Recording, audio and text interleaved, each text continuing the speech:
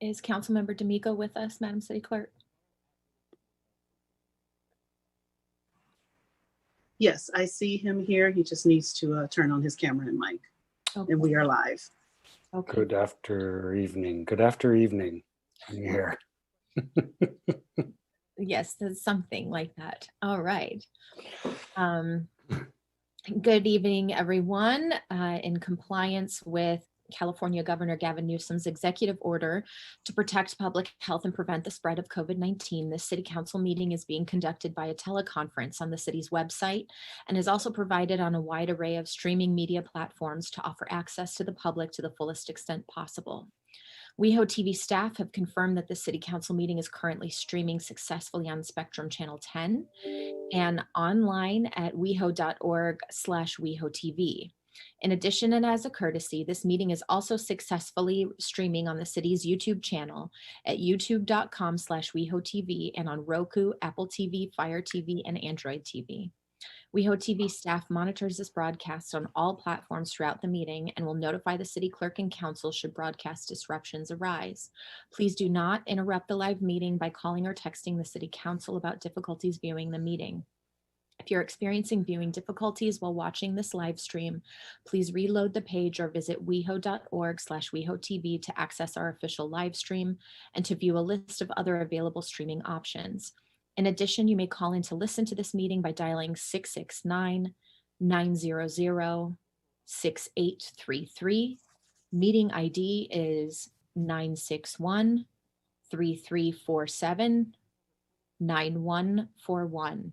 And then press the pound sign. Please understand that internet speeds, device reliability, third-party platform reliability, and individual or personal technical issues are out of the scope of this broadcast. WehoTV staff has published a guide at weho.org/WehoTV to troubleshoot your connection. If you are having difficulties connecting to the meeting, you can also call 323-848-3151. And now I will call this meeting to order, and we will begin with the Pledge of Allegiance, which will be led by our special guest, Harry Casanegras.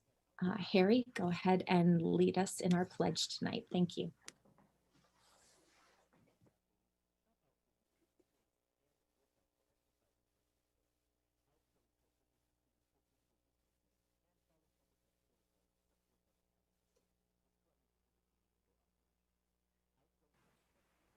Is Harry with us? I don't believe, oh, they're just joining now, so let's give him a minute. Okay. Harry, when you're ready, we're ready for you.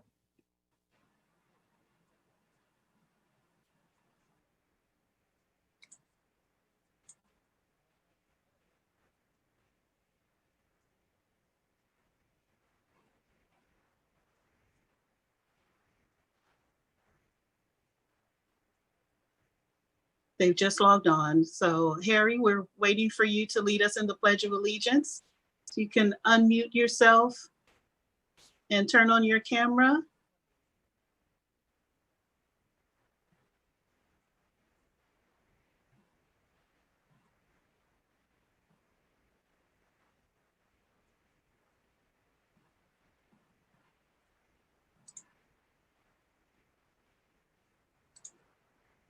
We may be having some difficulties, Mayor. All right, we'll go ahead and do the Pledge of Allegiance. I pledge allegiance to the flag of the United States. Oh, there he is. There he is. Very good. Let's have Harry lead us. You may begin, Harry.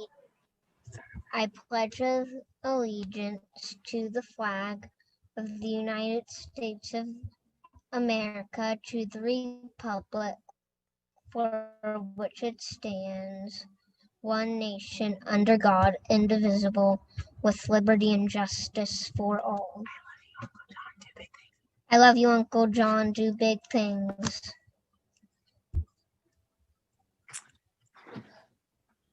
Thank you so much, Harry.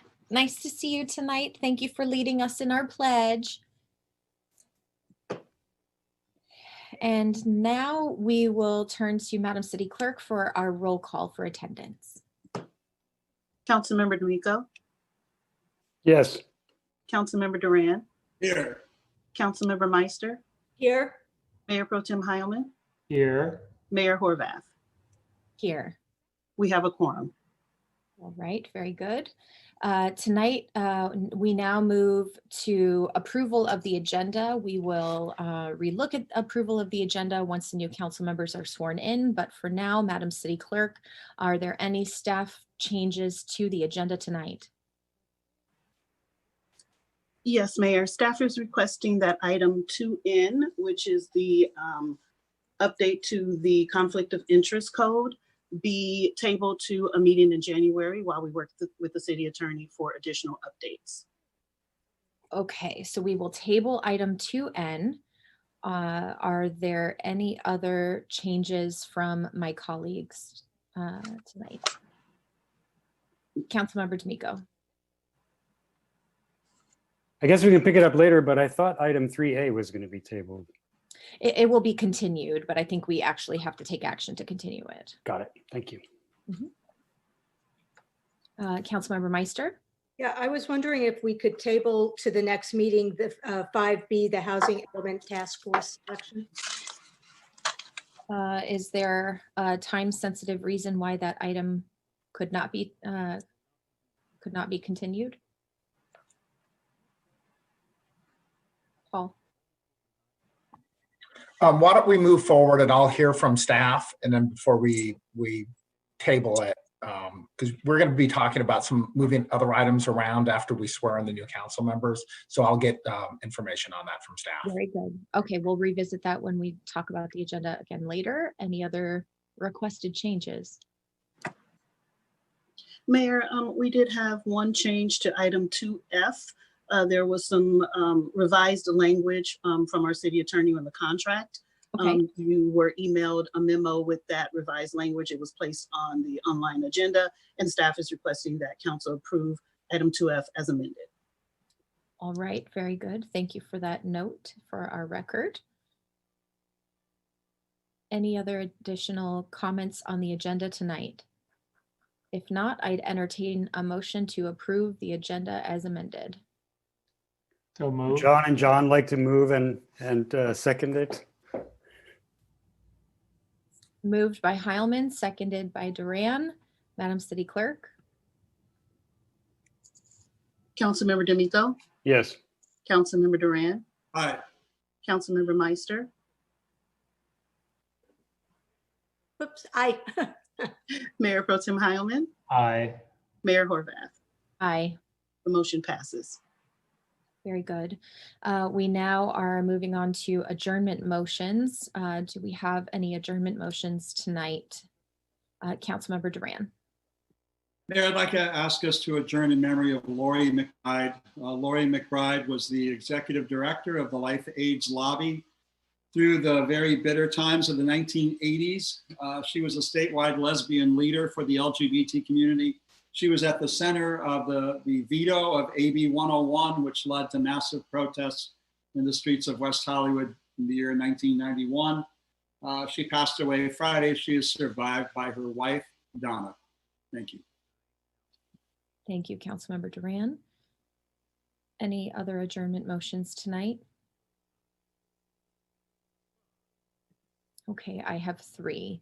First, I'd like to adjourn in memory of Uni Carey. Unieski Carey Herrera, also known as Uni Carey, was a Miami transgender performer and activist. She was known to many in our local West Hollywood, Los Angeles community. She was a well-known salsa dancer, model, and frequent contestant and winner in beauty pageants, and she was a beloved figure in the LGBTQ+ community. Uni was 39 years old and was murdered at her home by her partner. Her death marks the 37th known murder of a transgender or gender nonconforming person this year and reflects the larger epidemic of violence against the transgender community, which disproportionately impacts Latina and Black trans women. I'd also like to adjourn in memory of Kathleen Ciccone Stevens, the mother of West Hollywood community member Jake Stevens. Kathy was a lifetime Southern California resident and will be remembered for her dedication to her community. She was a proud LAUSD student and graduated from Franklin High School in 1977 before becoming the first in her immigrant family to obtain a degree and graduate from Cal State LA. She was a longtime volunteer public servant, working as the PTA president of Eagle Rock Elementary School for many years, participating in city neighborhood efforts, running a massive toy donation program for orphans in Tijuana, and supporting numerous student mentorship programs. She was a neighborhood watch captain, LAUSD class mom, softball coach, and truly a mom to everyone she met. She's survived by Bruce, her husband of 43 years, her son Jake, daughter Amber, and Amber and her husband Adolfo, and their daughter Kathy's granddaughter Eloette. And finally, I'd like to adjourn in memory of Rayford Johnson, who was a world-class athlete in the late 50s. He competed for UCLA in track and field and played basketball for legendary UCLA coach John Wooden. His fame was solidified through his success in the 1960 Rome Olympics, where he won the gold medal in the decathlon. He became one of the most well-known local athletes at the time, served on the board of the committee to help bring the 1984 Summer Olympics to LA, and was passionate about supporting the disabled community, including co-founding the California Special Olympics in 1969, serving as its president for 10 years. As is our tradition in the city of West Hollywood, to adjourn our council meetings in memory of military service personnel who were killed in service to our country since our last meeting: Captain Kellyanne Lely, age 30, Chief Warrant Officer Dallas Gerald Garza, age 34, Chief Warrant Officer Marwan Sameh Gabor, age 27, Staff Sergeant Kyle Robert McKee, age 35, Sergeant Jeremy Kane Sherman, age 23, and Captain Seth Vernon Vandekamp, age 31. Next on our agenda are presentations. This item is our resolution declaring the results of the November 3rd, 2020 consolidated municipal election. Madam City Clerk. Is there any information we need to discuss before we take action on this item? I have a brief report and then you will take action. Thank you very much. So the city of West Hollywood held its general municipal election on Tuesday, November 3rd, 2020. The election was conducted by the Los Angeles Registrar, Recorder, County Clerk. The city has 28,971 registered voters. There were 22,802 ballots cast, which represented a 79% voter turnout.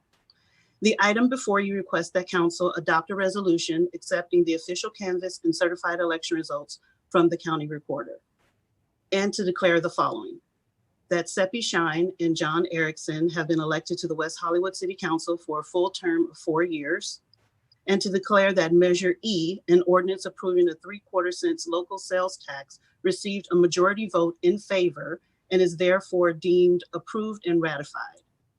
We now need a motion to adopt the resolution to certify the election results. I'd like to move the item or second it with Mr. Heilman. Okay, so a motion by Duran, seconded by Heilman. Councilmember D'Amico, Yes. Councilmember Duran, Aye. Councilmember Meister, Yes. Mayor Pro Tem Heilman, Aye. Mayor Horvath. Aye. The resolution passes. And we will now have the administration of the oath of office to the newly elected council members. Before we do that, I think we will have a moment for council member comments for our outgoing council members. So I will first turn to Councilmember John Duran. Thank you, Mayor. Am I on? I can't tell. Yes, I'm on. Okay. Thank you, Mayor. I'd like to start by thanking the people of the city of West Hollywood for entrusting me with this position for the last 20 years. I was elected to the West Hollywood Council 5 separate times in 2001, 5, 9, 13, and 17. And it's really been one of the greatest chapters in my life to serve this community for the past 20 years. I want to start by thanking the person that I worked with daily for 13 years, my beloved and brilliant deputy, Hernan Molina. When I hired Hernan back in 2001, he was an AIDS policy maker at APLA. And he's proven to be one of the smartest and most dedicated city employees for these past 20 years. More importantly to me, he's become a member of my family. And Hernan, I will forever cherish our friendship. I want to say thank you to Mike Jenkins. There's no better city attorney in the state of California. I have to thank him for being tolerant of any and every harebrained idea I've ever proposed, and his willingness to ask me the hard questions about those ideas. Some of those novel ideas were best placed on the back burners. Others were best placed in the waste receptacle. And others have become important parts of West Hollywood's municipal codes and customs over the years.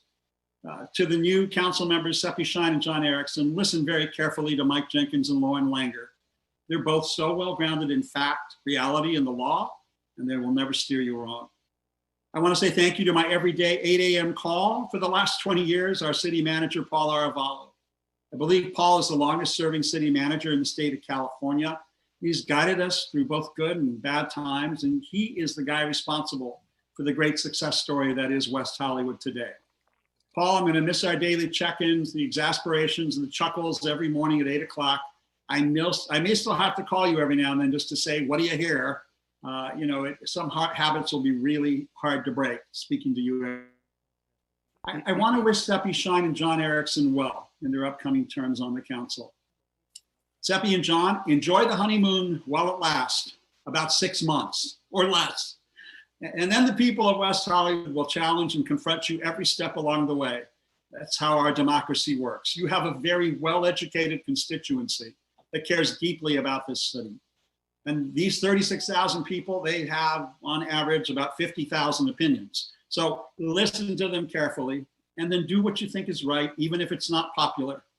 In a community that's often passionate and divided and polarized, if you try to evaluate issues based upon the heat and energy in the room, you'll end up satisfying no one and losing people on both sides of any issue. Stick to your values, bring people along. Patience is truly a virtue, and you will have many years to put patience into practice, as I did. I want to thank all of my board members, all of my commissioners. Many of them have served for 10, 12, 15 years, like Jimmy Palmieri on Human Services, Misty Cooper, Transportation Commission, Desiree Soul on the Public Safety Commission, Tina Moore on the Women's Advisory Board, and so many others. Thank you for your years and years of service to this community.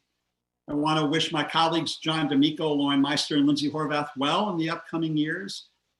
You know, governing when things are prosperous is a great pleasure to utilize the abundant resources that we've merited and create and expand programs that best serve our communities. But governing during setbacks, difficulties, and austerity, the most challenging period of time you'll ever face. Many difficult decisions lay ahead as the pandemic rages on and the city's economy continues to collapse. So I say to the 5 of you that are moving forward as a governing council tonight, I'm a phone call away if I can ever be helpful. Many hands will be needed for the heavy lift ahead in the coming years. The road will be harsh and steep, and you 5 are going to be the lightning rods for the displeasure of so many facets of our community. You need not carry that burden alone. And finally, I want to give a special tribute to the other old man on the council, my colleague for eternity, John Heilman. I first met you when I was living in Laguna Beach and you were starting the city back in 1985. I remember you beamed with enthusiasm and excitement that moved me to leave Laguna and to join all of you as a new resident of West Hollywood a few years later in 1990. That was 30 years ago. I've not ever regretted that decision. Thank you for taking me along, tasking me to help you build the city, to take what we had in our midst, to dream and build a community from the ground up. The first 10 years were the birthing years, the next 10 years, the growing pains. And then these last 20 years with you, John Heilman, have been building an infrastructure, an economic base, a network of social services, and a community that's the envy of so many Southern California cities. In 1984, the city's total tax revenues were $15 million. We have expanded that tenfold and built one of the wealthiest, sturdiest, and recognizable paradises in Southern California. John Heilman, it has been a pleasure to do this work with you. And even with all the scars and hits we've both taken for doing the right things at the right time, even when not popular, but ultimately those were the necessary building blocks to the West Hollywood success story. So I leave behind some fingerprints, some DNA, housing projects, the first robotic garage on the West Coast, the Coast Playhouse, a renovated West Hollywood Park, a newly created Laurel Park, redesigned and reinvigorated Sunset Strip, Santa Monica Boulevard, Melrose, without ugly telephone poles and telephone lines like Hollywood, the West Hollywood Recovery Center, the acquired block cabin facility, Crystal Meth Townhome meetings, Boom and Sizzle, and a nighttime pickup line, free shuttle, a Russian Veterans Memorial, the permanent placement of rainbow and transgender flags on Santa Monica Boulevard that fly every day, rainbow crosswalks at San Vicente, permanently marking our LGBT gathering space, an upcoming AIDS monument, getting to zero on AIDS, a city initiative, dog parks, and anti-cruelty legislation for animal protection. Finally, marriage licenses for gay and lesbian couples. All of this handiwork is now merged into our West Hollywood culture in such a way that no one's ever going to remember who initiated it, who created it, who made it happen. Success has many claimed parents and failure is an orphan. So as I leave now after 20 years of labor, my enemies and detractors can only see the last few years of infamy. But my friends and colleagues, they see the years of toil and effort to make lives better than they were before here in our beloved city. And within a few weeks, nobody will even remember these words I now speak. Well, except for this next part. West Hollywood is 36 years young, but the place known as West Hollywood spans a century now. Long before legal incorporation, there was a place called West Hollywood. I've been coming here since 1975 for 45 years. I've been part of the city since I had long hair and puka shells in the 1970s. I'm even wearing a red Hawaiian shirt like I used to dress in the 1970s on the Strip. Heed this. This 1.9 square miles of heaven is not bound by time, custom, or tradition, and every attempt to corral, regulate, or restrain its energy suffers defeat. We have never been part of the powers that exist in downtown LA, neither LA City or LA County were for us. We should never, ever want to be just like everyone else. These infamous and familiar streets that we call our home, they've hosted renegades, outlaws, outliers, rebels, nonconformists, gender benders, artists, radicals, deviants, homosexuals, crossdressers, hustlers, harlots, escorts, street trade, fanatics, junkies, reefer madness, debauchery, degenerates, weirdos, freaks, leftists, socialists, pornographers, rock stars, almost celebrities, outcasts, bohemians, beatniks, flower children, free spirits, enchanters, illusionists, prophets, conjurers, brooders, and percolators.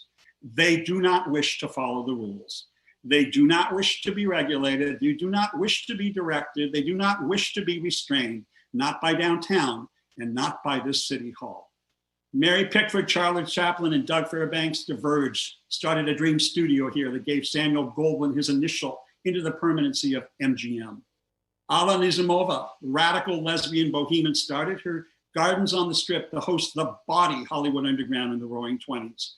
Mickey Cohen and Bugsy Siegel set up their speakeasies, their gambling joints, and cross-dressing shows at La Boheme with the pansy craze, starring Carl Norman in drag in the 1930s.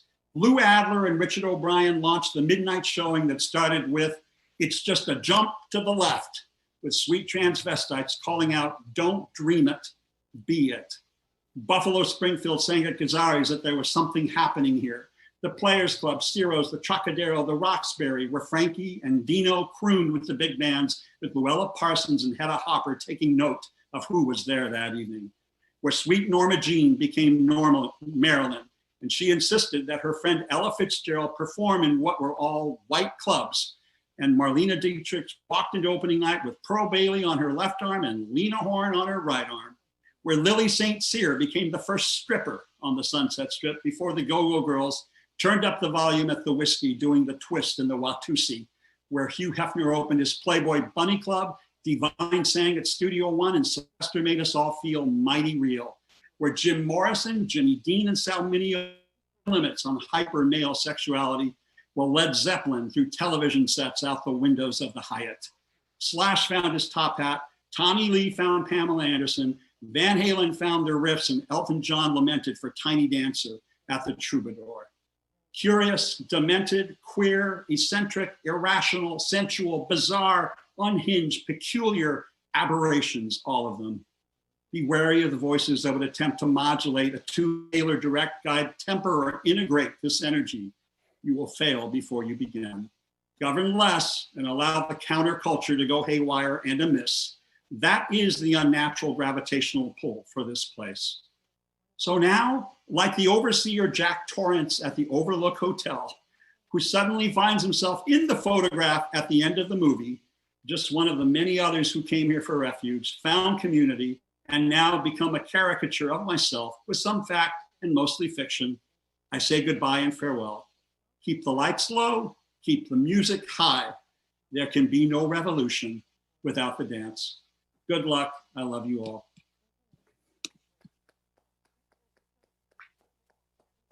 Thank you very much, Councilmember Duran. And on behalf of our City Council, we will be sending you a token of the community's appreciation in the form of a photographic memory that we think will be something that inspires you, that you might want to hang on your wall as a memory to the community.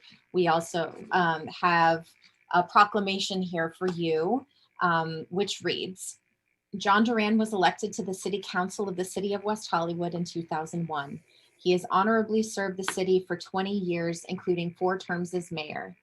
During his tenure on the City Council, John Duran has prioritized efforts to maintain West Hollywood as a center of arts and culture, including spearheading programs to preserve the countercultural, unorthodox, non-conforming history of the Sunset Strip and to create a vision for the future.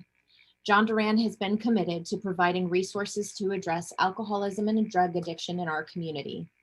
He was influential in creating the West Hollywood Recovery Center and helped found the sober events Boom and Sizzle to ensure sober alcohol and drug-free zones at Gay Pride and New Year's Eve.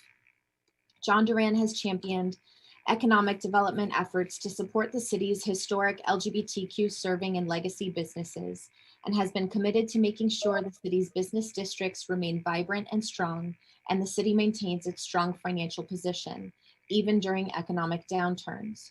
John Duran has been a longtime HIV/AIDS activist, including advocating for West Hollywood to be a center for PrEP distribution, to prevent the spread of HIV, to develop a plan to move West Hollywood to 0 HIV/AIDS cases, and to bring the National AIDS Monument to West Hollywood.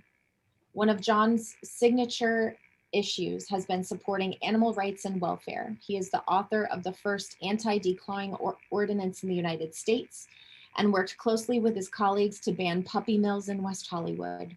West Hollywood's anti-declawing ordinance became a model for cities throughout California, leading to an estimated 3 million cats being saved from this painful and unnecessary practice. John Duran has been recognized as a national leader on LGBTQ equality. In addition to serving on numerous nonprofit boards, including AIDS Project Los Angeles, Lambda Legal Defense and Education Fund, and the National Gay and Lesbian Task Force, he was active in the fight for marriage equality in California and served as a co-founder of Equality California in 2000 and its board chairman until 2008. As a civil rights attorney, he has represented people who other attorneys may have refused, such as HIV/AIDS activists and patients in the 1980s, LGBTQ activists in the 1990s, and more recently, clients struggling with alcohol and drug addiction. Therefore, be it resolved that the City Council of West Hollywood hereby wishes to extend its highest praise to John Duran and thank him for his years of tireless leadership as a mayor and council member. Thank you and congratulations on your term of service, John. And now we turn to Mayor Pro Tem John Heilman for any final comments you would like to make. Thank you, Mayor. And as always, my comments will be briefer than John Duran's. I want to first congratulate the new council members, Seppi and John, and wish them well. I hope you find your service half as rewarding as I have. I'm sure you're going to enjoy it, and I look forward to seeing the improvements that you're going to make for our community. Secondly, I want to thank all of the council members, Mayor Horvath, all the current council members and past council members for all of their kindness to me over the many years that I've served. And a special shout out to John Duran. thank you, John, for all of your advocacy for the LGBTQ community, for people living with HIV and AIDS, for people in recovery. And thank you for everything you've done on behalf of our great city. I want to make sure I thank all of the people who serve on our city boards and commissions and task forces. The council gets a lot of credit for improvements, but many of those initiatives wend their way through our boards and commissions, and they do a lot of the heavy lifting, oftentimes without a lot of fanfare and a lot of praise or approval. And without much compensation either. So I want to thank all of the people who served for me, but all of the people who've served West Hollywood and continue to serve West Hollywood on our boards and commissions. I want to thank our sheriffs, our public safety professionals, our firefighters, the sheriffs who make us safe in the community. I want to thank them for all of their service to West Hollywood. I want to especially thank our city staff. I'd love to name all of you by name, but we'd never get out of here tonight. It is such an amazing group of people. We are so lucky, and I can say this not only as a council member, but as a resident. We are so lucky to have so many people who are so dedicated to serving our community, who make our community look good and who work tirelessly every day to make West Hollywood a better place. And it has been an incredible honor to serve with all of you and to work with you. So I want to thank you so much for everything you've done for me and everything you continue to do for the community. And of course, I want to give a special shout out to our incredible city clerk, Yvonne, and her staff, our assistant city managers, the ever responsive Oscar, and the ever quiet David Wilson, for maintaining our financial stability. Our city attorney, Mike Jenkins, and Lauren Langer, we are so lucky to have both of you and to have your service. You are both recognized experts in the field, and you have served us so well. And of course, our long-suffering city manager, long-serving and long-suffering. I remember before you had gray hair, and I know that we certainly have given you a lot of it over the years.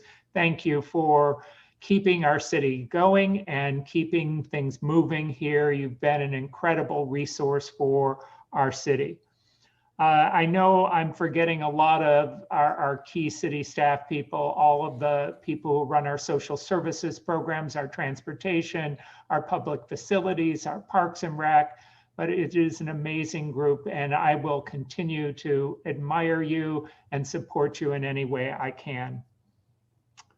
And finally, I want to thank the people of West Hollywood for giving me this incredible honor to serve the community for such a very long time. It has been such an incredible journey, and we have collectively made West Hollywood a better place than what it was 36 years ago, and I know that it's only going to keep getting better. I want to end by letting everyone know, council, commissioners, staff, and members of the community, I am not going anywhere. I am still a resident. I am always available to help and serve this community and to help any of the residents in need. I love this city so much. It has been an honor to be a part of it, and I will continue to serve it, but just in a different capacity. So thank you all so much for your kindness, your support, and giving me the opportunity to do this for so long. And with that, I will say thank you and good night. Thank you very much, Mayor Pro Tem Heilman. And on behalf of the city, we also have a proclamation for you, which reads, John Heilman was elected to the City of West Hollywood's first city council in November 1984. He was chosen as the city's second mayor in 1985 and has honorably served the city for over 35 years, including 8 terms as mayor. John Heilman was active in the incorporation of the city of West Hollywood, and his long history of civic and social justice advocacy has shaped the progressive policies and core values of our city. Since his earliest days on the city council, one of John Heilman's strongest concerns has been affordable housing.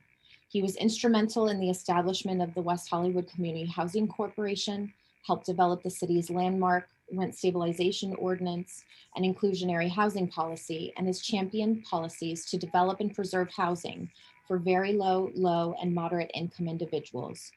John Heilman helped the city of West Hollywood develop its unique commitment to social services provision, and over the years, the city has allocated tens of millions of dollars in grants to fund a wide range of needed programs and services for some of the most vulnerable members of our community, including older adults, LGBTQ+ populations, low-income households, women, youth, families with young children, people living with disabilities, people experiencing homelessness, and people living with HIV and AIDS, among others. John Heilman has made it a priority to engage with community members and bring the community into the city's decision-making process. He spearheaded the establishment of the Senior Advisory Board, the Lesbian and Gay Advisory Board, and the Russian Advisory Board, helped develop the city's Comprehensive Services Center in Plummer Park, and helped found the city's annual Women's Leadership Conference. John Heilman has been a supporter of arts and culture in West Hollywood, including serving on the council subcommittee that led the effort to build the West Hollywood Library, and in assisting fundraising for private funds for the construction of the new facility. John Heilman has helped West Hollywood become an important voice on human rights and social justice issues, including drafting West Hollywood's landmark sexual orientation non-discrimination ordinance and the ordinance prohibiting discrimination against people living with HIV/AIDS, establishing the Human Rights Speaker Series, and bringing forward resolutions to support progressive policies at the local, state, federal, and international level, and to oppose policies that may violate human rights or restrict democratic processes. In his 36 years on the City Council, John Heilman has been a vocal advocate, an engaged listener, and a dedicated changemaker. Therefore, be it resolved that the City Council of the City of West Hollywood hereby wishes to extend its highest praise to John Heilman and thank him for his years of tireless leadership as a mayor and council member. Thank you and congratulations. Thank you, Lindsay.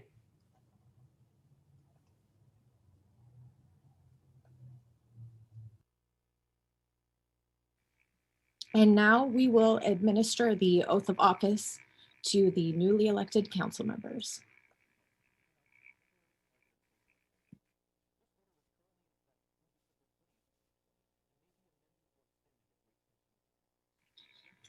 As a reminder, if everyone can turn off their videos, mute their mics if they're not already, making sure that we are able to spotlight and focus on the administration of the oath. We will make sure that we're able to focus on each council member in that process. The person administering the oath and the newly sworn in council members will administer the oath on video and then also sign their oath of office. First, we will have Councilmember Seppi Shyne. She will be sworn in by her wife, Ashley Shyne. Raise your right hand.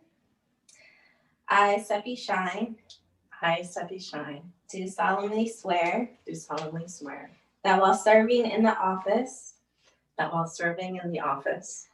council member of the City of West Hollywood, I will support and defend the Constitution of the United States and the Constitution of the State of California. I will bear true faith and allegiance to the Constitution of the United States and the Constitution of the State of California. I take this obligation freely, without any mental reservation or purpose of evasion, and I will will and faithfully discharge and I will well and faithfully discharge the duties upon which I am about to enter. the duties upon which I am about to enter. Yes, Congratulations. Make sure to sign it so it's official. yes. Thank you, Mayor. Okay.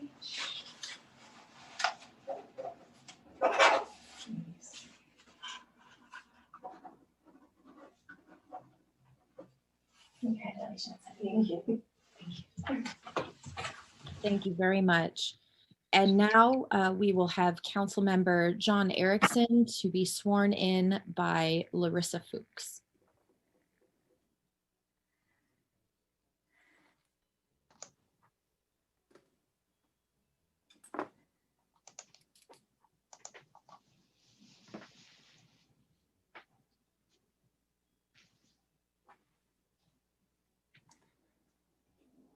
I John Erikson, do solemnly swear that while serving in the office of council member of the city of West Hollywood, do solemnly swear that while serving in the office of council member of the city of West Hollywood, I will support and defend the Constitution of the United States and the Constitution of the state of California, I will support and defend the Constitution of the United States and the Constitution of the state of California. I will bear true faith and allegiance to the Constitution of the United States and the Constitution of the state of California. I will bear true faith and allegiance to the Constitution of the United States and the Constitution of the state of California. I take this obligation freely without any mental reservation or purpose of evasion. I take this obligation freely without any mental reservation or purpose of evasion. And I will well and faithfully discharge the duties upon which I am about to enter. And I will well and faithfully discharge the duties upon which I'm about to enter. Congratulations. Thank you, Larissa.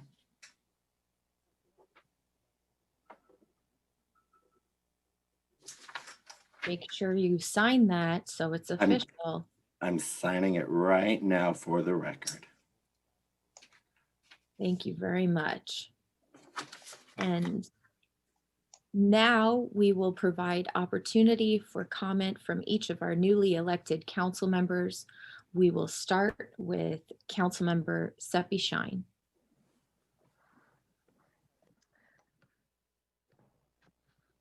Good evening, everyone, and happy holidays.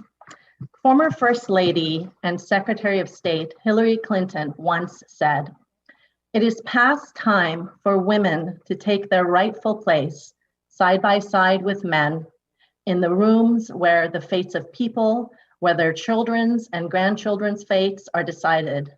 Well, today, after 2 long years of campaigning, that statement rings true in the halls of West Hollywood. Today, we usher in a new city council, a new vision, and for the first time, a female majority council. And we wouldn't be here today if it were not for the decades of service of outgoing Mayor Pro Tem John Heilman and Councilmember John Duran. I thank you for your courage to serve in government and to create lasting change for our community. We all owe you both a debt of gratitude.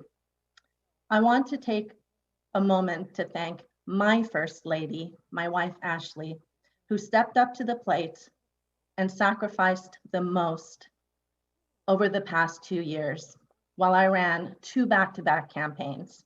Thank you, Ashley. I love and appreciate you so much. This Thursday marks our 6-year wedding anniversary. You are the light of my life. And yes, now that I'm sworn in, you can officially call yourself the First Lady of West Hollywood. Over the course of our campaign, many of you heard my story, one of fleeing a war-torn country, living in the United States as an undocumented immigrant. and learning the law because I could no longer take the injustices that were happening in my life and the lives of those around me at the hands of those in power. The strength to make it through those tough times comes from my amazing parents who sacrificed everything to give me and my siblings a shot at the American dream. Thank you, Mom, for always supporting and encouraging me in every bold step I have taken. And to my entire family, thank you for your continued love and support. Today's celebration would not be possible without the amazing residents of West Hollywood, who turned out in record numbers and placed their faith in me to lead this city with a bold vision for the future. And to every resident out there whose vote I couldn't and did not earn, I look forward to representing you as well over the next 4 years on the City Council. I ran my campaign as the people's candidate, and that includes all of the people of West Hollywood.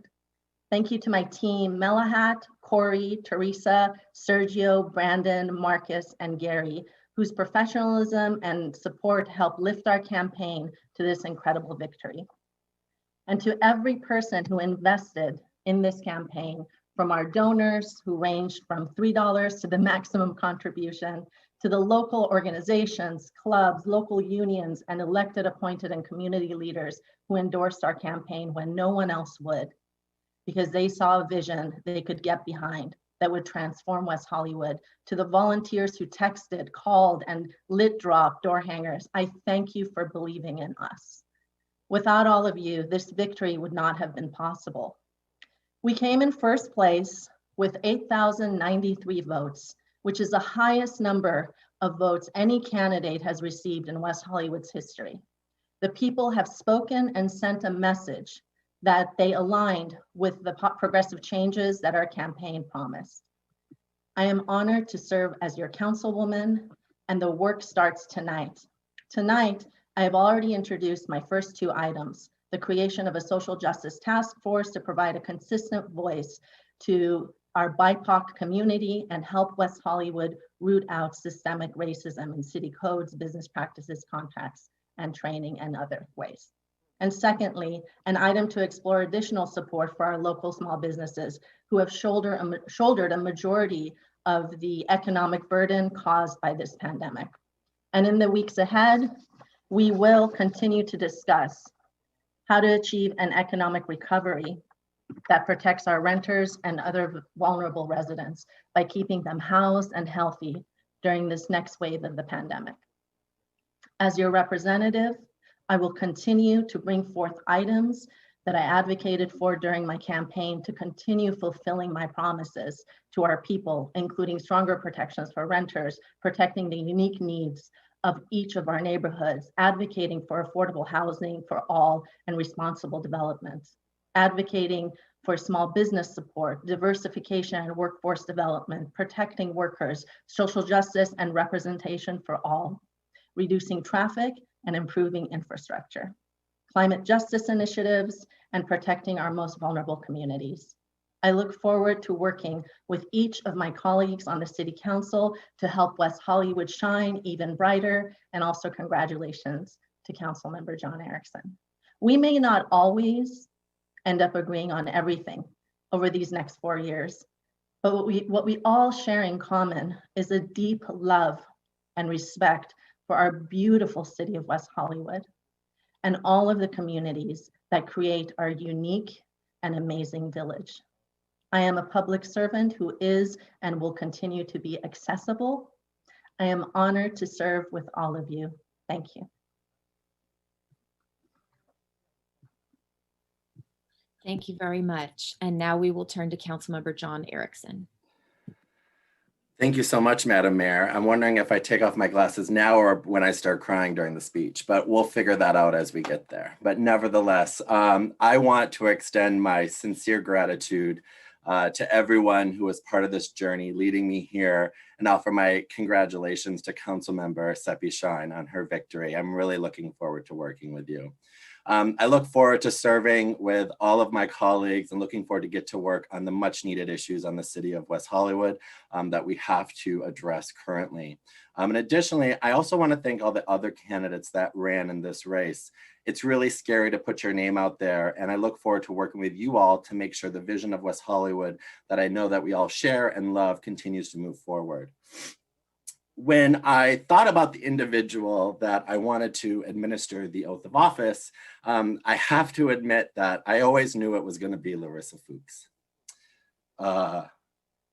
Larissa gave me my first job here at the city when I was an intern in the city council offices, and she always fought for and took a chance on me. Larissa introduced me to the community, our dedicated board members, commissioners, and other individuals, and of course, our amazing City Hall staff. Larissa, I cannot truly thank you enough for believing in me and for taking that chance. You represent the best of us, and I will be forever grateful. I had the great privilege of working for this city before now having this esteemed honor of being able to serve and be a public servant for it. And with the staff that we have at City Hall, I would be remiss if they weren't thanked in a way that I cannot do justice here at this moment. But ultimately, I want to extend my sincere thanks to each and every one of them. From the countless number of events, meetings, and especially our We Home lunches, I learned from each and every one of you that West Hollywood is a special place. And we are a community that fights for what's right and does the right thing. I had the great honor to serve as president of our local employees union, WeHome, and I want to thank each and every one of you, all of our city staff, for all that you're doing now, more than ever for our city. It's not easy, and I want you to know that I see you, I hear you, and I will always fight for you. There are a few other critical people that I need to thank that I would not be here without, starting first and foremost with Councilwoman Abby Land. I had the great privilege to serve as the council deputy to a woman who shaped so much of our city, and most importantly, myself. And for that, I truly must say thank you. And that I hope she knows how grateful I am to her. And thank you, Abby, for guiding me in this moment and in this time, but also showing me how special West Hollywood is. I also want to take a moment to thank John Heilman. John Heilman took a chance on me as an intern, a 6'4" guy from Wisconsin with a degree in women's studies, and alongside Fran Solomon and other individuals at City Hall, introduced me to West Hollywood in a way I'll never be able to truly repay. His lifetime of service to this city can never be matched, and I want him to know how truly grateful I am for not only having him as a mentor, but also, and most importantly, his friendship. Thank you, John, for your service. I also want to thank John Duran, who I had the chance to work with while I was at City Hall. Your dedication to the city is something that we have seen and are seeing with the work that that's still being done. And I want to thank you for your service as well. I also want to give a shout out to Mayor Lindsay P. Horvath. I'm looking forward to serving with you in this new role. As the youngest city council member now, I have to say that the ways in which you have guided our city and shown me what a leader looks like is unmatched. And I am not only thankful for your friendship, but also thank you for all the guidance that you have given me throughout this campaign and for believing in me. See, I'm crying, but this is what's going to happen, so whatever. So last week, I was asked one thing I would say to someone wanting to get involved and make a difference. And my answer was this: find the people you want to change the world with and never let them go. There are way too many people to thank individually, but I want to make sure to give special thanks to those individuals that kept me sane, honest, and never stopped pushing me to do more because they believed in me more than I sometimes could ever believe in myself. Katie, Ashley, Jen, Jesse, Jared, Xenia, Adam, Dan, Drexel, Amy, Seamus, Dan, David, Gina, Sarah, Marie, Emmy, Dina, Chelsea, Lisa, Kath, Jerry, Marcy, Trevor, Zoe, Linda, and Celinda, thank you. There are so many more I need to thank. I need to thank my campaign team and all the volunteers who helped me get here. Austin and Barbara, thank you for taking a chance on this campaign and for believing in and fighting for the vision we all shared for this city. Additionally, I want to thank Sean, who put up with the countless Zooms, extra dog walks, and most importantly, the added fun this campaign brought into our lives. Thank you for never doubting that I would win. I'm really fortunate that I get to have not one, but two incredible sisters who are still my heroes to this day. Thank you for inspiring me before you ever knew that you did so. To my dad, who reminds me how proud he is every time we talk. To my mom, Mary Erikson, who flew her youngest son out to California because he had a dream of becoming and doing something greater than himself. I'll never be able to get the image of my mother driving away in a PT Cruiser back to LAX to head home to Wisconsin, leaving me here to make a new way in this new world. I know that she was scared. She probably still is, given the things I probably get up into from time to time, but I know that she is watching this today at home in Oshkosh, and I want her to know that I found a home, a community, friends who changed my life, and that her son is going to be okay. Soren Kierkegaard said, "Faith sees best in the dark." And I learned this best from my grandmother, Gladys. And this is how I'm going to close out my remarks tonight. My grandmother took me everywhere, and oftentimes at the behest of my sisters who were annoyed by me. But it was during those adventures that I learned more about the community and the power of love than I could have ever imagined. When I dreamed about what this moment may be like, I didn't imagine I'd be taking an oath or giving these remarks from my bedroom with my dog Winnie snoring in the background, so apologies for the future when you hear Winnie, but nevertheless, we persist. My grandmother had a funny saying, "When life hands you lemons, sometimes you gotta make applesauce." It's one of those weird things she always told me, but ultimately what she meant is that life doesn't always deal us exactly what we think it will to get the result we had hoped for, but nevertheless, we have to improvise.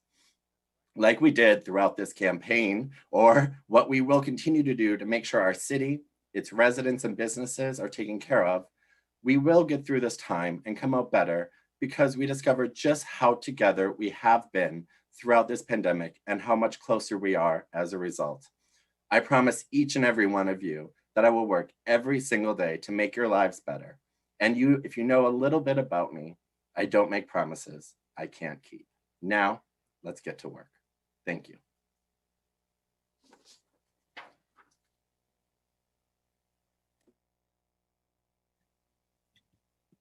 Okay. Now, before we begin public comment, I would like to ask our city council members about our agenda, but first I'll go to our city manager to see if we got a response on item 5B. Yes, we did. The short answer is we can move it, but not past the 21st. So we would have to have that on the next meeting. Okay, does that work for everyone? Perfect. So we'll table this item to the next meeting. And now, are there any other changes to the agenda for this evening? Councilmember D'Amico.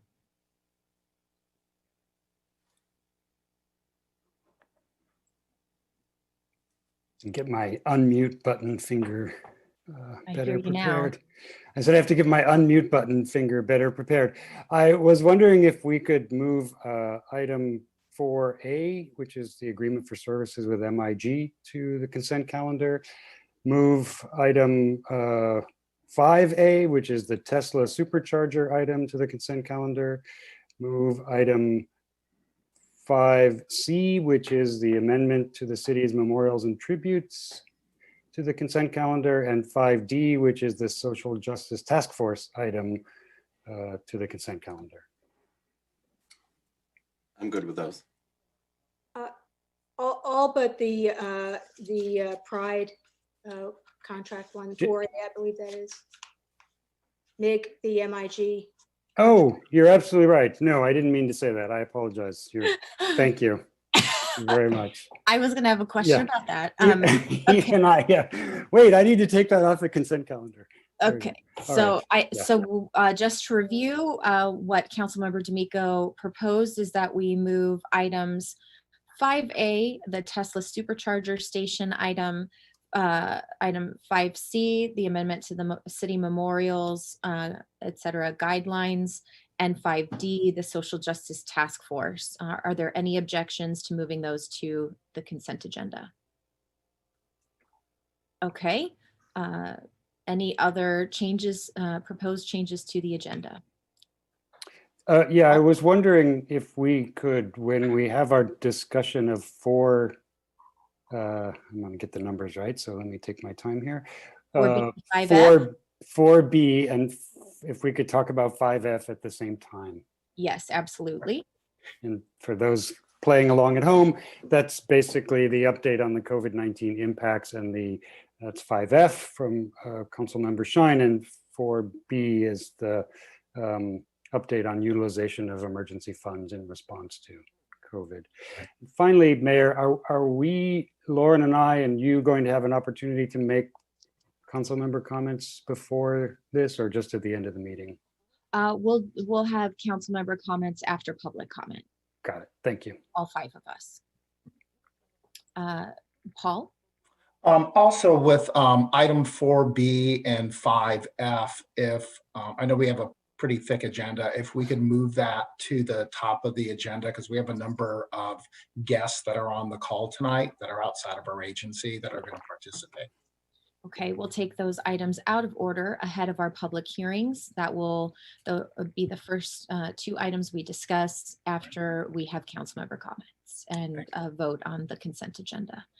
Any other suggested changes to the agenda this evening? If not, I'd entertain a motion. So moved. Second.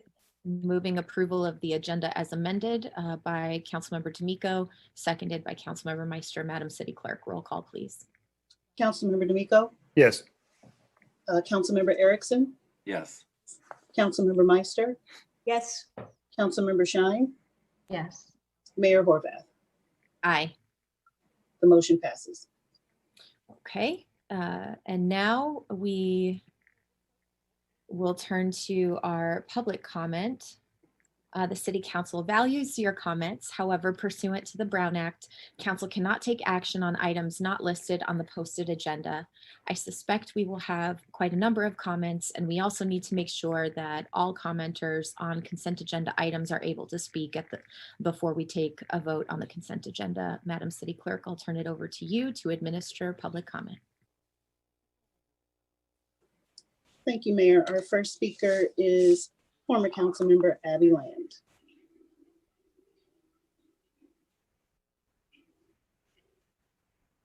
Yes, good evening. Abby Land, resident of West Hollywood. Welcome.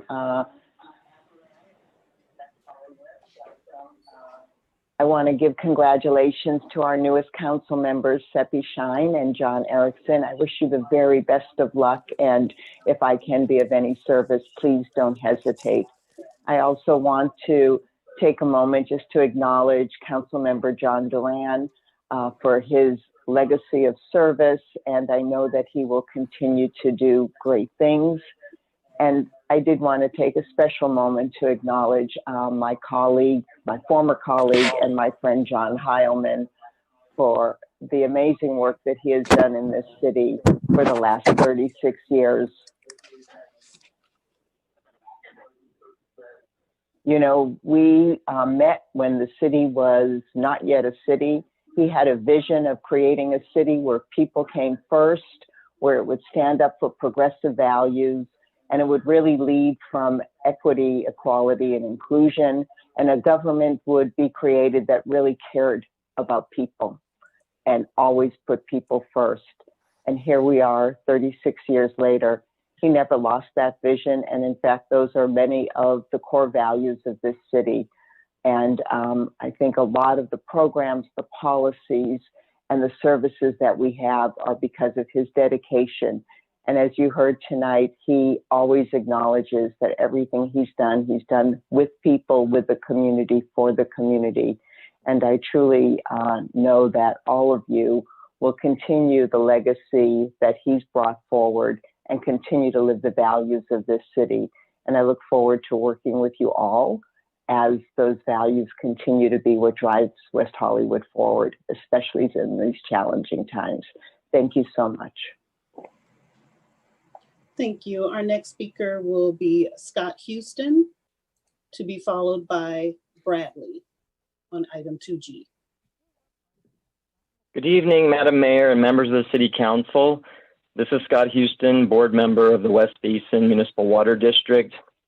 And I just wanted to call in to express my sincere thanks and gratitude to outgoing council members John Duran and John Heilman for their dedicated service to the residents of West Hollywood, and to both of those men for their activism and leadership over the years as openly gay elected officials.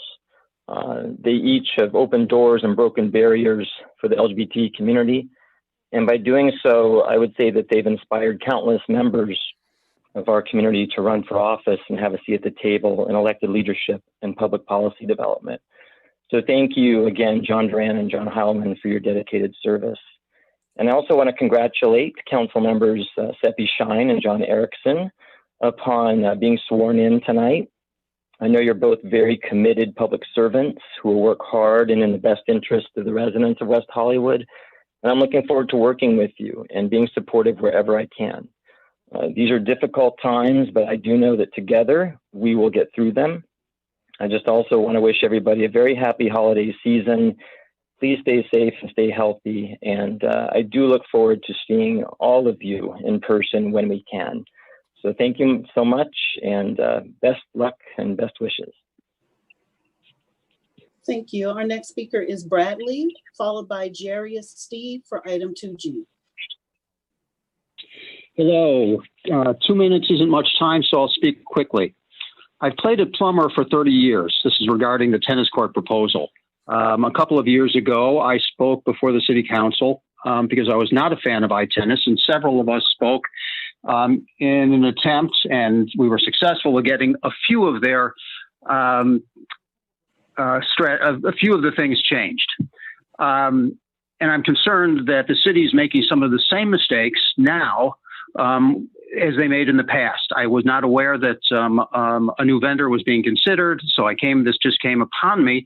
However, let me just bring up a few things that are of significant concern. Number one is the very first paragraph of the sample proposal that I saw. The contractor shall provide a minimum of 10% of gross proceeds or $5,000 per quarter. I've used to work in the law for 15 years. I've never seen a contract where it gives them a choice of providing the minimum. Why in the world, if they're going to make more money and have larger gross receipts, would it not say whichever is greater?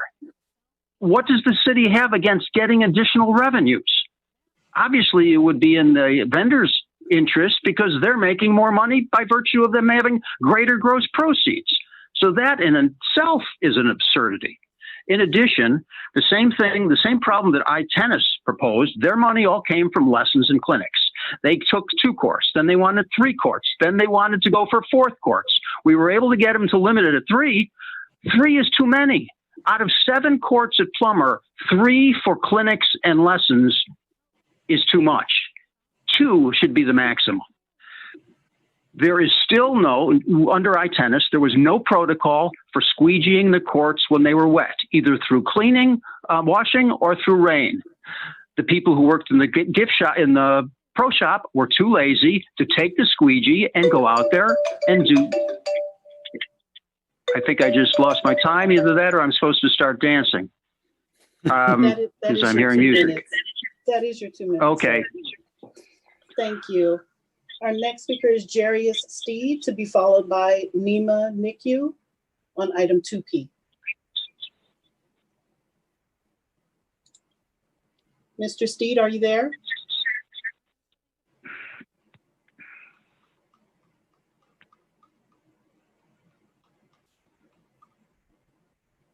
council members, hello, good evening to the mayor, the city council members, city staff, and residents of West Hollywood. My name is Jarrah Speed, and I've lived on the east side of West Hollywood for nearly a decade. I'm speaking tonight in support of iTennis.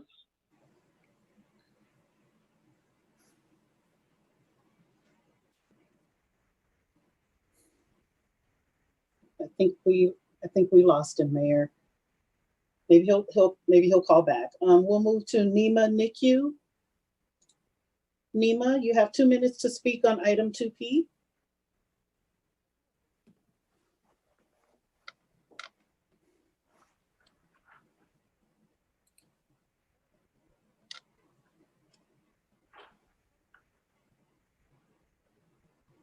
Nima, are you there?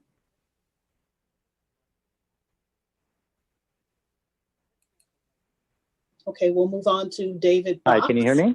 Oh, yes. Can you state your name, please? Hi, this is Nima Niku. Thank you and good evening, everyone. First, as a 15-year resident of West Hollywood, I just wanted to take this opportunity to express my gratitude to outgoing council members Heilman and Duran for their incredible leadership and to thank them for their many years of service and dedication to the city. I also wanted to congratulate our new council members, Shyne and Erikson, and look forward to their vision and leadership, especially during these immediately challenging times. And as an LGBT Iranian American, I'm especially proud of Councilmember Shyne's historic and noteworthy election to council, and wish her, as well as the entire city council, the best. I'm looking forward to the entire council's leadership in navigating and steering our city, not only through the current challenges, but also working together to prepare our city for the future. And finally, I just wanted to voice my support of item 2P, in particular the relief bill.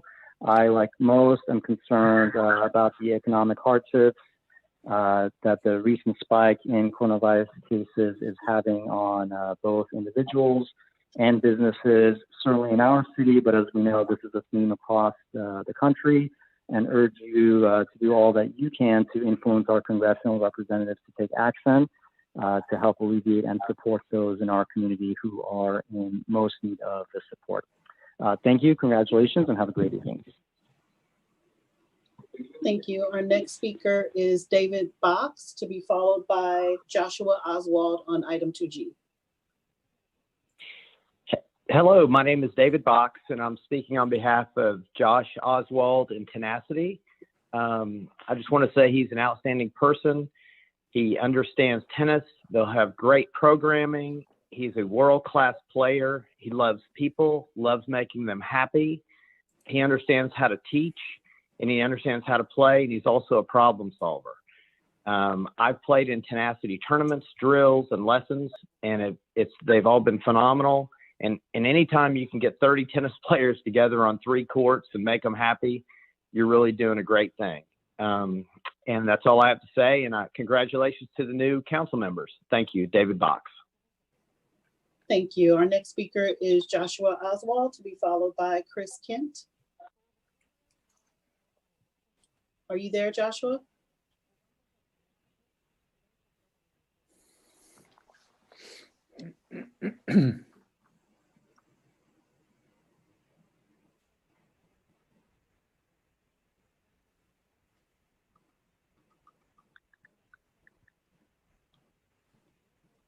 Okay, we will move on Hello? to, hi, Joshua. Am I on?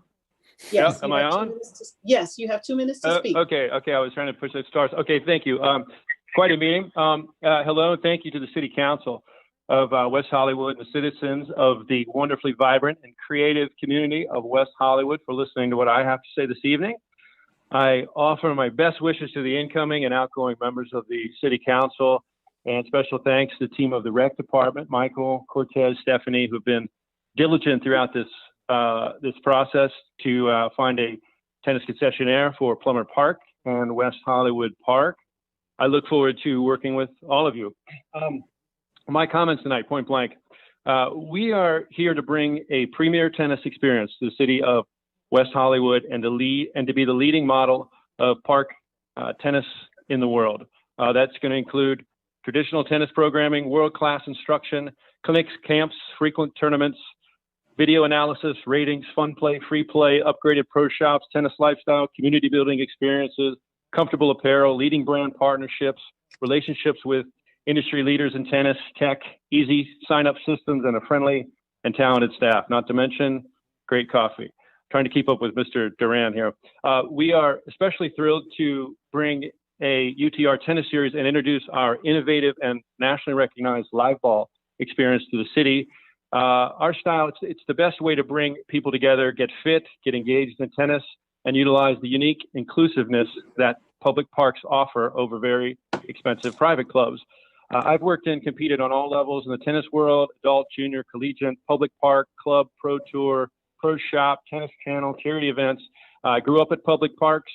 15 years ago, I landed in West Hollywood after driving across the country from Ohio. Found myself at Plumber Park the next day.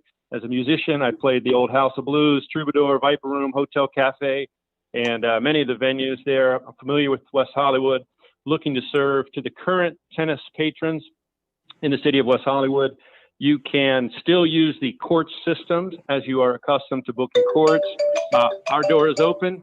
Come see us. Despite COVID, the courts are open. Come play and see us at westhollywoodtennis.com for more. And thank you very much for your time. Look forward to serving. Thank you. Our next speaker is Chris Kent, to be followed by Karen West.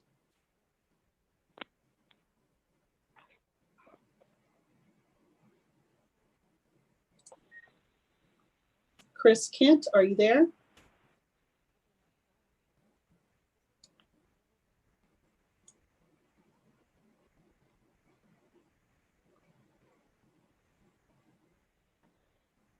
Okay, we'll move on to Karen West.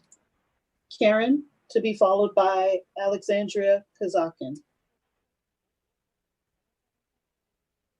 Am I on? Hi, hello, Mayor Horvath.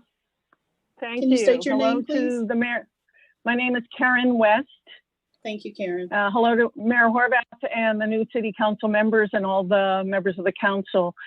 As I said, I'm Karen West. I've been a WeHo resident for 21 years. I'm an acting teacher and actress with my business based here, a landlord of 2 rent-controlled units with happy tenants, and Plumber Park is my sanctuary. Previous to iTennis, it was unsupervised. Court activity was all privately organized with one dour teacher who seemed to have exclusive use of one court to do private lessons only. iTennis started a beautiful refurbishment there, turning into creating this cozy pro shop, a goodie shop for a stop for local kids, and it was a complete dump before. Now there's affordable, and I mean affordable group classes, a variety of classes here with very positive, very experienced teachers we have already that keep stimulated, keep me fit, mentally sane, and give a community a new friends that I can see on court. I'm a successful nationally known acting teacher of 35 years. I'm an ex-ski coach. I'm an ex-member of the U.S. national ski team. I know good teachers when I see them. We already have them at Plumber. I would not even consider a lesson from the previous tennis pro. iTennis was welcoming and included a first free class, and all the classes and privates are reasonable, you know, for people to get involved. iTennis, also, what's not mentioned by Mr. Oswald is iTennis addresses the LGBT community here specifically, and the Russian-speaking community, which is all right here, and their kids, many Russian-speaking, which we have 2 Russian-speaking teachers on the staff now.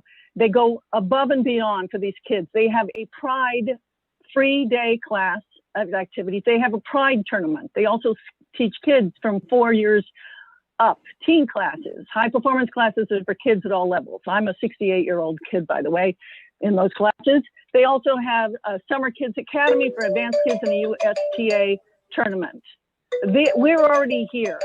And Mr. Tenacity is so broke he had to do a GoFundMe page in April 2020, which was barely rendered a response to his goal, which is telling. I think we should stick with what we have. Plus, we never got to say anything about this, and I think you should reconsider it. I'll write the rest in an email to all of you. Sorry for going over the time, but there is no need to change what is successful at iTennis and Plumber. Thank you, Karen. Thank you. Our next speaker is Alexandria, to be followed by Boris. Hello, everyone. My name is Alexandra Kazhakin, and I'd like to make 3 points. I'm here in support of iTennis. My family and I have been a part of the program for a number of years now, and we've been extremely happy. They have been very supportive of the Russian community. They have, as someone else just mentioned, they have 2 Russian-speaking instructors, and we've always felt their support, and they've provided excellent services to us. Also, another point I would like to make is that now may not be the best time to change vendors, considering the pandemic situation. I'm pretty sure that even maintaining the program is difficult enough now. And now we're talking about a completely new program, getting all people together, setting up a new, new system, new rules, new everything. Now may not be the best time to do it. And finally, I'm pretty sure I'm not the only one who is concerned about the new vendor possibly raising prices. Because as you know, the West Hollywood courts are community courts, and hopefully they'll remain community courts in the future. If they raise prices dramatically, those courts will not be available to everyone. They'll be only available to the rich. So thank you, everyone, for listening to me and for caring about iTennis and a tennis program in West Hollywood. Thank you. Thank you. Our next speaker is Boris, to be followed by Jerry Steed. Hi there. I tried to unmute myself. Did I succeed? Yes, we can hear you. You have 2 minutes. Great. Hi there, council members. This is Boris Kojo. Congratulations on the incoming and outgoing members. Hope everybody's safe and healthy. I'm calling in support of Josh Oswald and Tenacity regarding tennis concessions and service for the city of West Hollywood. Couldn't be more excited for the city to have the opportunity to retain the services, the vision, and leadership of Josh and Tenacity during a time when people, but especially families, are desperate for outside activities. Tenacity is a company that is respected throughout the tennis world, from recreational players all the way to the pro ranks, from ATP tournaments across the country, college events, to charitable organizations, to big media outlets like Tennis Channel. Tenacity has enjoyed a flawless reputation for their innovative approach to making tennis a lifestyle everyone can enjoy. Josh's passion for the sport and his commitment to his community, including the LGBTQ community, Mrs. Acting Teacher, has made it possible for thousands of people, young and old, to enjoy the sport they love. His training and live ball events have legendary status, and he's opened doors for kids of all backgrounds, including inner city kids on scholarships, to get to know tennis. He's a people person who puts his humanity and respect at the top of his service objectives and delivers a safe, high-quality experience day in and day out. Whether playing with Serena Williams or my 13-year-old son, Nicholas, he's always enthusiastic, ready to lend support and give productive input. I believe that his relationship with Tenacity will give West Hollywood citizens access to a top-quality tennis experience the whole family can enjoy safely and consistently. And to the concerned citizen with a background in law, I'm certain that the Tenacity company will be conscious of balancing the needs of all patrons, whether in clinics or free play, as well as finding a revenue model that works for all parties. And I vouch for Josh's ability and enthusiasm to use a squeegee when necessary. And again, to the acting teacher who balances her support for the LGBTQ community with slanderous comments about Josh, Josh actually helped my foundation raise thousands of for various causes. Thanks a lot, Heather. Thank you. Our next speaker is Jarius Steed, to be followed by Layla Kiffin on item 2G. Good evening, everybody. My name is Jarius Steed. I've lived on the east side of West Hollywood for nearly a decade. I'm speaking tonight in support of iTennis. I've been enjoying our Plummer Park tennis courts for the past year, enrolling in the group and private lessons and reserving courts to practice. The staff, instructors, and fellow tennis players at the park are incredibly welcoming and create a great community feeling. iTennis offers a wide variety of tennis expertise and programming, but beyond that, iTennis staff creates a safe, inclusive, and collaborative environment at the courts. The programming caters to all ages and skill set, and the staff is always available to help out and answer questions. It feels unnecessarily disruptive to move forward with a change this year at a time when most of our lives have been completely upended. If council approves this change, many of our residents will have to travel far outside the city to continue working with the same coaches. I don't see any major difference in Tenacity's tennis programming. The staff report also confirms the cost of lessons and court reservations will remain the same for residents. If the only thing changing is the revenue split between WeHo and the assigned management, I implore our staff to negotiate further with iTennis and find a resolution. I'm asking the City Council to reject the staff recommendation to hire Tenacity. Thank you. Thank you. Our next speaker is Chris Kent, to be followed by, I'm sorry, our next speaker is Layla Kiffin, to be followed by Chris Kent. Still item 2G. Hi, am I unmuted? Yes, you may be. Can you hear me? Yes. Okay, thank you. Hi, I'm Layla Kiffin, and I am speaking on behalf of Tenacity. I have known Josh and been involved either watch some of the things that he can do and that this company has done, and there couldn't be a better match between a city such as West Hollywood and what he does. It brings park tennis, because that's what he's all about, to just amazing talent level, to music, excitement. It's very artistic. You never know who's going to show up. It could be an actor, a musician, a 13-year-old kid.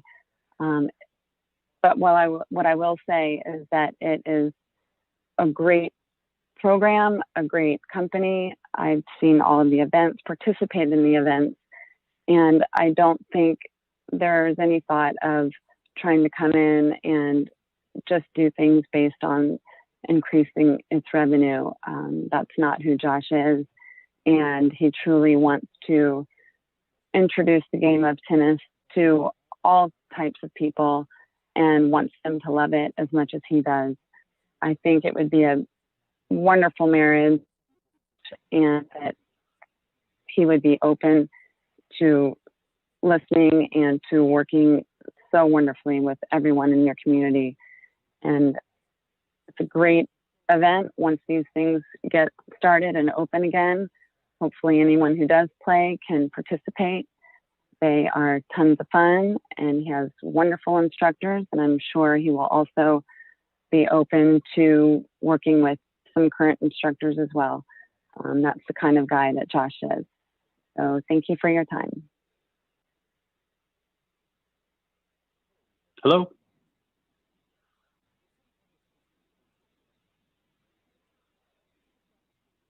Hello? Can you hear me? Yes, Mr. Kent, you have 2 minutes to speak under public comment. Thank you. Thank you. Yeah, thank you everybody for the time this evening. In reading the agreement for services, one of the things that's missing in the methodology for me is the voice of the customer. Unlike trash collection, you know, we pay additional income to play tennis to iTennis. The staff did their job. I'm not in their ranking. I'm not upset with that. But you know what? This is something additional that we pay for. It's discretionary income that we have that we want for the services that are provided. They are new and innovative. I went to the website for Tenacity. They keep asking for money. That keeps popping up all over the place. I clicked on the media button, and all I saw was Josh Oswalt playing with John McEnroe. This isn't something that I'm looking for in somebody who's providing tennis to me. I wasn't getting where they're going to bring things that are innovative or special to West Hollywood. iTennis has worked their butt off to create community here, from the west side to the east side. My Russian's gotten better because of iTennis. They with the Pride events, with everybody is welcome there. You go there, and it's people of all ages, all sizes. Everybody has a good time learning how to play tennis. That's what we're there for. I don't need a lot of celebrities. I don't need a lot of that. My husband was the first student for iTennis when they opened up. He brought me along, and we brought people along. They're a great partner for West Hollywood, and I would urge the city council to delay voting on this, go back, start reworking things, start relooking what needs to be done so we can keep iTennis in the community. Things like, okay, who's managing the courts? If I look at what people are responsible for here in this agreement, it seems to be missing. So I think there's some holes that we can patch and keep things moving forward with iTennis. I'm not going to use all my 2 minutes. Thank you very much for your time. Thank you. Our next speaker is Damu Bob, to be followed by Duran Juarez.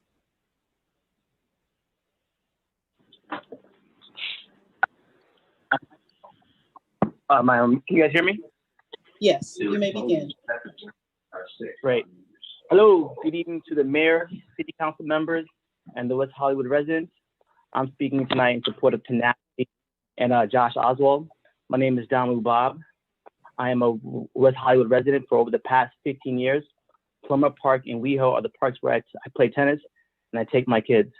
I'm currently a talent producer at Fox Sports. I'm also a member of the SCTA Junior Sportsmanship and Grievance Committee, as well as the Diversity and Inclusion Committee. I grew up playing junior tennis at the national level, played Division I college, and briefly turned pro. I've known Josh for over 30 years, from playing tennis with him on the junior level and the collegiate level. Josh and I became close friends about 17 years ago when I was playing live ball with him at the Riviera Country Club and at Malibu. His live ball clinics have become famous and legendary. Josh is a great tennis player. He's coached current professional tennis players, kids, juniors, college players, and countless celebrities. But Josh is a better friend. He's someone you want to have in your corner. He is class personified. Josh is a friend to everyone, regardless of race, gender, socioeconomic background. When Josh told me about this opportunity, I said it'd be amazing. I go to Plummer every single day, and I've been going basically a lot since COVID. Nothing is wrong with iTennis, but I can tell you this though: Tenacity will bring a level of excitement to the park, and fits in with the overall ethos of the neighborhood and West Hollywood. It is a match made in heaven to have Tenacity in West Hollywood. It works perfectly, and I couldn't think of a more deserving pro than Josh Oswald. Like I said, iTennis is fine and it's okay, but Tenacity is definitely a step in the right direction, new improvement and excitement. And trust me, to everybody that goes to Plummer Park, you would love, love, love Tenacity. Thank you for your time. Thank you. Our next speaker is Duran Juarez, to be followed by Sydney Rogers on 2H.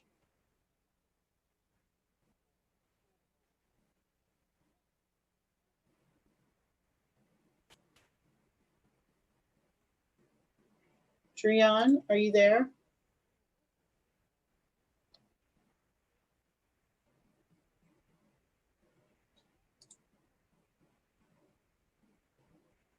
Hello. Hi, Duran. Hello. Can you? Okay, thank you. Good evening, esteemed council members and city staff. I would just like to speak in support of the Transgender Arts Initiative. In a year when we have seen arts organizations and artists hit hard by our current situation, trans artists have been hit especially hard. This city has a long and illustrious history of amplifying marginalized voices, and this would be a great tradition to continue by supporting the Transgender Arts Initiative. I would also like to thank council members John Duran and John Heilman for all of their amazing work throughout the years to make West Hollywood the city that it is today. They should be very proud. And I would also like to welcome new council members, Steffi Shyne, and a special shout out to John Erikson. I am so proud of you. I have seen you grow throughout the years and just become an incredible human being and activist. I know that you will do incredible work and that you will make us proud. Thank you.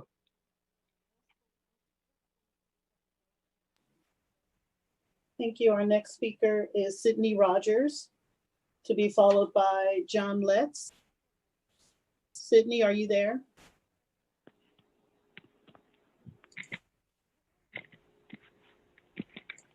Yes, can you hear me? Yes, you may begin. You have 2 minutes. Oh, awesome. Thank you. Good evening to the mayor, city staff, council members, the ones coming in and the ones going out. My name is Sydney Rogers. Others know me as MJ Brown and Miss Barbecue. I'm on the board of Gender Justice LA, the California LGBT Arts Alliance, the advisory board member of Non-Binary Union Los Angeles, and I'm the West Hollywood Employment Navigator for Trans Can Work. I've been on the One City, One Pride grant board for 2 years now, and I'm a recipient of the One City, One Pride grant twice. I can honestly say that as a Black trans femme, non-binary artist and activist, that having a grant that uplifts and empowers trans and non-binary people speaks volumes to our community. To be able to create is to exhibit your thoughts, put into words, dance, film, paint, or whatever comes to mind. Creating can be a catharsis to come into your own and to let others see what one's journey can be. The Trans Art Initiative makes sure that trans and non-binary artists have a special place to be elevated as their cis counterparts have been, and gives more access to trans and non-binary artists that may not get a chance to bring their art to fruition. Thank you so much. Thank you. Our next speaker is John Letts, to be followed by Adam Krasner. Good evening, council members, and congratulations to council members Shyne and Erikson. I'm John, the president of iTennis. Just wanted to make sure everybody can hear me. Yes? Yes, we can hear you. Okay, thank you. As you guys probably and can definitely tell, residents from West Hollywood are passionate about tennis. They're vocal, they demand excellence, and running a tennis concession is not like a typical service contract like cleaning streets where one operator is interchangeable with another. And that's because it's based on personal relationships that staff and professionals develop with their clients. Our director of tennis, Anna Gasparian, and lead pro, Natasha Matusevich, they've been developing these special relationships for 7 years in West Hollywood. That's why when we sent out a single e-blast and one Facebook posting, we got over 1,200 signatures supporting us and wanting to keep iTennis serving the community. So why change a good thing? In particular, why, when the city issued the RFP in 2019 and iTennis won the bid, did city staff not award iTennis a new contract? Instead, it just gave us an extra 18-month extension and went back to bid. And how could iTennis have finished 3 out of 4 bidders in the RFP? I don't know, but the very short and succinct staff reports and memos have 2 clear errors. First, it says the Tenacity would provide new programming, including live ball. Live ball, iTennis has been providing live ball workouts in West Hollywood for 7 years. Live ball is a generic term well known in the industry. It's a fast-paced workout. The second clear error is staff's assertion that the Tenacity uses the court's reservation system. And I just talked to the owner and founder of Courts today, and he knows Josh very well and said he has never used the court system. So basically, there's a bunch of mistakes, and I wonder, as council should wonder, if there's been any other mistakes. So I asked the council to table the agenda item and take a deeper look into all proposals. Thank you. Thank you. Our next speaker is Ryan Clark, to be followed by David Sobel. Ryan?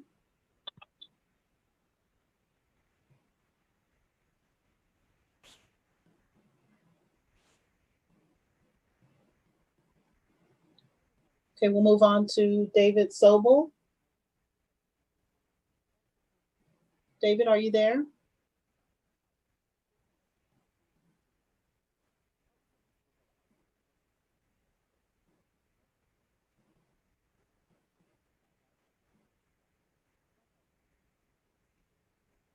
Okay, we'll move on to Paul Brusek. Paul, are you there? Yes, hi. Yes, I'm here. Can you hear me? Yes, is this Paul? Yes, it is. Okay, you have 2 minutes to speak on. Thank you very, very much. Mayor Horvath, City Council, outgoing, incoming, congratulations, and thank you very much for listening to us. I'm a resident of Windsor Square, Los Angeles, 40-year resident of Los Angeles area, working and living in and around West Hollywood, and so much respect for what your community represents. I'm new to tennis. I started 3 years ago with Anna Gasparian. A good friend of mine introduced me to her, and she's been my coach ever since. And I do 2 privates with Anna now that COVID's happened, and I want to stay healthy, a week, and a group classes over the last couple of years. And I live and dream about tennis, literally. Instead of counting sheep, I work on my forehand and backhand. I don't have a lot to say other than I know this program, and I wrote an email that the sense of community is so important. I know it's so important to WeHo in everything that you do. And I feel that what you have at Plummer Park, which I didn't know about until 3 years ago, and a friend told me about it, is a gem of a community. And everybody is so caring, and Anna runs such a great program. And the other coaches, and Talia and Graham and Ernie and Alex, and I've not had a bum hour there since I started 3 years ago. And as other people have said, if you have a community and it's working, why change it? There may be financial considerations. I don't want to be naive about this, but I just wanted to lean in and give the support to iTennis, to Anna Gasparian and the entire staff. It's so well run. I look forward to every hour that I spend at Plummer Park with the current tennis group. So thank you for listening, and everybody stay safe. Thank you. Our next Hi, speaker- this is Ryan Clark. I missed my turn earlier. I couldn't unmute. I don't know if I can jump in now. Yes, go ahead. You have 2 minutes to speak on item 2G. Wonderful. Hi, I'm Ryan Clark. First and foremost, thank you to the City Council for having me to speak tonight, and congratulations to the new City Council members. I'm calling tonight, I'm speaking in support of iTennis. I actually joined iTennis on a whim back in 2016 after being moved to LA after moving here for work. I didn't know anyone. I've always been a big tennis player, and I figured it would be a great way to meet people. iTennis has completely exceeded my expectations in terms of the friendships I've developed, and it's become a huge part of my social life. iTennis has fostered an incredible sense of community in the city of West Hollywood. We are so lucky to have such gorgeous rooftop courts on West Hollywood Library, and group classes have been so well attended over the years that we moved from 8 people on one court to 16 across 2 courts as the classes were so beloved. Not only do we play tennis at WeHo Park and Plummer, but we have dinner and drinks at local restaurants like Zinc after class on a weekly basis, which benefits our local businesses. The thing we love most about iTennis is that it's not about flash, it's about community. There's already a live ball class in Santa Monica. We do not need this in West Hollywood. Tennis has also been one of the few safe, healthy activities to do throughout the pandemic. Pending the time it may take to secure a new tennis vendor or contract, this would create a huge disruption to our local tennis community. After speaking to many of my dear tennis friends, we are potentially open to a new contract, but there are many concerns as we consider a new vendor. The following would need to remain the same. Continue to provide multiple group classes at times during the weekdays and weekends, especially for young professionals who cannot step out in the morning and the afternoon. Continue to offer multiple levels for players, beginner, intermediate, and advanced. Making up classes is currently incredibly flexible. Classes are also incredibly reasonably priced, and we have multiple coaches to take class from. Whether or not the contract with iTennis ends, Thank you. Thank you. Our next speaker is Larry Block on item 20. Larry, sorry, 20. Larry Block, West Hollywood. Can you hear me? Yes, you may begin. Okay. Hello, everybody. First off, thank you, John Heilman, for your lifetime of service. You gave so much of yourself, and soon I hope you realize how much we all appreciate you. You have the unique honor of now being the official Pope of West Hollywood for the rest of your life. And Sir John Duran, your goodbye was magnificent. Thank you for your great work for so many years on behalf of all of us. I personally appreciated your good business sense and love of our community, which made many of us feel like we always had a seat on the city council and belonged.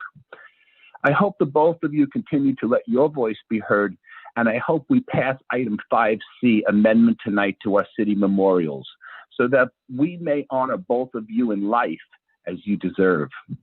I did my welcomes to Seppi and John last council meeting and personally, so my other comment is on item 2O. This item has to do with Jewish Family Services and their union negotiations. Why is the city council interfering in good faith negotiations between Jewish Family Services and their union? Jewish Family Services, one of our best community partners with a long-term successful track record. It does not appear right that the city council is applying pressure to make them accept the union wish list. JFS understands its needs better than the city council, and if JFS budget is tight in these times, they have to weigh their options to provide as many services as possible to our residents. Why are we interfering in their business and their negotiations with their union? And in the end, they're going to come back to the city for more funding, and it's going to go cost West Hollywood taxpayers. And then they endorse and donate to the next election campaign again. It's just a circle of payback. Our city council should not be meddling in good faith negotiations with any of our cooperative or collaborative agencies. This city council is not the labor bosses. This city council has the last say to whom it funds or deserves funding or denies funding. But this item has no place on the City of West Hollywood agenda. Thank you, everybody, and happy holidays. Thank you. Our next speaker is Adam Kroll on item 5A.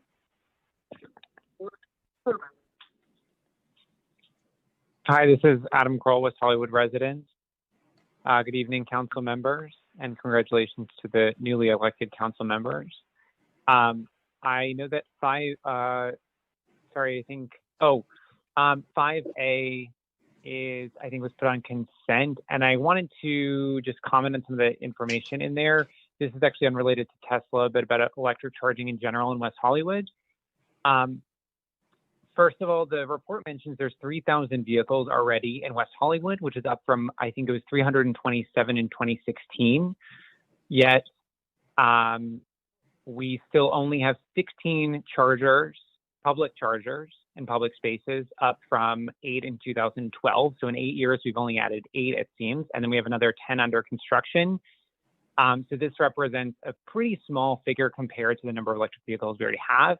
And then I was looking at the relatively newly approved readiness requirements for new construction that became effective January 1 of this calendar year. And it seems to me that it's woefully inadequate. Even if all of there's 26,000 housing units in West Hollywood. Even if they were all newly constructed today, according to those regulations, we would not have enough chargers for all those vehicles. And given that we're only projected, or we're supposed to hit a goal of 3,900 new units by 2028 or 2029 for the new arena cycle, it seems like we're going to still be way behind. The fact that the new construction requirements for only the new units require the panel of the buildings have capacity to serve 20% of the parking spaces, which means if they eventually wanted to actually run the conduit for those, they would need to actually upgrade the building's panel. This is for new buildings. So anyway, I appreciate Councilmember D'Amico's work on this issue, and hope we can make a lot more progress in the near future. Thank you. Thank you. Our next speaker is Alana Roche on item 5D. Alana. Hi, this is Alana. Good evening, council members. I hope you and your families are all healthy and safe. I just would like to start by congratulating council members Seppi Shyne and John Erikson, and I'm very much looking forward to seeing the great work the two of you intend to do on council. And this tennis situation, man, I really need to circle back to that item. I just want to thank council for actually moving the 5D item, Social Justice Task Force, to consent calendar. That was initially why I was calling in, but that was all said and done. So I just want to say thank you for that. I'm very excited to see what comes of that item. And yeah, I wish all of you a wonderful evening. Thank you. Thank you. We have a few more public speakers. We'll begin with Adam Darvish, to be followed by Charles Jasper. Adam? Yes, good evening, Mayor Horvath and council members. I would like to, and this is Adam Darvish, I'm a resident. I would like to congratulate Steffi Shyne, our new councilwoman. Super excited. I know the community is too, for Steffi and her wife, Ashley, that I had the pleasure to meet, our first lady, becoming soon, and the first front runner in the November race, which was amazing. Steffi, you've touched many souls by your special human way, by listening, caring, and supporting those of us in need. I feel fortunate for the opportunity to meet you and Ashley a few months ago after the horrifying accident when SUV drove into my property at 2 a.m. when I was in bed. That nearly killed me. Again, I'm fortunate for that accident to meet you and Ashley. I've watched you in your campaign, and could not help but seeing the diversity of the people around you, the people that were supporting you, like a prism, and you were a light shining over them. And Ashley, a sweet person that was side by side with you. So again, we're lucky to have you as our new member. You make all of us proud as a female leader, and not only a female leader, but a lesbian Iranian American councilwoman, the first on earth. So I'm really proud of you. And this is from an Iranian American male, a college student that had to leave Tehran University at the age of 17 and to make life here in the U.S. And I know how passionate you are, Steffi, for helping people, for listening, and to wanting to contribute to the community that helped you and helped your hand. So again, thank you, Steffi, we appreciate you for wanting to support the community and contribute and spending time with all of us. So I'm super, super excited. Thank you, Steffi and Ashley. Thank you. Our next speaker is Charles Jasper, to be followed by Alec White. Hi, my name is Charles Jasper, and I'm a resident of West Hollywood. And I want to go on the record to say that a group of concerned West Hollywood citizens will be sending you a formal written request to consider specific talking points relating to density issues.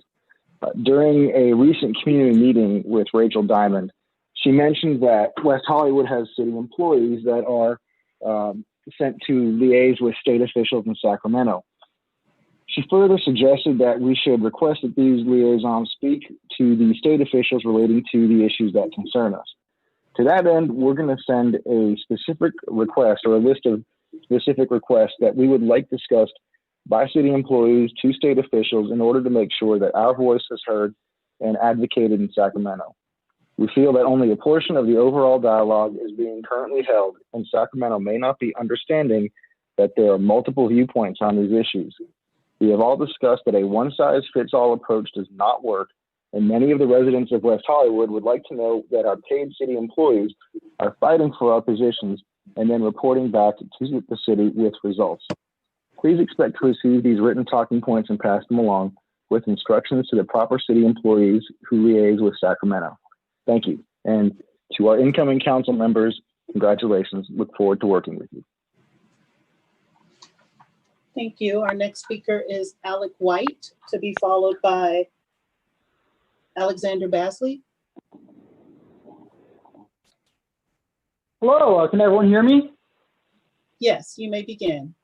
Great, thank you. So my name's Alec White. I am a West Hollywood resident and also the political director of the West Side Young Democrats and an at-large member of the Stonewall Democrat Steering Committee, but I'm speaking on behalf of myself and not on behalf of these organizations. I just want to say how happy I am with the results of the City Council. This is a big race, and this is a big congratulations to John Erikson and Seppi Shyne. I met John Erikson for the first time back in 2016 when we were knocking on doors for Hillary in Nevada with Lindsay Horvath. And I've gotten to know him even more in the last few years working with him in Stonewall. He is one of the hardest workers. If he says that he'll get something done, he will. And he will bring people along with him if they weren't there at first. He's a great consensus builder, and I am just so excited to be doing City Council. And also with Seppi, I met her too through Stonewall this last couple of years, and I'm really excited to see what she will do as well. But I also want to say that today is my birthday, and I cannot think of a better way to celebrate than watching this today. And I would say that West Hollywood has just received an amazing present through John Erikson and Seppi Shyne, and looking forward to the years to come as they continue to fight for progressive policies. Thank you. Thank you. Our next speaker is Alexander Basley. Alexander.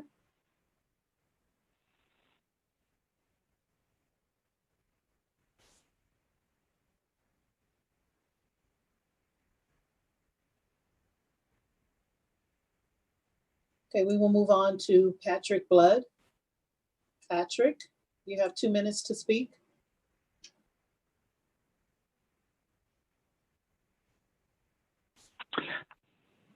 Thank you, Madam Clerk. Good evening, Madam Mayor and esteemed City Council members.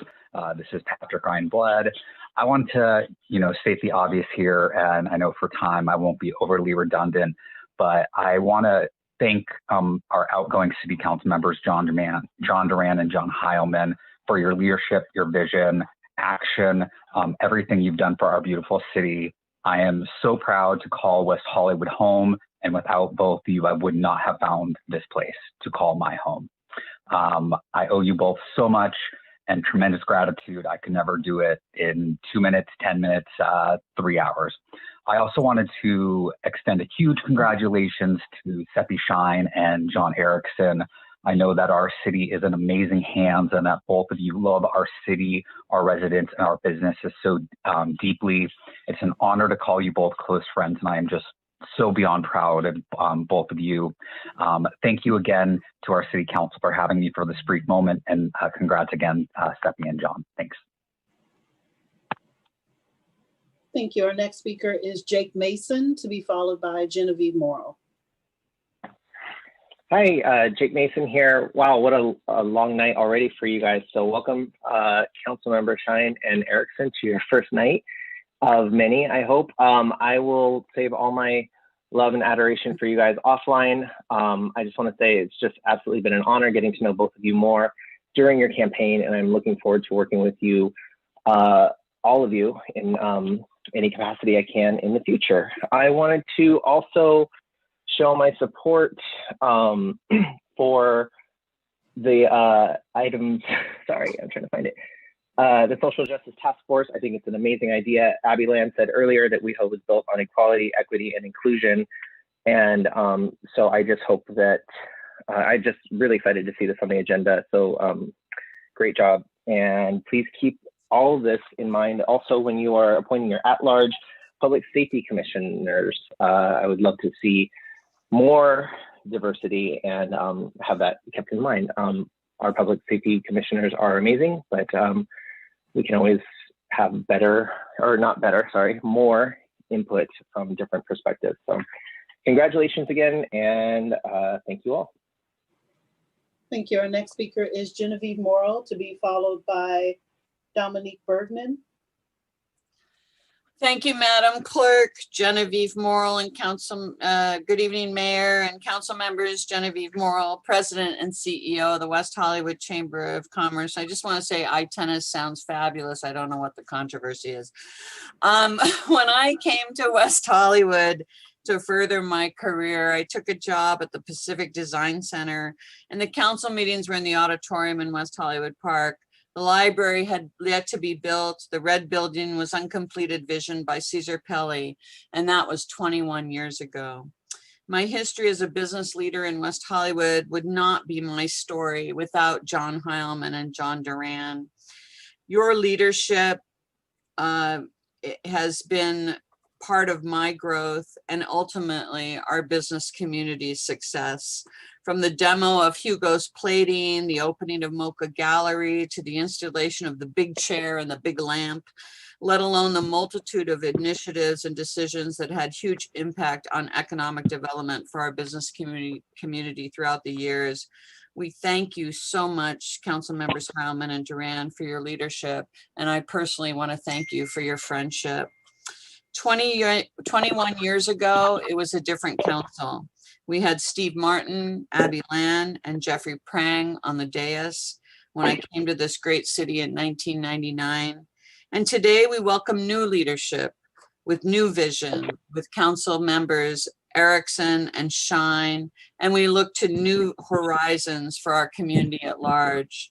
It is a challenging time, and we need a steady hand and thoughtful leadership as we move into 2021 with the pandemic still in full force and impacting all our lives.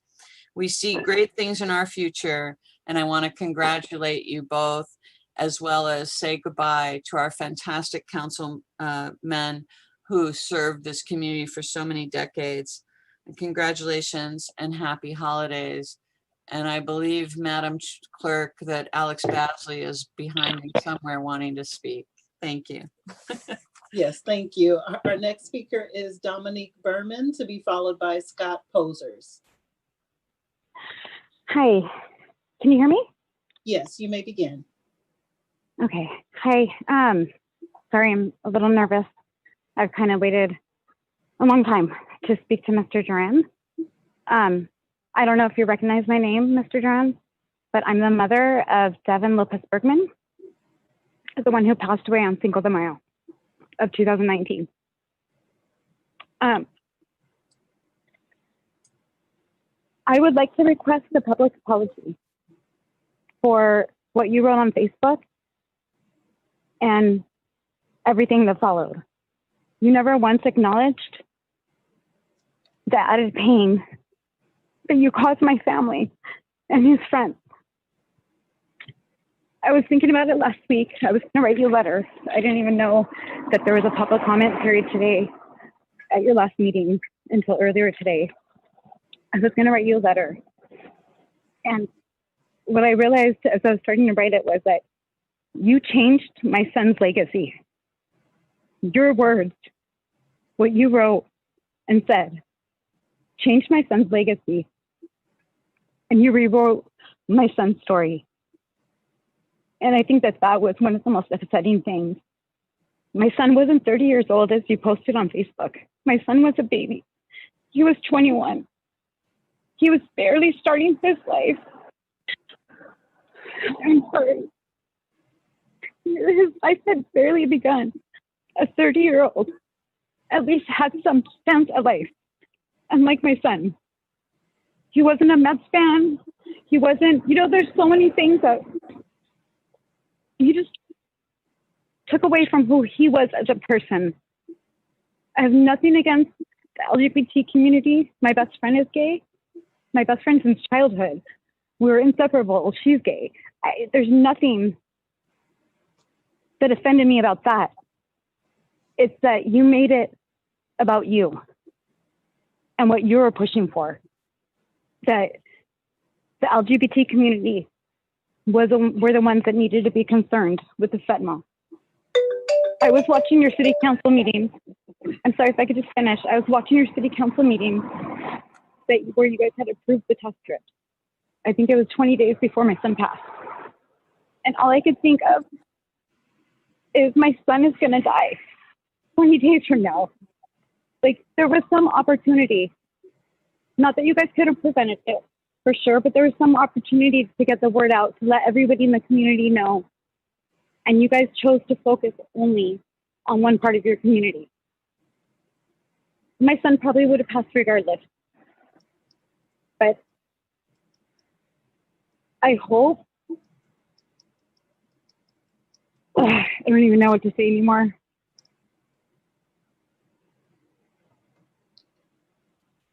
I'm so sorry. I appreciate everything you all have done, by the way.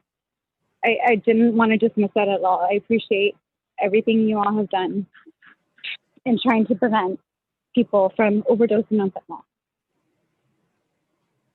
Thank you, Ms. Bergman. We Thank will you. have to move on. Thank you for your comments. Our next speaker is Scott Posers, to be followed by Alexander Basley. Hi, can everyone hear me? Yes, you may begin. You have 2 minutes. Thank you. First of all, hello, Mayor Horvath. I love you, longtime fan. And welcome our 2 new council members. I'm just calling to voice my concern about the pandemic.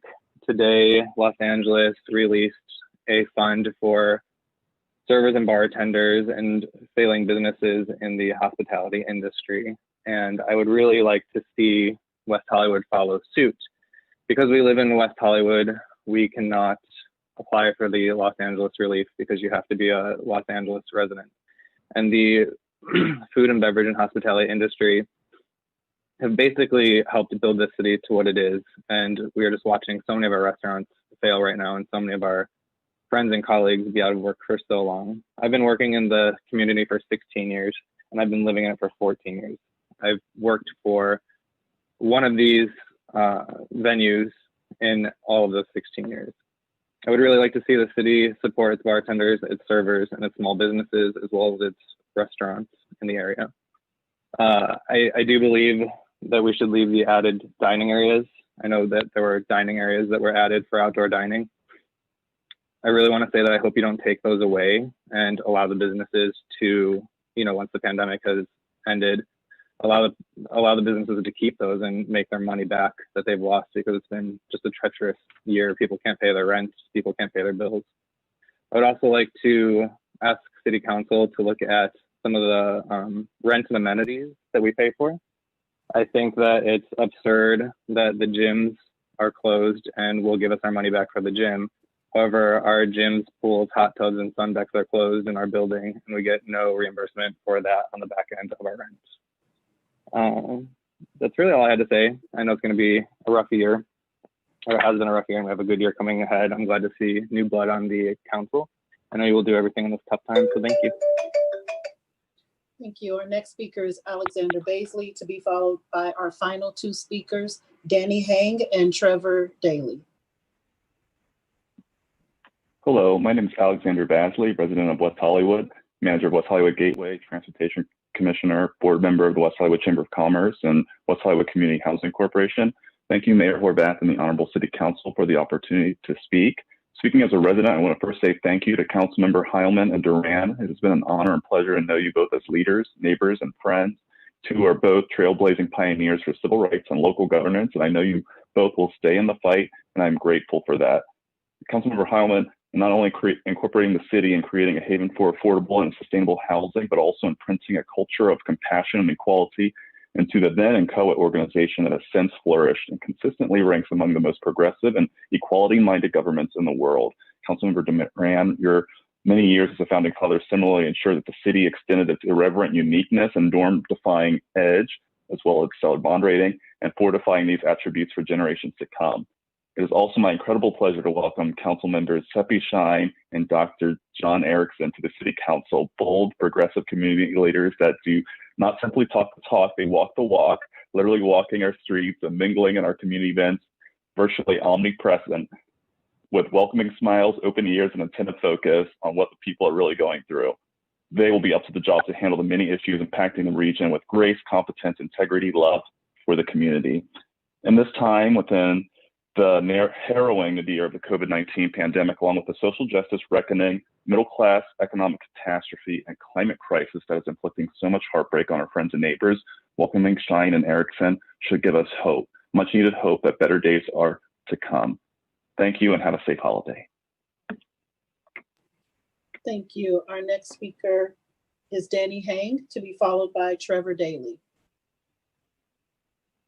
Hi, good evening. Greetings, Mayor Horvath and esteemed council members. My name is Danny Hang, and I'm a proud member of the West Hollywood Disabilities Advisory Board, but I'm speaking on behalf of myself and not the dad. First, I wanted to take this opportunity to say thank you to Mayor Pro Tem Heilman and Councilmember Duran for their dedicated service to the community of West Hollywood.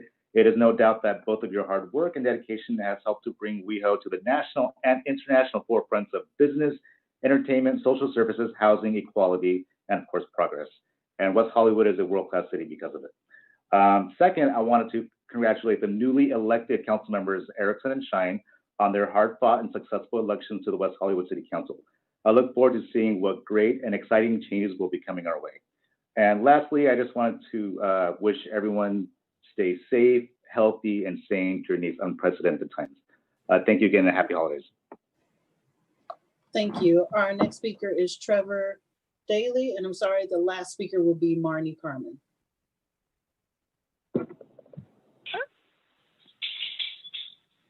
Are you there, Hi, Trevor? this is David Sobel. My name was called earlier, but I wasn't able to speak. Can I jump in now? Yes, you can have your 2 minutes right now, Mr. Sobel. You may begin. Thank you so much. Sorry for interrupting. Thank you for allowing me to speak, and congratulations and welcome to the incoming council people. And thank you to Councilman Duran and Heilman for all that you've done for the city over the years. I want to speak to you today about in support of iTennis, and I urge you to reject the staff recommendation to change vendors. At the very least, please consider seeking community input before making a final decision. iTennis under Anna and Natasha have built an amazing community at Plummer Park and West Hollywood Park. And now just doesn't feel like the time to tear apart the threads that the few strands that are holding this community together when we don't, we're sort of torn apart with pandemic.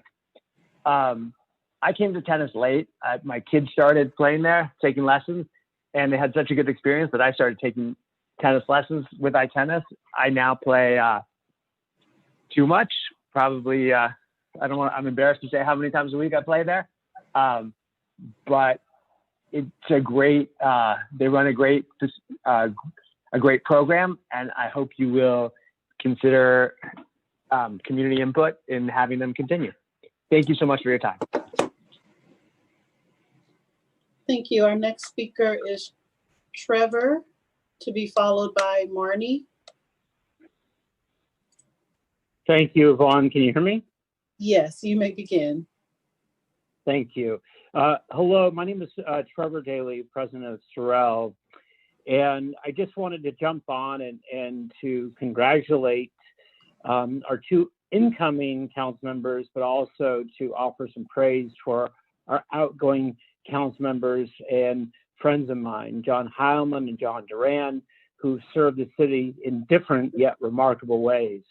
Both have added so much to the city, and both who welcomed me when I was a field rep for Senator Feinstein back in 2003.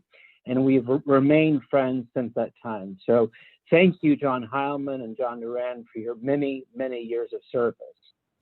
I also wanted to congratulate the two newcomers to the council, Seppi Shyne and John Erikson. I don't personally know Seppi, but her win's exciting, and she's already been a very dedicated member of the community. So big congratulations, Seppi. Now, John Erikson, I am very excited for tonight and for his win. His win was one of those shining and exciting moments from election night. I've known John for over 10 years in many capacities, and I hired him to be part of my team when I oversaw external affairs at LAX. John gets things done. He's a doer. He loves people. He loves to help people, and he loves to solve problems.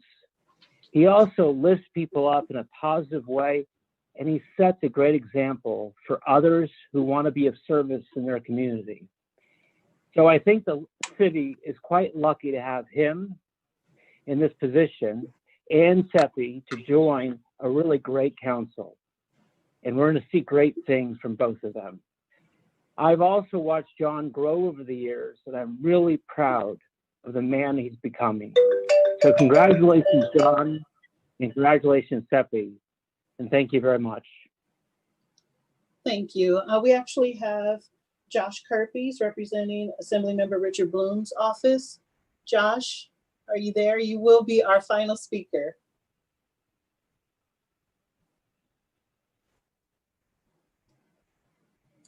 Hello, can you hear me? Yes, you may Hi. begin. Good evening, Mayor and Council members. Josh Kirpies, City of West Hollywood, and District Director to Assemblymember Richard Bloom. As you may know, in addition to tonight's swearing in of our two newest council members, today is also the swearing in of members of the State Assembly and the start of the 2021-22 legislative sessions, which is why Assemblymember Bloom has asked me to speak for him tonight. Although I think at the time, if we realized it was this late, he probably could have done it. Richard wanted me to express his most sincere gratitude to our two outgoing council members, John Duran and John Heilman. Thank you both for your years of service on the City Council, looking out for the interests of our communities and giving so much of your time and selves to the various causes many of us care so much about, from health care to human rights to social justice, animal welfare to addiction recovery, and of course, all matters related to the LGBTQ plus community. We all have gained so much from your efforts and your advocacy over the years and your knowledge and your leadership.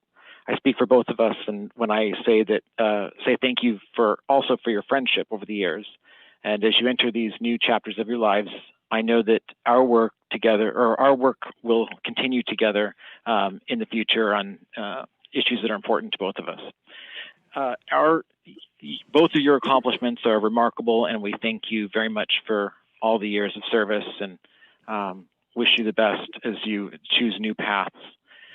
He also, of course, wanted me to express his congratulations, as do I, to our newly sworn in council members, Councilmember Seppi Shyne and Councilmember John Erikson. COVID-19 created a bizarre environment to plan and run a campaign, and both of you worked hard and did an outstanding job to get your messages to voters. Congratulations to you both. Richard and I look forward to working with each of you to address the many challenges ahead. And again, congratulations to you both. And there was also a comment earlier this evening advocating for the city to advocate on behalf of tenants or residents issues on legislative policies. And we welcome the direct comments from individuals, and you can go to our website to get our contact information. Thank you. Thank you, Mayor. That was our final speaker. We have had about an hour of public comment, so if you are still on the line and would like to speak, there's another opportunity at the end of the meeting. Thank you so much. Thank you, Madam City Clerk. We typically don't have that number of callers, and obviously we need to legally accommodate everyone who wants to speak on consent agenda items. But thank you for administering public comment for us. And now who would like to begin council member comments? Councilmember D'Amico. So I wanted to very quickly go through a few things and then spend 25 minutes welcoming my new colleagues. The charger station 5A. So in 2015, I put forward and the council passed an EV charging plan for the city. And I think maybe Paul, maybe now we should dust off that plan and update it based on all of the laws that have passed at the state level and those chargers that we've put in, and maybe it could come back as a staff item, or if not, I can revisit it and write something. But I do think the caller made some good points that we have seen sort of a much quicker incremental increase in charging use, and we all still know that chargers are most useful at home. Second most use is at work. And since most people are working at home, that makes the first use even more useful. And the third most important use is really out in the community. So because transitory charging is unusual and typically not as helpful as one might think, given the time it takes. So I think if we could have that come back maybe in a month or two, I know our agendas are jammed up in the coming months, but that would be great. Second, about the Trans Arts Initiative, this is something that's very near and dear to my heart. I'm super excited about this. I'm glad it seems to be sailing through on our consent calendar. These grants have given lifelines to so many trans artists. The imprimatur of our city's name now on their resume of having received a grant from the city of West Hollywood has helped both mid-career artist professionals and starting artists really take their work and their practice in terrific and wonderful directions. So I'm really glad that we are continuing. And as I understand it, this is now part of our permanent budget, these early grants. So this should continue for years into the future.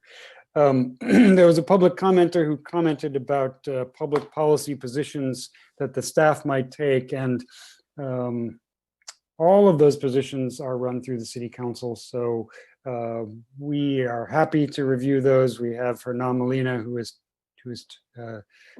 tasked with presenting those policy options to all of us every year in our yearly update, and then updates along the way each quarter. So I look forward to reading them as our State Assembly member Richard's deputy mentioned as well. I wanted to say four more things. The first is to Ms. Lopez Bergman. Your story about your son is in fact heartbreaking. It was heartbreaking when it happened.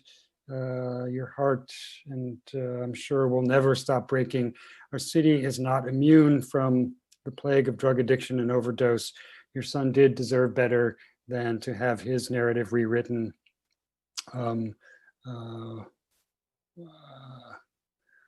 We strive every day to reduce drug use and overdoses in our community, both through public safety efforts, through drug and alcohol meetings. And on behalf of the city, we again are very sorry for your loss. And if we can do anything to help you channel your heartbreak, please don't hesitate to contact me or our city, and I'm sure we would be happy to help with that. For those of us stuck at home, which is all of us, the crescent moon is met with Jupiter and Saturn in the southern sky. It's worth, if you're up late or up early, to take a look and realize there are bigger things out there than ourselves. And finally, to my new colleagues, welcome. Public comment, you got a big dose of it already, and we have lots of exciting things ahead. The items you will both put on the agenda are very exciting. I can tell already that many of the things many of us have been aching for are now possible. So I welcome you both, and I think we have a very exciting time ahead. Lots to disagree about and even more to agree about. So thank you for your hard work and your getting elected. You bring with you lots of people who have never been interested in our government, and I'm interested to see where their interests take us all. Thank you very much, Mayor. Councilmember Erikson. Thank you so much, Madam Mayor. I want to thank all the members of the public that called in and spoke tonight. I have sat through many of these meetings before with a lot of public commenters, different being on this side of the dais, of course, being on the other side. So it's interesting, but I want to thank them all because it's difficult to comment in a big open auditorium room, but then ultimately being on Zoom and all the technology. Thank you for your patience. Thank you for taking your time to sit there and make sure your comments were heard. I really want to appreciate all of you. I additionally want to thank items that are on our consent calendar. I just want to talk about the One City, One Pride and the Transgender Art Grant. When I served as an LGAB member with Councilmember Shyne, I had the great opportunity to serve on the Transgender Art Initiative grant and look at all the applications and review them all. And it was incredible to see the ways in which we can change the world of so many of our amazing community members and artists. And I know this item is near and dear to my colleague, Councilmember D'Amico's heart, and it is near and dear to mine as well. And in reviewing all of the grants, I found myself actually emailing city staff saying, I would really like to know more about this item. Can I be first in line to see them? Because they were quite incredible. So bravo to all the people that have applied and are going to be getting funding. I'm really looking forward to seeing these final projects, hopefully seeing them in person, maybe one day when we can do that, but the talent is immense over there. So thank you so much. I really also want to thank the individuals that really are ready to get engaged with this city. As Councilmember D'Amico just said, but something that Councilmember Shyne and I really saw is the amount of residents and people that have never been involved in the city of West Hollywood before, now knowing they live in the city of West Hollywood maybe, but ultimately how they can get involved. It's quite incredible to see the power of change and the power of people really looking at how they can make a difference in their community. So I want to invite them all in. I want to invite everyone who cast a ballot this past November to get involved locally. Locally is where the change begins, where change can occur for the better, and really excited and thankful to all those people and really excited to see what's possible there. Additionally, I wanted to just inform the public that there's a little confusion because I inherited Councilmember Duran's appointees. So I will be creating a public process for individuals that would like to apply to be either my direct or want to get involved in the city. I will be putting more about that out on my social media, making sure we can engage citizens in a new way to get them involved with our city. So please look forward to seeing all that out there, but I encourage anyone that wants to make a difference in their community to apply. I'm going to have this process and then look forward to making those appointments in February when we all look at our directs at that time, or at larges, whenever that would be. And I know our city clerk puts out a robust comment period for when people can actually apply. Additionally, I want to wish Alec White a happy birthday. I was not able to call him today and say thank you. So thank you calling in and saying that. Alec is such a great member of our community, and want to make sure we can do that up here as well. I also want to thank Adam, who called in on 5A regarding the Tesla plan, but the electric charging plan that we can have here at the city. I fully support bringing that plan off the shelves and looking at it, especially with Governor Newsom's appeal to remove gas-powered vehicles and what that would be like. One of my big items that I will be working on is sustainability and climate change, and getting people out of cars and stopping that cause of pollution is something I'm really looking forward to, and we can talk more about that later. And then additionally, I just want to say thank you again to everyone who called in to give praise, and thank everyone from anyone that took time. It takes a lot to speak, and it takes a lot to act. And I also want to extend my sincere condolences to Ms. Bergman for sharing her story and for being brave and speaking and for talking about her son, and know that I am dedicated to ensuring that we work on making sure addiction, sobriety, and recovery issues are all taken seriously, that we put issues and money to those that are suffering and need help. And all that I can do as a council member, I plan on doing, because this is something that is near and dear to my heart. And with that, I will close my comments. Thank you so much, Madam Mayor. Councilmember Meister. Thank you, Mayor. I just have a few comments about, well, first of all, I just want to congratulate Councilmember Seppi Shyne and Councilmember John Erikson. Look forward to working with you over the next few years. And I also want to say thanks again to Mayor Pro Tem John Heilman and Councilmember John Duran for their years of service. Regarding the consent calendar, on item 2G, the agreement for services for the tennis concession, I appreciate everybody who came out. I did want to, I know that there were some concerns, one about a contract issue.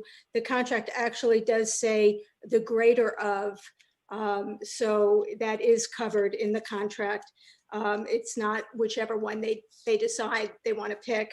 And also regarding fees, any fee schedule goes through the city council. So that is not something that the tennis concession can just decide to raise fees for any part of their services without going through council, which we do once a year.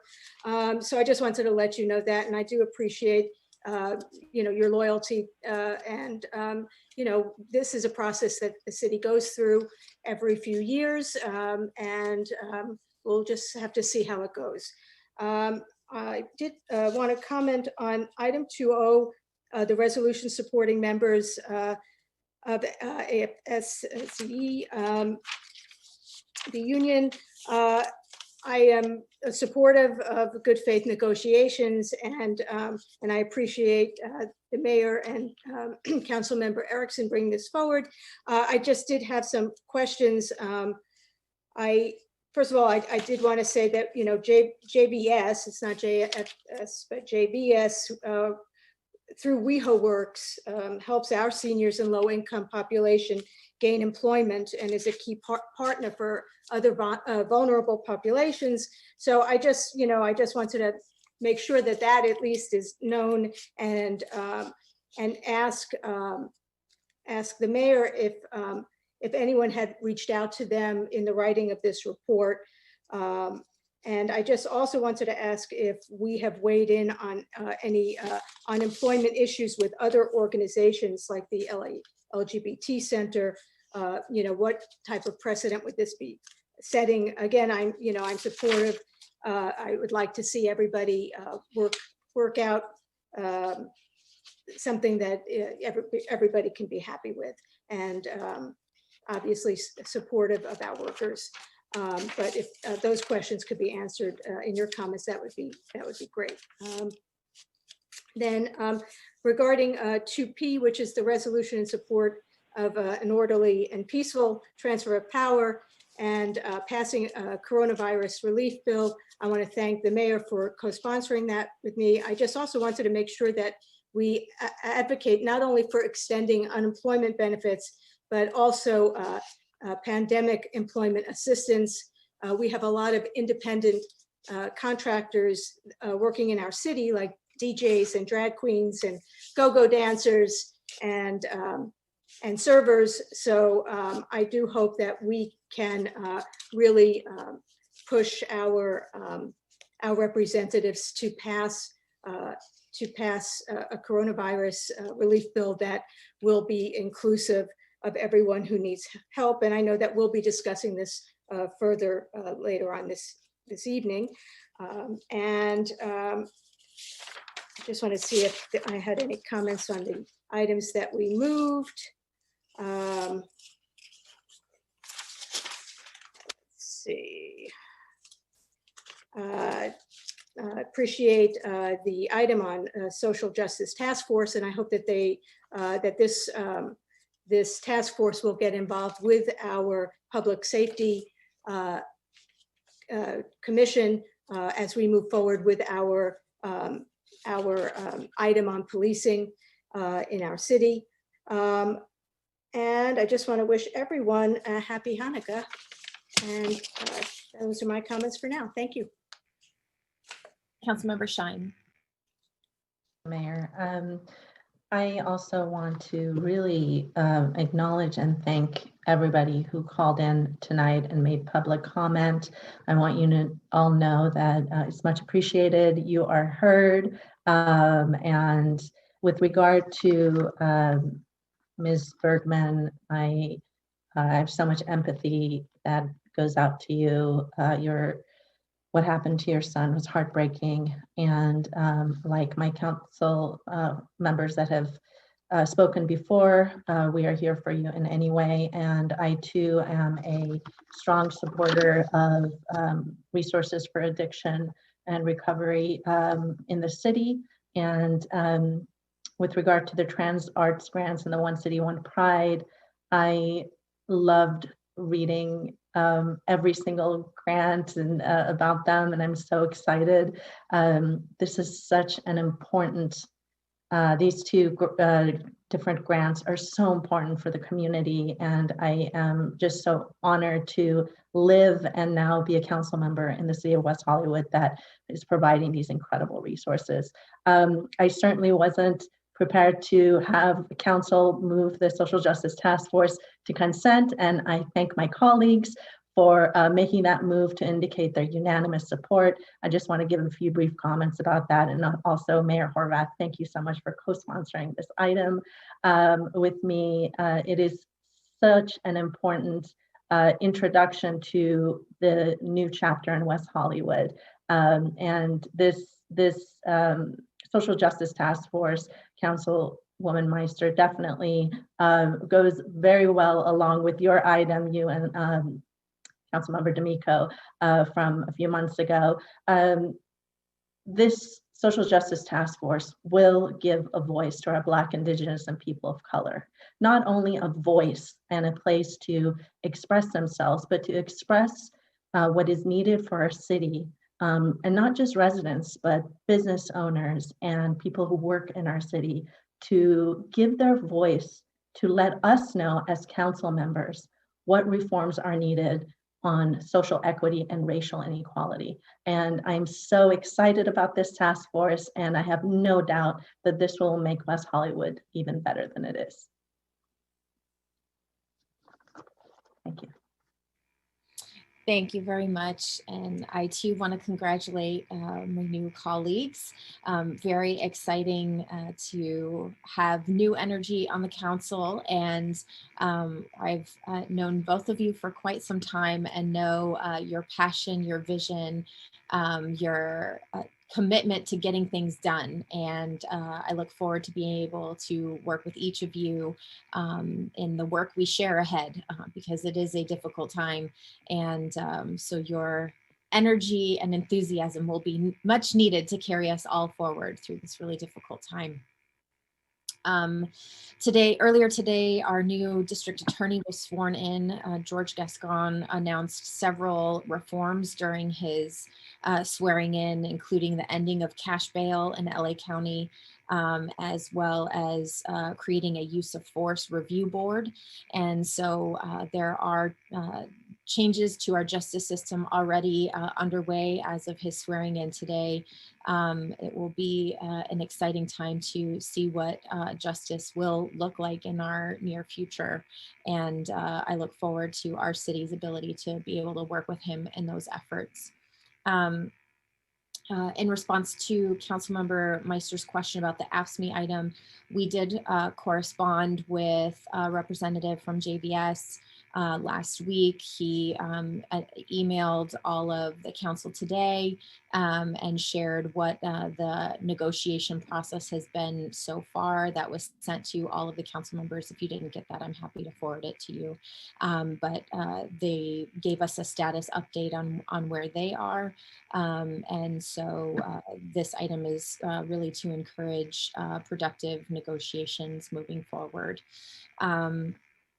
And it looks like it hasn't been pulled, so I'm glad to see we'll be unanimous in our support for that item. I too want to wish a happy birthday to Alec White. Very exciting. Nice to hear your voice on tonight's meeting, and I'm so glad you're part of our city. Since our last council meeting, I participated in the Clean Power Alliance board meeting, the National League of Cities board meeting, as well as the HD committee and resolutions committee and business meeting for National League of Cities. Something that's exciting to report is through my work on the HD committee on behalf of our community, West Hollywood's Aging in Place, Aging in Community plan is now the national policy model that National League of Cities is advocating. All of the work that we have done in conjunction with the World Health, with WHO, as well as with AARP, is now something that NLC is advocating for on the national level in terms of policy. So very exciting to see our work here in West Hollywood being elevated and replicated at the national level. We also included policy change language regarding paid leave and inclusionary language and non-discrimination. So very exciting changes in our national policies, advocating on behalf of cities, towns, and villages throughout the country. I've also participated in the Liability Trust Fund Claims Board and Oversight Committee meetings, represented the city at the Contract Cities Board meeting, the Executive Board, and our recent Public Safety Working Group meeting where District Attorney Gascon was able to speak with us about his vision for policy changes. I also want to thank Paul and his leadership for our City Manager Summit that took place. Very productive opportunity for city managers to gather and discuss all of the latest challenges we're facing as cities. I know your hard work was appreciated, so thank you, Paul. I've been participating in the county briefings with Dr. Ferrer on a weekly basis, or even more often, as soon as she's been, as regularly as she's been having them for elected officials. And so we're staying on top of those conversations, making sure we're continuing to ask the questions that the community is asking us. As we know, it's you want to talk to your city council about all of the things that are happening with regard to COVID. Many of these decisions are being made by the public health department, which is separate from our city council, but they are who is responsible for our public health orders.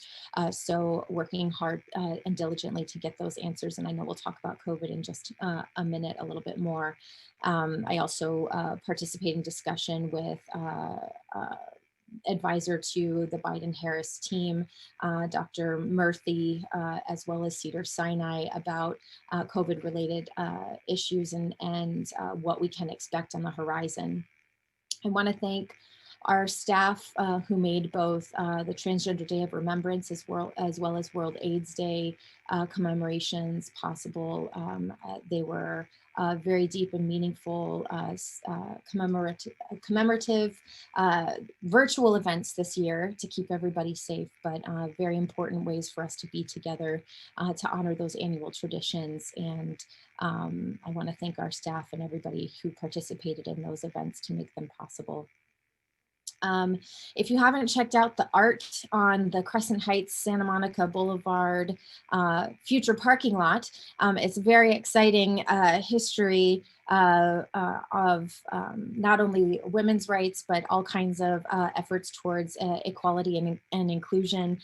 So if you haven't checked it out, please do so. I know that is the result of Councilmember Meister's policy to have art on construction. And so it's very exciting and informative. So best of both worlds. I don't think, I'm going to wait on item 5I. I thought that item might be added to our consent agenda, but it hasn't been yet. I too want to echo my colleagues' sentiments to Ms. Bergman. No parent should ever have to witness losing their child, especially in the tragic and incredibly heartbreaking way that your son passed. You are thought about and cared for and loved by this council. Your son's memory will be held in our community. I'm so sorry for the pain and suffering that you have experienced as a result of his passing. And we just hope and I pray that, you will feel peace and healing in the days and weeks ahead. I know it's a very difficult time and that loss will probably be felt more profoundly, but I appreciate you calling in to engage with us and remind us to rededicate ourselves to the important work that is life-saving in this community. I will now turn it over to our city manager for his comments. Thank you, Mayor, members of the City Council. I will be very brief. Once again, on behalf of the organization, welcome Councilmember Erikson and Councilmember Shyne. We look forward to working with you, and we know you're going to be wonderful leaders for our community and for City Hall, so welcome aboard. Just a brief report from Communications. WeHo Sound's virtual concert series will begin. They'll be streaming on Friday nights at 6 p.m. They begin on December 18th and end at the end of February. You can find it at our website, weho.org/WehoSounds. You can find more information there. Facilities will be doing work over the next couple of weeks, sidewalk repair along Santa Monica Boulevard and on Sunset and Melrose. So don't be surprised to see our crews out there doing work, patching up our sidewalks. Lastly, the question Councilmember D'Amico had regarding the electric chargers. We're bringing back a report or an update on our Smart City Strategic Plan at the next meeting. We'll add an update on that particular issue there, and we can have a little bit more dialogue on that. Lastly, we do have a lot of information to share regarding the revised health orders, and we'll just save that for the next items. So that concludes my report. Thank you. Thank you very much. Mike, did you want to say anything? I saw that you were on earlier tonight. I don't know if you're still on. Maybe not. Okay. Mike had to leave to another meeting. Okay. Mike had 3 meetings tonight. Yes, I've been hearing about some things happening in other cities. Very good. Madam City Clerk, can you please provide us with the fiscal impact on our consent agenda tonight? Yes, tonight's fiscal impact with the addition of items 5A, 5C, and 5D, and the removal of item 2N is $530,781 in expenditures, $10,000 in potential revenue, and $0 in waived fees. So moved. Second. The motion and a second. Madam City Clerk, roll call vote, please. Councilmember D'Amico, Yes. Councilmember Erikson, Yes. Councilmember Meister, Yes. Councilmember Shyne, Yes. Mayor Horvath. Aye. The motion passes. Thank you. Now we are taking items 4B and 5F out of order ahead of our public hearings. Is there a staff presentation on this item, or can we just get into? I think we can dive into it. What I'd like to do is just kind of set the table a little bit for the 2 items. Please And do. then we're going to have 2 leads. Corey will orchestrate the team for 4B, and then Janet Jimenez will orchestrate the team for item 5F. Just a little bit of background, a little bit of context. When the first stay-at-home orders occurred, we immediately created 2 response teams. One was everything fell under the health orders and keeping people safe. But we also put together working groups to make sure that we were providing as much support as we could to our residents in terms of financial support, transportation, and food services. We also set up a number of standing meetings with the business community, the chamber, our hotels, our restaurants and bars, and all this dialogue continues. We have a number of weekly meetings with the business community that have occurred till today. A little bit of context too, we had a speaker earlier talking about LA and LA providing direct support to some of the currently unemployed restaurant business residents within LA. In the US, there are roughly 20,000 cities. When the first stimulus package came out, 36 cities received funding from the federal government. That left everybody else out. We did receive some indirect funding that trickled down from the state. The county received some money, but compared to the amount of resources that we pledged both to residential support, rent support, and also to the business community in terms of the infrastructures that we've been putting in place, we have not been reimbursed anything comparable to the dollars that we put out. One of the things that was said earlier, and I think it was from the mayor, is we're really pushing at the federal level for relief packages to come out. At some point, they need to provide support to cities. States can't print money, counties can't print money, we can't print money, the federal government can print money. They do it all the time, whether it's for $1.5 trillion in tax benefits and cuts for people or for whatever other purposes they want. So we're going to need to get support. In the United States, we have close to 15,000 cities that have populations under 5,000 people. You're going to see cities go bankrupt. And West Hollywood, we're in a fairly good position in that we have strong reserves. We have a resilient economy that will bounce back. But, I don't know if we can manage another, 9 months before our economy starts getting back on track without any federal support. So these are some of the things that are top of mind for us. So at this time, I'd like to introduce Corey Plank. She's going to introduce her team that is going to talk about some of the spending plans that we've been providing in terms of resources to our community. And then we could take questions after 4B if the council likes, or we can just go straight to 5F and talk about some of the business development side. So why don't we just have Corey get through 4B, and then we could take a pause if the council has questions. Corey, take it away. Great. Thank you so much, Paul. Good evening, Mayor and council members. I'm Corey Plank. I'm the Acting Director for the Human Services and Rent Stabilization Department. We're here tonight, David Juni, Manager of Social Services, and Peter Noonan, Manager of Rent Stabilization and Housing. We'll present briefly on this item on the utilization of emergency funds to provide expanded human services to address the health and fiscal impacts of COVID-19. And we'll also provide you with a really brief overview of the results from the survey we recently conducted of renters and landlords regarding COVID impacts, and kind of a forecast on what our renters and landlords are experiencing. And with that, I will turn it over to David to begin. Good evening, Mayor Horvath and Council. I'm David Juni, the City of West Hollywood Social Services Manager. I'm going to start the report by giving just a brief overview of the provision of emergency services in response to COVID-19 since the declaration of the emergency on March 16th, and in so doing, acknowledge the great work of our contracted service providers. So these services, the following services were delivered between March 16th and November 25th. MV Transit, who normally provides our City Line, Dial-A-Ride, and TLC service, has made over 4,200 deliveries of home-delivered meals from Project Angel Food and JFS Nutrition, which translates into delivering over 50,000 meals. Project Angel Food has brought on an additional 165 community members to receive emergency home-delivered meals. To date, they have provided 27,153 of those meals.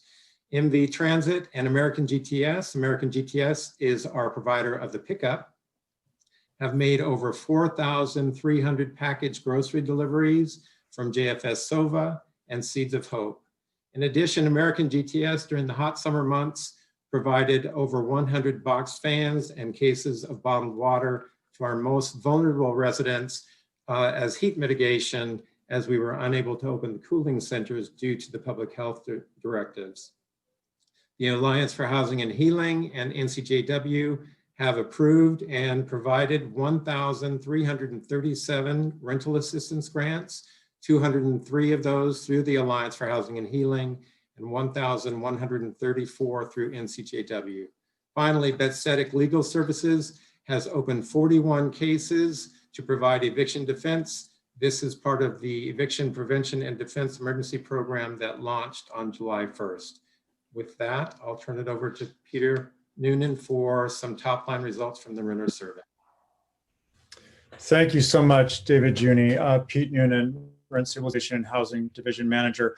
In October, the city conducted a rental assistance survey and we reached out to resident renters and landlords. City conducted and ran this survey through Fairbank, Maitland, Mullen, Metz and Associates, FM3. And we do have Richard Bernard, who led that survey with us and available if the council has questions. The purpose of the survey was to estimate renters' ability to pay rent and to evaluate the past and ongoing assistance needed in our renters and landlords. Now, findings for both the renter survey and the landlord survey are provided with the staff report as attachments A and B, respectively. Some of the highline outcomes of the surveys are that of respondents, about 40% of renter households told us that they had met the definition for the eviction moratorium in that they had been either laid off, or had lost hours from COVID-19 and or had lost work due to a stay-at-home recommendation for during the pandemic. Now, since April, additionally, renter households told us 2/3 of respondents told us that they had been unable to pay their full rent for 3 or more months, while around 9% of renter households told us that they were unable to pay any of the rent from April due to the pandemic. 2 in 10 renters asked or had applied for assistance, and 50% had asked friends or family members, while a cumulative total of 20% had asked the City of West Hollywood of one of our partner agencies, indicating that our rental assistance is providing a real value and resource in the community. Now, 50% of renter households asked did receive assistance. Of the households receiving assistance, 33% reported that they are still receiving assistance. We also did reach out to landlords, and the landlords that we spoke with, 54% of those landlords owned only one building. 71% of the buildings were 10 or fewer units, and 70% of the ownership in these buildings were either by an individual or they were family owned. Landlord respondents indicated that about 20% had received a rent payment on behalf of one of their tenants from someone else, indicating that rental assistance is not only benefiting renters, but it's also benefiting landlords. Landlords at 24% had in fact let us know that they had to borrow money to pay bills during this time period. And on a bright side that we thought, 22% had reported that they had negotiated lowered rents, forgiven rents for their tenants, and 11% reported that they had set up repayment plans. And the outcome of our surveys we feel, indicate that there is still a present need for rental assistance and support in the community. Back to you, David Juni. So one of the recommendations for this item is we're proposing to restructure the current rental assistance program. So I've got a very brief, like 5-slide PowerPoint just to walk you through our proposal. So I'm going to share my screen and hopefully find in all of that. There it is. Okay. Everyone can see it? So this is the West Hollywood Emergency Rental Assistance Program proposal for the restructure.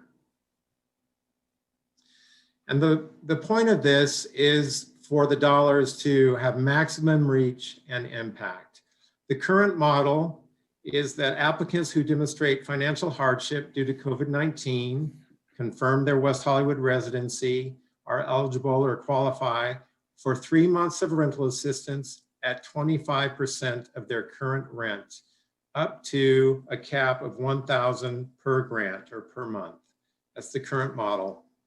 What we are proposing, staff is proposing, is that all applicants, once again, who demonstrate financial hardship due to COVID-19, confirm their residency, will qualify for up to 4 months. So we're adding another assist of rental assistance, also at 25% of their current rents. But in addition to that, there's potential pay increases or increases in assistance with consideration for the following: for dependents and for household income. The assistance would also be capped, or would be capped, at 1 month rent. So for dependents, if you verify that you have one dependent, the increase would be an additional $500 added onto that base of 25%. If you have a second, third, or fourth dependent, another $200, and any dependents over that, $100. So if you have over five or more, you would receive an additional $800 towards your assistance. The next increase is based on the area median income, which in West Hollywood for an individual is $69,249. Applicants will be asked to provide evidence of household income in order to qualify for this supplemental payment. If you fall between the $69,249 and the $49,250, it would mean an increase of your assistance by $150. If you're below the 49,250, it'd be an increase of 300. So this is just some scenarios. I won't go through them all, but just to show you how it kind of plays out. Currently, it's 25% of your rent. So with that well, let's go to the second scenario on Harper. If your rent is $800, the base pay is 25%, $200. If this scenario, the person meets the first eligibility for income, they're going to receive an additional $150. So with our current model, they'd receive $200. With the new rental assistance, $350. The next scenario on Croft, their base rent is $3,500. 25% of that is $875. They also meet the first level of income assistance, so they receive an additional $150.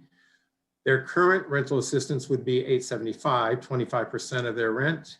With this, they would receive $1,025. I'll just go over one more, the one with dependents on Palm. Rent amount, $2,200 a month. Their base pay, 25% of that would be $550.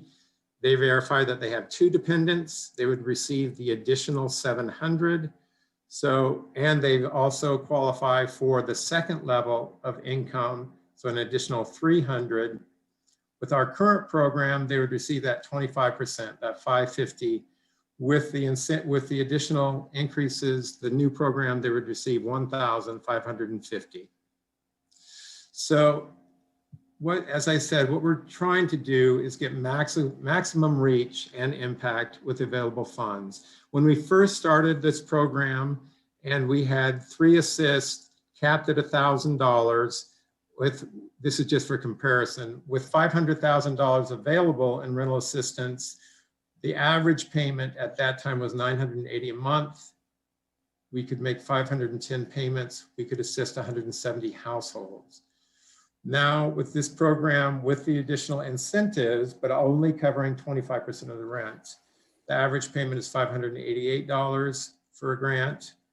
We can make 850 payments for that 500,000 and reach 283 households, an increase of 67%.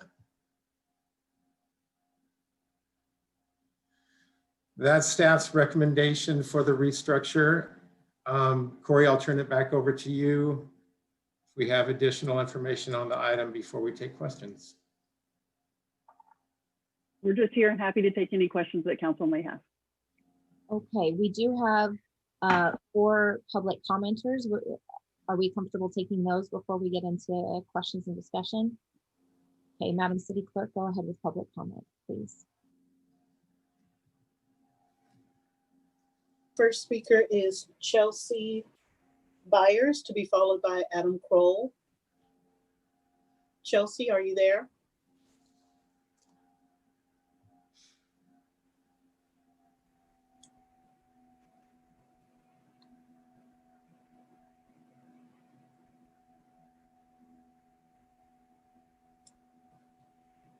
Okay, while we're waiting for Chelsea, Adam, are you there?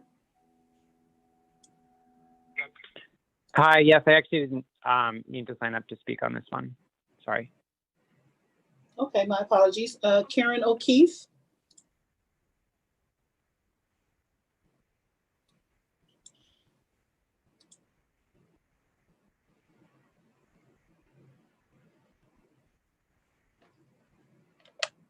This item is, hi, Karen, you signed up to speak on item 5F, and I believe you did as well, Mr. Kroll. We're hearing public comment for both items 4B and 5F at this time. So we'll hear I from, signed up. Okay, you may begin. You have 2 minutes. Okay, great. I am commenting on 4B. I'm Karen O'Keefe from West Hollywood, and I applaud the city for everything that it's done to provide assistance with food, rent, and other human services to reduce suffering at this really difficult time. And I urge it to do even more, including, of course, approving the increased funding and expanding the number of months that a person can get rental relief to 4 months. Even before COVID, we were facing a homelessness and affordability crisis, and it's appalling to think of how many more people might end up on the streets. It sounds like the revised proposal is tied to the statewide eviction moratorium that requires individuals to pay 25% of their rent to avoid eviction, and that, of course, is set to end at the end of January.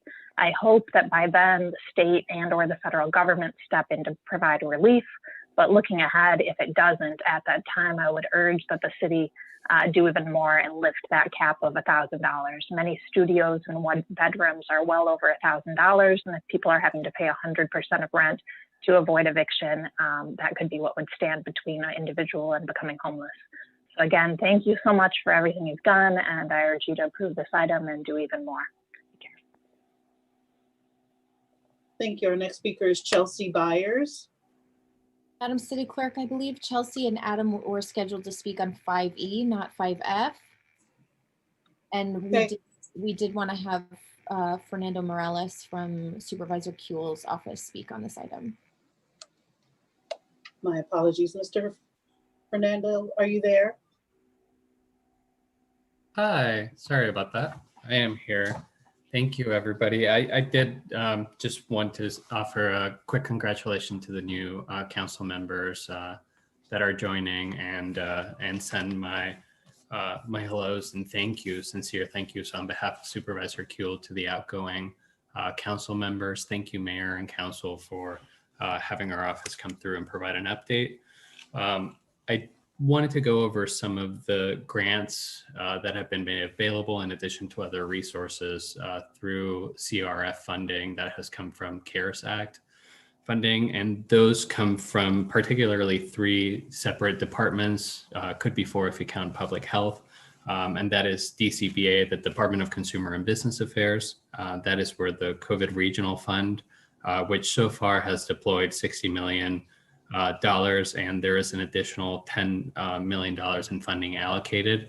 I imagine I can provide an update within the next couple of weeks and when the additional funding will be deployed on the different rounds. I also wanted to mention LACDA, which has provided grants with specific focuses on business sectors that were high risk or affected by closures. And that was an additional $15 million. Some of the specific sectors that received funding through those grants were nail salons, family entertainment, restaurants as well, given that some of the funding was reallocated if it was unspent or unapplied for. Then there's WEDEX, which is Workforce Development, Aging, and Community Services. That department has provided employer assistance grants. Currently, $46 million have been deployed with additional services through our AJCCs, such as rapid reemployment and layoff aversion, in addition to PPE Unite services, which connect businesses with PPE, much needed PPE. That I do have here that so far in West Hollywood, over 40 businesses, or roughly 40 businesses and 500 employees have received about 15,000 masks, 1,500 mask packs, 1,900 hand sanitizers, and 500 face shields. And then additionally, as I mentioned, DCBA in the past, DCBA also has the Disaster Help Center, which does provide mediation and other services to both businesses and also tenants. And the Disaster Help Center has continued to be available 5 days a week. And I can make sure to send the information as well. Although I believe that it is posted in a city website. In addition to that, the Treasurer Tax Collector has also provided tax fee waivers during this time, which are continued into this new year. That is a program that will continue. Some of the upcoming grants include the regional recovery grants, expecting additional grants in January, wish anywhere sooner. And there will be some additional loan products as well, given that with some of that funding, hopefully as we're crossing into a time when there will be a vaccination, the loans will actually be able to provide kind of a short-term relief for businesses. In addition to that, I also did want to highlight the resources available for workers and employees, including the child care grants for essential workers and qualifying West Hollywood residents, and rental relief assistance programs as well. I have been in conversations with LACDA to get the specific number of West Hollywood residents that have received rental assistance. And I do want to commend again Councilmember Erikson.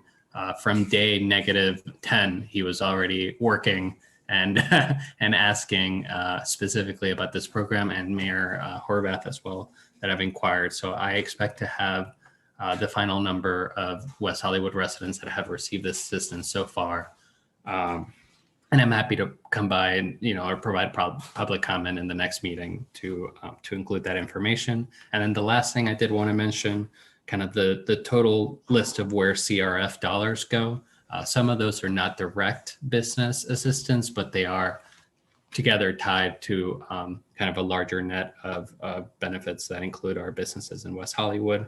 And that is contact tracing, medical sheltering, including PRK, DPH inspections, DPH surveillance, school reopening technical assistance, COVID-19 media campaigns, DV sheltering and services, computers for home visitation programs, nutrition and food insecurity programs, including Great Plates Delivered, and childcare for essential workers and qualifying families, library lending and Wi-Fi extension, homelessness outreach, and the rental relief program. And I'm happy to answer any questions that Mayor and Council have. Thank you. Thank you very much, Fernando. Madam City Clerk, are there any other speakers on these two items? There are no additional speakers, Mayor. Thank you. Okay, do any of my colleagues have questions for Fernando at this time? Councilmember Erikson. Thank you, Madam Mayor. Yes, thank you, Fernando, for calling in and talking about all of those items. Specifically, one thing that I've been hearing a lot about from both our business community and residents is rapid testing. I know that testing is still controlled through LA County Public Health because of the ways in which the rising numbers, but is there any consideration from the Board of Supervisors or from LA County Public Health that would expand rapid testing to small businesses to be able to test on site, or for people to be able to engage in more rapid testing to understand the ways in which we can try to identify where actually our hotspots and spreaders are occurring and from what businesses and lines that are occurring in that way? With the current resources, I really can't say that that seems like a current possibility. I think we, as it was mentioned by the city manager, I think that we are all together very much advocating and hoping that there will be resources federally that would allow to have a conversation about rapid testing. I can't say that it has been kind of on the top of the list, I think, in terms of public health at this time, but I do know that in terms of home testing for communities that have trouble accessing the current testing platform and locations, that has been something that has moved forward, and the pilot has now started for in-home testing, which is mail-in kits. Thank you. Councilmember D'Amico. Thanks, Mayor. A couple of questions for Fernando. The first is, why has Sheila not met with the business community about this crisis? Why has she herself not met with the business community? I mean, I don't want to speak for her on this specifically. I do know that, our office in representing the supervisor has been, as open as possible and open to any conversation. I think if it has not worked in the past, I can't speak to her scheduling, but I do know that our office and in representing her, we've been engaged with the business community and are open to any conversations. Okay, I guess I just want to make clear that the business community has not met with Sheila Kuehl directly. And there are many people in the business community who are not happy about that. If you could deliver that message from the West Hollywood business community to the supervisor herself, that would be appreciated. I guess the next question I have is, there's no discussion that I ever hear from the county about the distribution of the vaccine and what's going to happen on day 22 if day 1 is now. And I'm just, everything I see coming out of supervisor's office and the county generally is about what happened last week and how we're going to catch up to last week. And I think we need a map showing where there will be vaccine centers, how it's going to be pushed out, who's going to be in charge of it from the county, how the city of West Hollywood can trust that the county has at least started to think about getting their hands wrapped around this. I think the time is now for us to start living with this problem and this virus and not running from it. And all I see from the county is that we're just trying to dodge and weave and stay home. And we have to be in the world. And so again, I hope that the county will allow our city to open vaccine centers, it will allow our small businesses, our doctor's offices and our clinics to open vaccine centers, because there will be unbelievable demand once it's available. And for now, all I've heard is stay home and we got you, but I don't feel like you have us at all. So I did want to say at this point now, more than 4 months ago, there was a motion to basically explore and create all strategies for vaccine distribution. There was a motion at the Board of Supervisors, and I believe that it was last week that the task force did meet. And I do have some additional information that I'm happy to share with council and city staff as well. But it's very much an ongoing conversation in the Department of Health Services and with public health in mind. And it would be great to have the city involved in that conversation as well. Thanks. And it would be great for us to put that information out now before there's a vaccine, so that people can be ready for it and prepared. I know you're under a lot of pressure. I know this is a complicated time and there are lots of plates in the air, but people are looking for leadership from Sheila and others, and we're not seeing it. So these are my comments, obviously, and if she wishes, she can call me, we can talk about it. But I'm just very concerned that, I lived through the AIDS epidemic. We know what lack of leadership from the county looks like, and it looks a lot like this. So we need you to step forward and tell us exactly how you plan to solve this problem for 10 million residents in the county and 37,000 residents in our city. And finally, I just have a quick question for David Juni, which is about, if I understand, the grants have been going directly to landlords. So if now, I'm so sorry to interrupt you, but we Yeah. still have we still have presentation from Janet as well as from Genevieve and Nick on the business items. So we're not going to go to staff just yet. Oh, all right, thanks. Yeah, cool. Thank you. Sorry about that confusion. I want to stick with Fernando first. So You got it. Councilmember Shyne. Yes, thank you, Mayor Horvath. Fernando, thank you so much for your comments, and appreciate you being here on behalf of the County Supervisor's Office. Indeed, I want to thank the prior council member comments and questions, very important questions on this too. And I want to first ask you regarding the funding. I'm aware that there is a funding for businesses available right now, grants of up to $30,000, and it's for businesses that have 25 or fewer employees and have not gotten a CARES grant, and a few other items. Here in West Hollywood, we do have many longtime businesses and restaurants specifically that we would consider small businesses, but they have more than 25 employees. For example, a Beloved Business Kitchen 24 and some others. So I'm really concerned about them. I'm concerned about these businesses having to go out of business because of the ban on outdoor dining. And you mentioned there might be some added funding coming up. Is that funding, you mentioned a lot of different funding.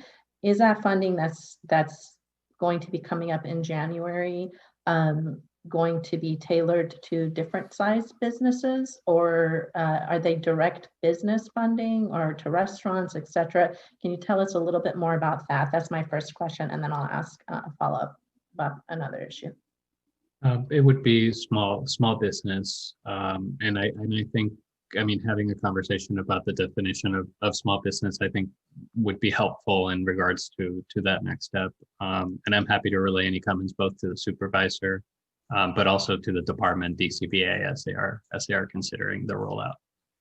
Great, and I think again, as Councilmember D'Amico said, in order to have that proper conversation, at least with the unique needs of the city of West Hollywood, I would urge Supervisor Kuehl to have a meeting with the business community and here in West Hollywood as well. Another item that the business community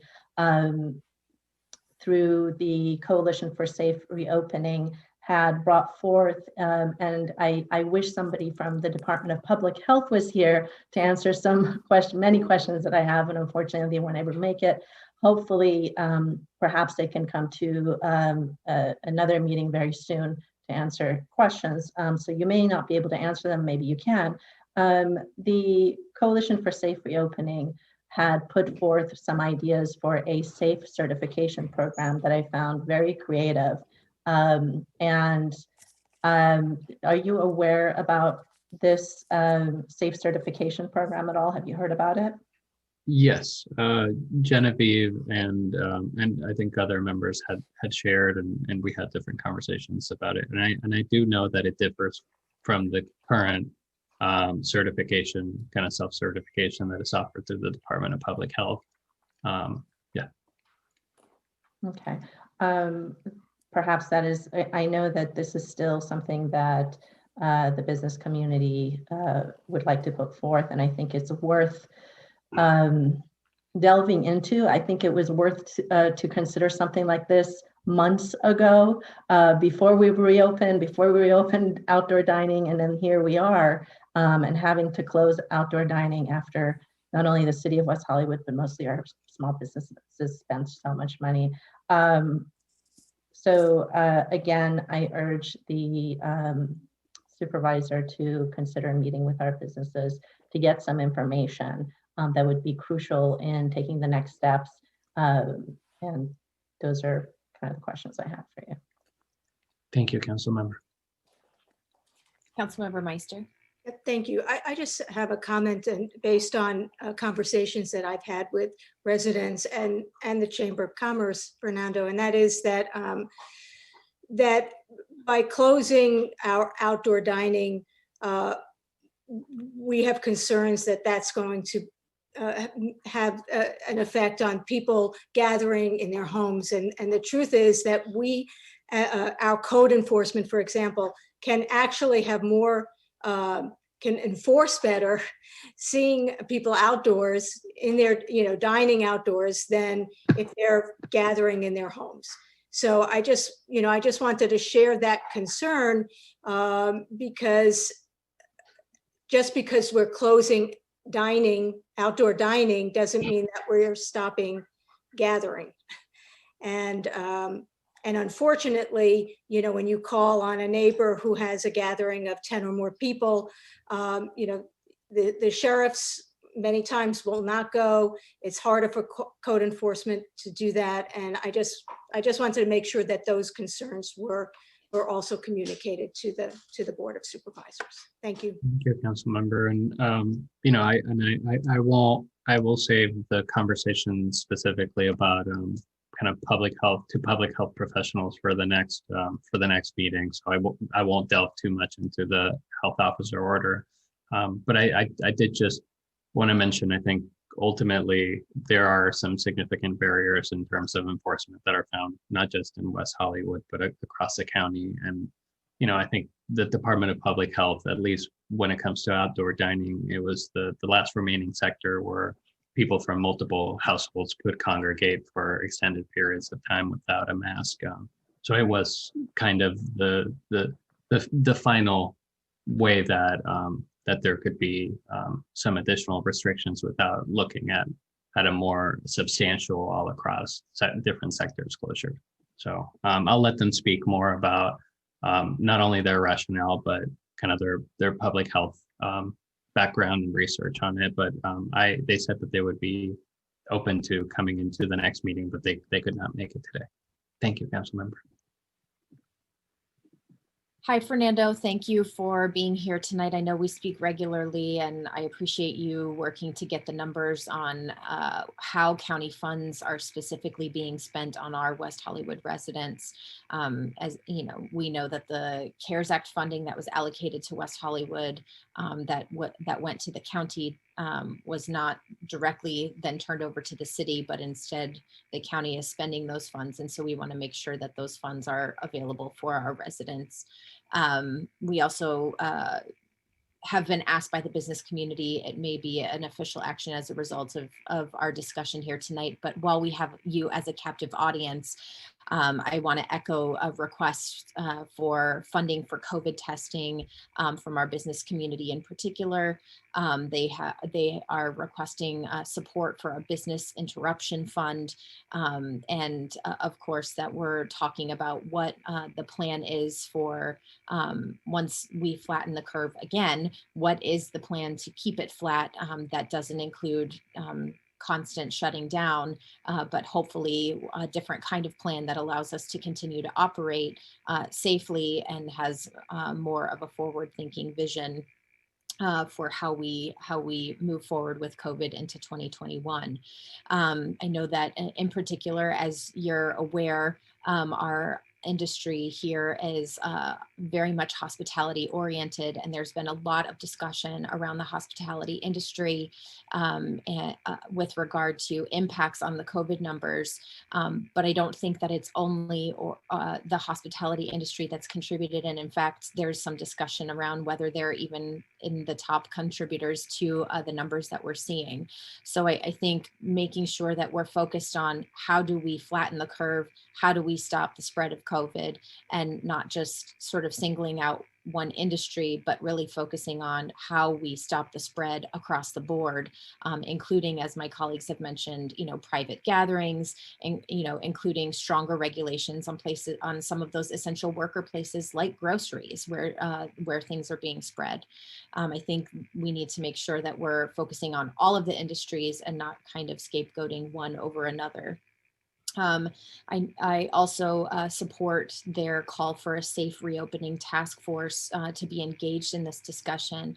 I think having people who are impacted by the decisions and at the decision-making table is essential. And while I understand we're dealing with unprecedented numbers and unprecedented times across the board, also having people at the table who understand what the impacts are going to be from a different perspective is really essential. And I think making sure that they're engaged in the conversation along the way, not just figuring out how to deal with decisions after they're made, is really important. And I think that's what we can be doing better as government to make sure that we're serving our community well. I know you guys have a lot of things that are thrown at you on a daily basis from all different directions. So in many ways, I don't envy your position, but in other ways, we're in it and we're being asked to speak to decisions that we're not making with data that we don't have.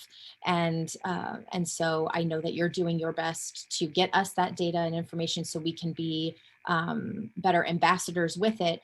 But, it's very frustrating to not be able to speak definitively to decisions that we're trying our best to enforce to keep people safe while not having all of the information that you do at the county level. And so we'll probably be putting that in some form of a letter to you, but like I said, since we have you as a captive audience tonight, I wanted to make sure that that we said that so you kind of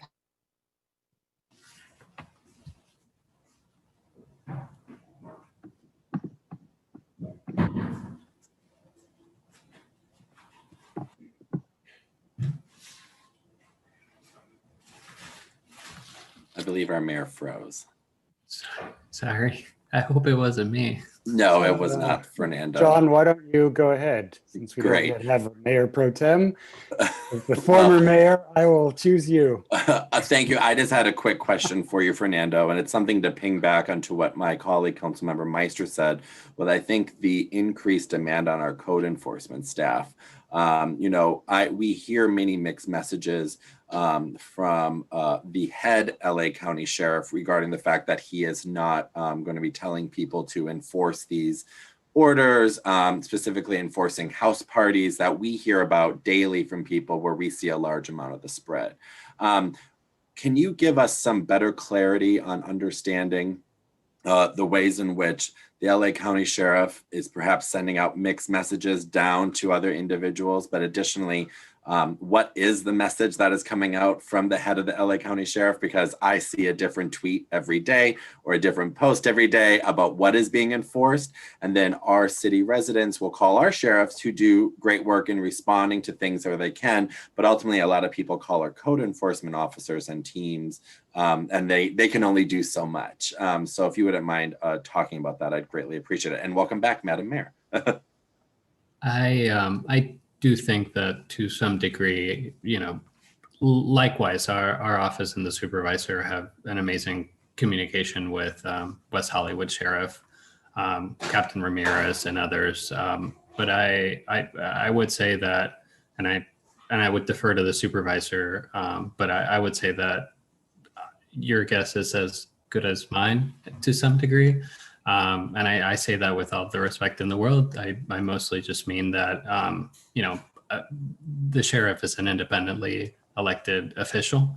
And I think that it has been clear that, there have been some moments in different policy spheres where there has not only been agreement, but direct conflict there. So I can't really speak to the sheriff. I can speak to the great work of the sheriff in West Hollywood and in other communities directly with the staff that we work, but I can't provide an answer to that. Sorry, Fernando. I thought being at City Hall, I'd have a great internet connection. What better place could I be? But here we are. So I apologize for dropping off. I assume you got the gist of it. And like I said, we'll be likely be putting it in a letter to your office, but there's a preview for some of our comments to come and ways that we want to be able to work with your office in the future. Thank you for making yourself available tonight. Thank you, Mayor. And I did want to mention our office, and on behalf of the supervisor, we speak with business leaders and with workers and constituents from all across the county, and we try to offer direct services. I think the pain and the helplessness and just the situation that COVID has created, it's not lost. And I do want to say that on behalf of the supervisor and all of our office, we are there with the constituents in West Hollywood, with the business leaders, with the workers in West Hollywood, and we feel their pain. We really do. Thank you. I know that we also have on the line with us Genevieve and Nick Remedio. Are they providing the report, or do we need to hear from Janet first on our business community? Janet will orchestrate that conversation. So they'll be part of that conversation. Thanks. Thanks.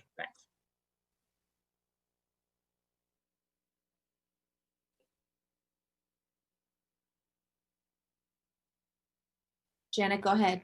Okay, sorry, I thought you froze.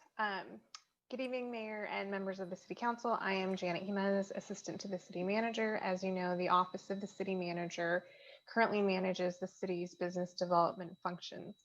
Tonight, I'm accompanied by our Director of Public Safety, Kristen Cook, Tara Warden, our Business Development Analyst, and Paulo Kesperdet, our Management Specialist. As Paul indicated, we do have special guests tonight from the Chamber of Commerce. We have Genevieve Morel, who is the President and CEO of the West Hollywood Chamber of Commerce. And I believe we have Nick Remedio, who is the chair of the Chamber's board. And we also had Fernando from Supervisor Kuehl's office, who you heard from and will be available for additional questions if need be. The item before you is to receive an update on the city's efforts to date to assist the city's business community and discuss the most recent health orders.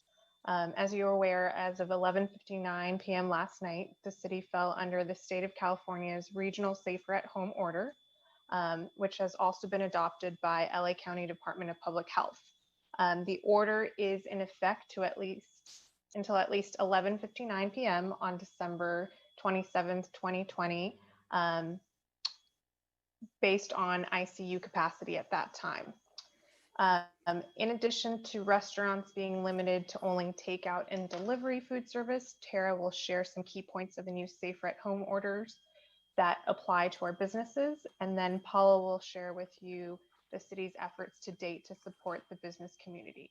And then we'll turn it over to Genevieve and Nick, but we'll be available for questions before we turn it over to our guest or at the end of the presentation as you see fit, Mayor. Thank you. Tara? Hi, good evening. I'm going to quickly run through some of the recent closures that were put into effect as of yesterday and will be in effect, as Janet mentioned, for the next 3 weeks until the 27th of December. So this includes, we're kind of rolling back some things, or we aren't, but the county is, and we are obliging. Closure of breweries, wineries, all indoor and outdoor playgrounds, personal care services. This is including hair salons and barber shops. Outdoor dining for on-site consumption. Our restaurants are still open for takeout and delivery. We highly encourage our local community to support our restaurants right now. Lower risk retail businesses, essential office-based businesses and indoor malls have all been limited to a 20% indoor maximum capacity. Gyms and fitness facilities are limited to 50% maximum capacity. And skipping through some of these, the hotels and motels and short-term rentals cannot accept or honor any out-of-state reservations for non-essential travel.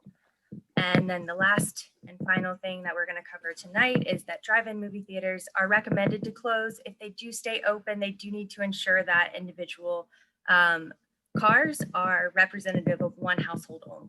So the real consistency through the new health officer orders are face masks are required once you leave your house and you are out in the public in any fashion or form.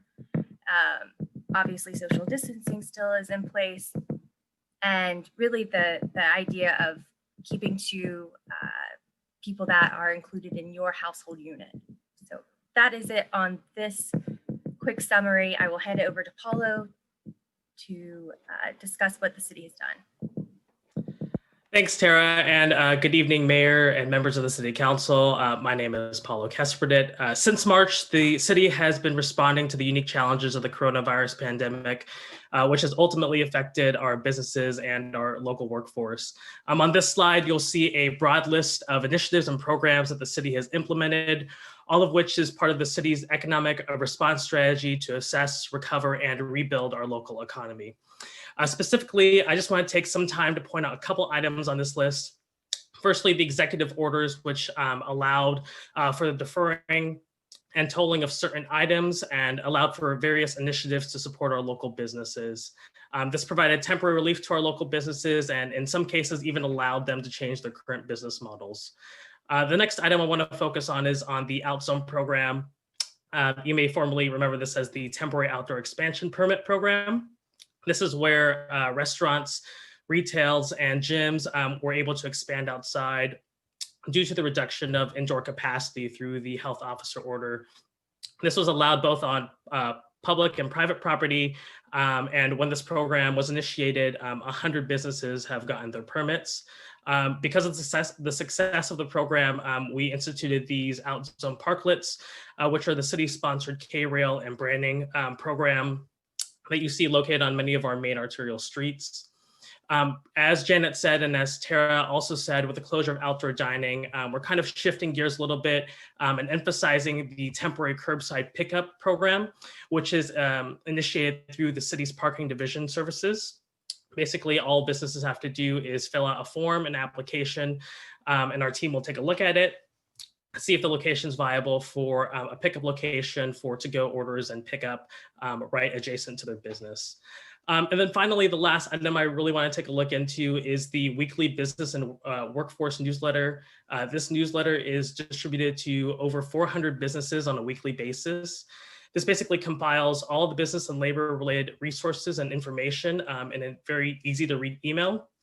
As Fernando pointed out, talking about PPE Unite, those are the types of information that we market to our business community on a weekly basis. And then finally, just a pitch in regards to our city's website and the information that we have on there.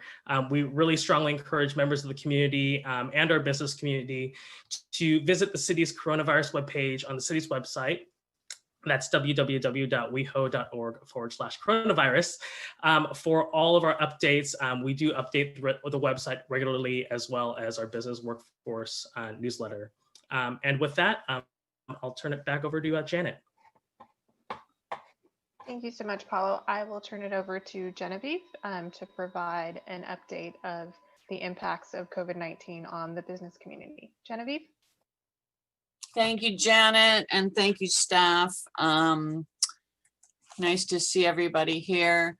I have to say that regardless of the amazing work that our city staff has done, I just want to kind of give you a recap of what really has been helpful to the business community and what has, while a great ancillary program or supportive in any way, such as COVID testing, it really hasn't helped the business's survival. Commercial moratorium, while it's great, it hasn't given rent forgiveness. So therefore, it's not something that has really, it's helped the businesses stay in their place. But in the long run, it hasn't really motivated the mediation services that you funded, because therefore the landlords, it's very hard to get them to the table. So the third-party cap on the apps for Postmates and DoorDash and Uber Eats and all of those, they found a loophole. So according to our businesses, they're still getting charged 30% of service charges regardless of a cap. So, you know, I just want to say that the out zones that the city has heavily invested in and really gone above and beyond to help support have been really the only lifeblood, the lifeline that the businesses have been able to have. That's the lifeline, the out zones for the hospitality industry. And so while we appreciate all of the other amenities, they aren't something that will help the business's survival. And that's really the bottom line at this point. With all due respect to Fernando, who I admire and adore and who's come to multiple meetings, and every time I send a letter or an email or a phone call to Sheila Kuehl, it's Fernando who comes back to respond to me, not Supervisor Kuehl. And Supervisor Kuehl has really abandoned the business community, and Fernando, I just really, I again, have supported Sheila Kuehl all these years, but she has not come forward in all of the months since April to really support and meet with her business community. In fact, Beverly Hills Chamber reached out to say, look, we'll pull together every district that Sheila Kuehl represents. So she only has to meet once, she only has to meet for 30 minutes, and still we couldn't get a meeting. So we're really disappointed in that. And since April, the business community, West Hollywood leading the charge, has really asked for really simple things. We started with a 5-point plan to the federal government, asking for them to look at long-term solutions as well as funding for the business community. When Governor Newsom shut us down in July, and actually don't forget that we were opened in May 30th, we were then shut down less than 3 days later because of protests and curfews. We weren't allowed to open until 2 weeks later. We then were open mid-June and then shut down again in July 1st. So this has been sort of a whack-a-mole type of operations when we have pled with our government agencies since April to provide long-term solutions to help the business community survive. We've actually written plans for certification program, and while Fernando says they're not the same, that's right. They actually go further in public safety than what the county certification program provides. So what we were asking the federal government to do, the state government and the county government to do, is to endorse certification programs that do 5 things. They provide employee training for COVID safe operations, PPE that's implemented within the businesses, take the county protocols that are within those business sectors and apply them to the business operations, as well as spacing, circulation and ventilation programs, et cetera, for indoor operations, which haven't even come to fruition at all. So we've been asking for this since April. And in 8 months, our government has found no other methodology except for open and closing business sectors as a way to manage the COVID virus. Now, we've also come to question the data. We've asked multiple times for the scientific data that backs up and supports some of their actions, and we aren't getting that. Now, if the spikes were coming from businesses that were doing outdoor operations, we would have multiple employees that were sick within our businesses, and we're not. It is required by law for us to report if we have three employees or more that are sick within a business, and we're not getting that. And so, you know, we're actually here to talk about the county and the state's lack of recognition of what the business community needs. The city has been amazing and has done everything they can, but they are under the mandate of the county, and the state county is under the mandate of the state. When we went to so since April, we've met with the governor's staff, we've met with the county staff, we've met with Fernando repeatedly in multiple meetings on behalf of the Board of Supervisors. Now, other supervisors have met with their districts, but our supervisor has not been able to give us that courtesy. You know, we have asked for businesses to be at the table, to create task force that create these long-term solutions for being able to open our economy and remain open for those businesses that have invested in protocols and the health measures that are required. They continually repeat to invest in this, and then the county or the state moves the goalpost. As a perfect example of this is the plexiglass. Many of our businesses spent $50,000 to $70,000 installing these measures prior to closing indoor dining, possibly on their indoor areas, but also expanding their outdoor areas and investing into these, only for the county to then come forward and say, oh, these barriers do not provide the 6-foot clearance that you need. And so sort of changing the requirement of what that is.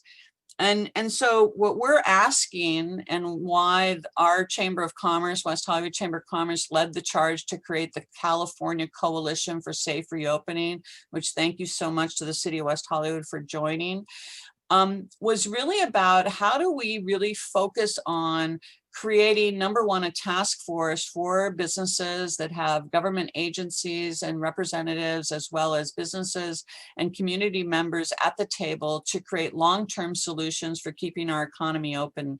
Because our economy is becoming a public health issue, as we all know, with homelessness and vagrancy, depression and suicide and mental health issues and violence within the home, and a lot of different things that we're trying to combat right now to keep our economy open. We had 700,000 hospitality workers laid off right before the Thanksgiving holiday, with no data supporting that outdoor dining was the cause of the spikes in that.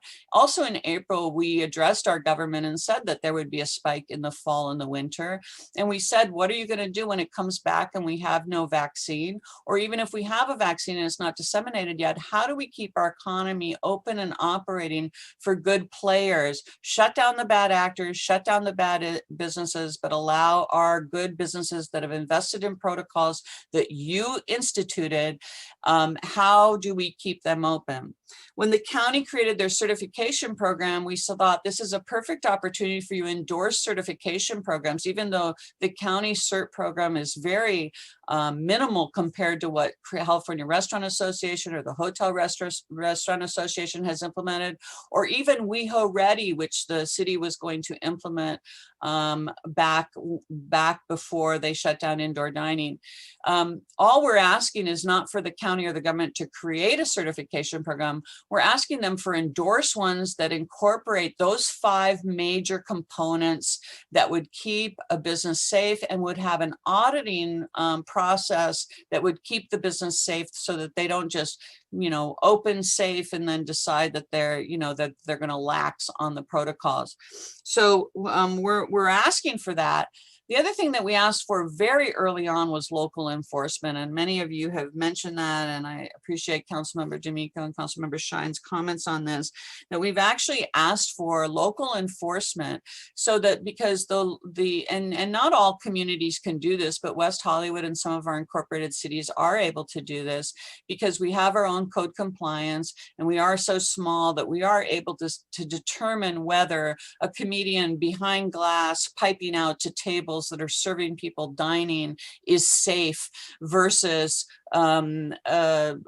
shutting them down because live performance is not allowed in a very broad brush sense. So what we're really asking for is some common sense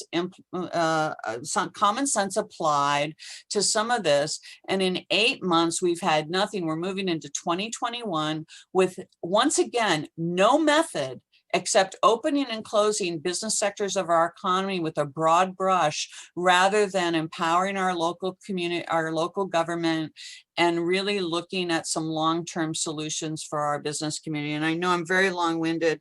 I want to give a chance for my chairman, Nick Remedio, who's been really a visionary behind a lot of the coalition and the 5-point plan, to speak. But we're really frustrated, and we need your help. And we're really trying to find and again, it's leading us to things like protest marching, because the business community has found no other recourse, because our government refuses to meet with us. They refuse to listen to long-term solutions, and we're without any recourse at this point. We don't know what else to do.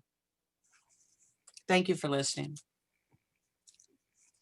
Thank you, Jen. We'll now hear from Nick Remedio, Chair of the West Hollywood Commerce Board.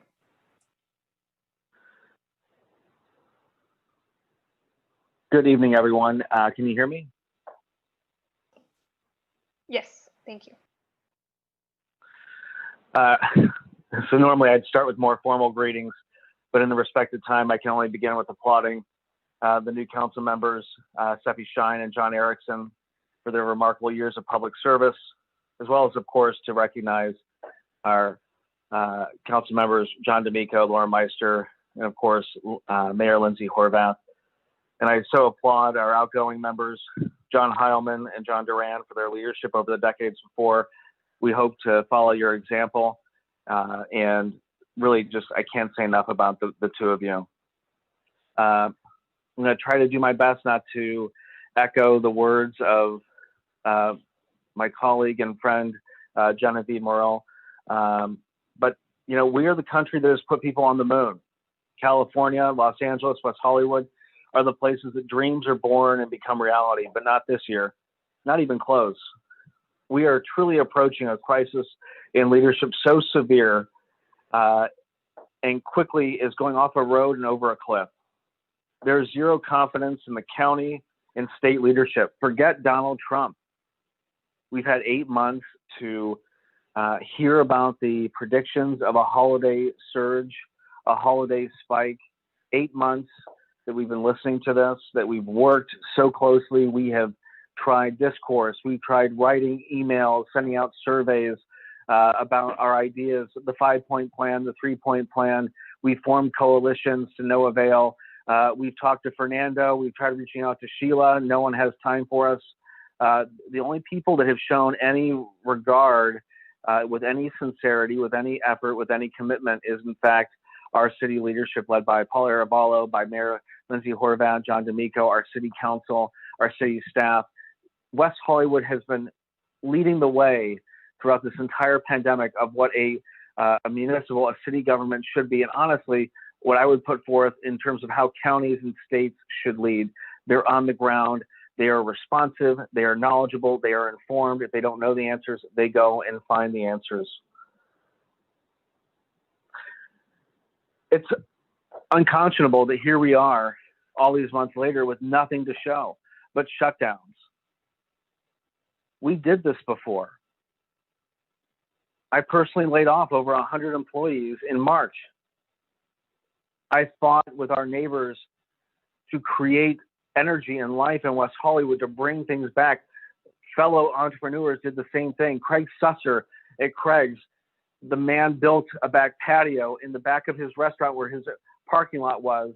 He just completed a front parking or dining zone where his valet was.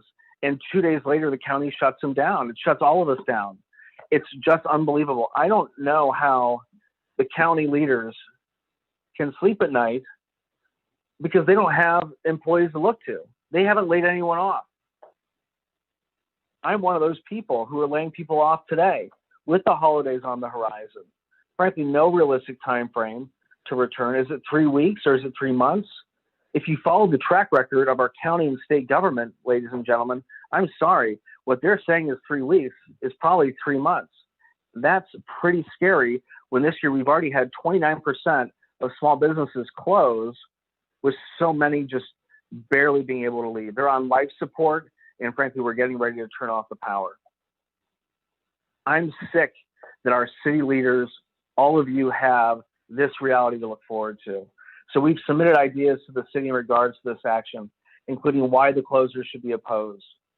We've talked about the lack of supporting science and statistics. We've talked about the money that has been wasted by our businesses and our city government alike when the standards change without input by the county and the state, without conferring with us, without bringing us to the table. So all of the money that was spent with the out zones, all the thoughtfulness that was put forward is then flushed down the toilet. The unconscionable decisions to lay people off, 700,000 hospitality workers just with the closures 2 weeks ago. God knows how many hundreds of thousands are falling in line with that, with the decisions that went into effect today. We don't have meaningful unemployment aid. I'm sorry, but what Governor Newsom sent out today was not enough. Tax deferrals, more loans, and some grants for hiring people. I mean, I could be wrong, but I think the only people hiring people right now are is Big Pharma, maybe the hospitals, and Amazon. There's no one hiring people. So I'm sorry, $1,000 per new employee up to $100,000 is not what I call meaningful aid right now when I'm laying off people who are going to go hungry or looking at their children about what they're going to do with the Christmas tree going into the holidays. We're asking for this council's support for a bold statement. I don't care if it's a letter or a proclamation, but we need to send a message. West Hollywood has always been at the forefront of both innovation, creativity, and heart. And now is the time where we have the opportunity to make such a statement. All of this being said, look, I want to be really clear. We're planning a march for this Saturday. We know that it's controversial, but without any responsiveness from our county and our state, we have to organize. We need to bring the national media here. There are no deniers in saying that this pandemic is deadly. We know that. We have been at the forefront in hospitality and in small business. Those of us who have never closed our doors, we've been at the forefront of that. We've taken on those risks. We know what it's like. And yet we continue to persevere. We believe in keeping our businesses open. We believe in pushing that forward. We believe in finding safe alternatives, such as rapid testing. We are terrified of the social justice issues that these closures are representing to our minorities and our economically impacted population that are making below 50,000 or less. What do you tell those people right now? Silence is coming from the county. Silence is coming from the state. It's going to take years to recover. Let's stop the insanity and demand a different path from our county and our state leaders. We can't afford a second year of subpar leadership any longer. 2020 demanded better and they failed. The year ahead will demand more and our constituents deserve better. So I'm going to close tonight with asking our city government to please make a bold statement, continue with the rich tradition that has been laid by leaders like Abby Land, John Heilman, John Duran, and so many council members since our current council now continues to hold that flag. And I'm so proud to invite Steffi Shyne and John Erikson to the table to continue leading at the forefront of doing what's right for our residents and our businesses alike. Thank you very much. Thank you. Thank you. So we're at 10 o'clock. We haven't taken a break yet. We need to get into deliberation, which I expect we might have a lot of questions and discussion. Does anyone need a break, or should we finish this item? Take a break? Okay, so let's come back at 10:05 and continue conversation on this item 4B and 5F. And I believe our staff will be available for any questions that we have. We don't have any more public comment on this item. Thank you.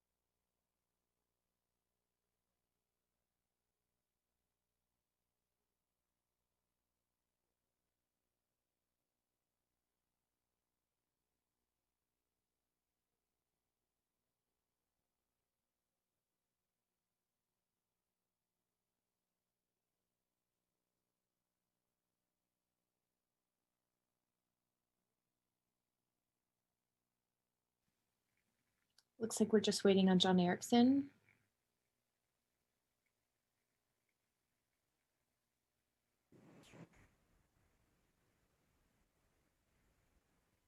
Yes, there he is. Okay, who would like to begin? Councilmember D'Amico, you had questions for David Juni. Thanks, Mayor. I did. I had one quick question. David, and thank you for sticking around for all this, all the staff, this long night ahead of us. The grants, as I understood them before, they went directly to landlords.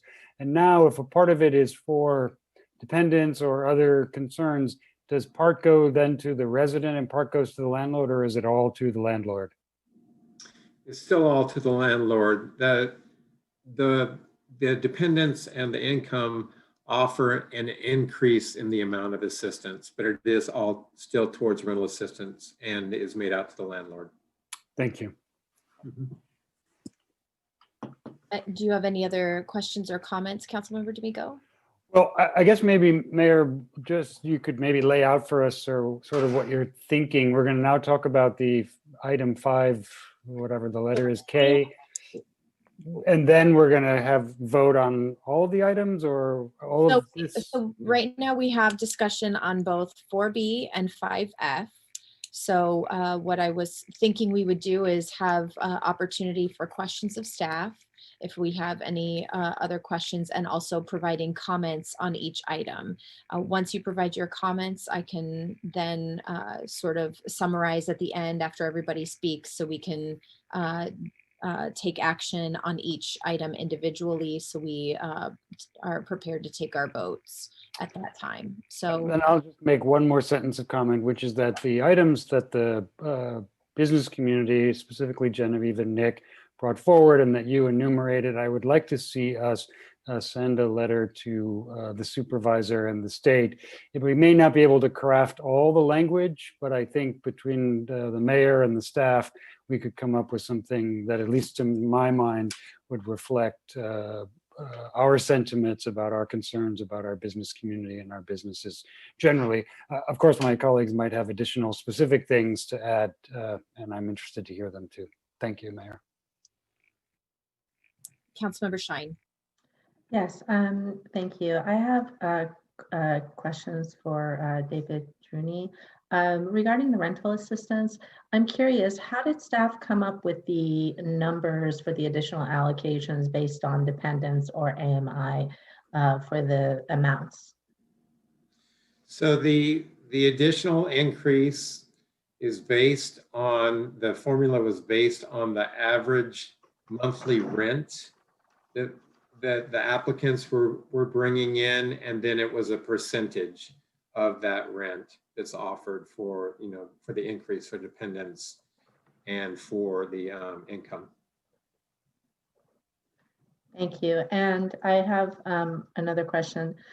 Before the pandemic, the residents were able to apply for one-time rental assistance of $1,000 per year. We extended that to 3. I understand that now staff is recommending 4. And since this year is ending, does this mean that people that have never applied, or I guess my question is actually people that maybe applied twice or 3 times and the new year comes up, do they start over from the beginning, or do they just have their let's say someone applied twice, do they have their 3rd and 4th month that they could get in the new year? How is that going to be determined? You're correct, your latter explanation. So we're looking at this, these assists as starting on March 16th with the safer at home order with the public health directives. So currently, there are 4 assists available. If you or an individual community member has already accessed 3, this will allow them 1 more additional assist. There's 4 total. Okay, thank you. Now, there's an item regarding the Coalition of Economic Survival in 4B as well, and I had some questions about that. And just so you can let me know, I've been on the impression that CES is already helping WeHo residents at tenant clinics. Can you tell me a little bit of history about that and how this is specifically different from that? I'll let Peter go ahead and respond. Thank you. Sure, and thank you for the question. Yes, you are correct. CES has for many years offered bi-weekly clinics at Plummer Park, and at those clinics they've provided counseling on a number of different items related to renting housing in West Hollywood. They have also offered services to people in Los Angeles at those clinics too, and they've counseled people relative to those programs in LA. So as we near an end to the state protections that were created under Assembly Bill 3088, and we now have a situation or an environment where tenants are going to be responsible for paying their full rent, we are coming out of 9+ months of rental deferment assistance. We see that there's a real value in having as many opportunities and as many consultants, assistants as possible, helping our tenants with their specific housing counseling needs. Now, in the past, staff has referred tenants to CES as a first step to help prevent or avoid a number of different actions and preventing a situation from escalating up to an eviction proceeding. The contract that we're envisioning for CES would expand on that, those services that they're already providing, that they had provided when we had a physical location for the tenant services. They will be doing this virtually until we can again have a physical location. But we see that this is a real value and an opportunity to explore a means of having CES be a official formal partner of the city to help staff in that housing counseling as a means of addressing what we expect is going to be an uptick in the amount of questions and calls that come into us about how their specific situation relates to AB 3088, to what their needs are around avoiding eviction. And we see the CES contract as being a connector between the counseling that staff provides through our information lines and the good eviction protection, eviction defense programs that the city has created with BetCedic that are in place now. So we see it as an intermediary step.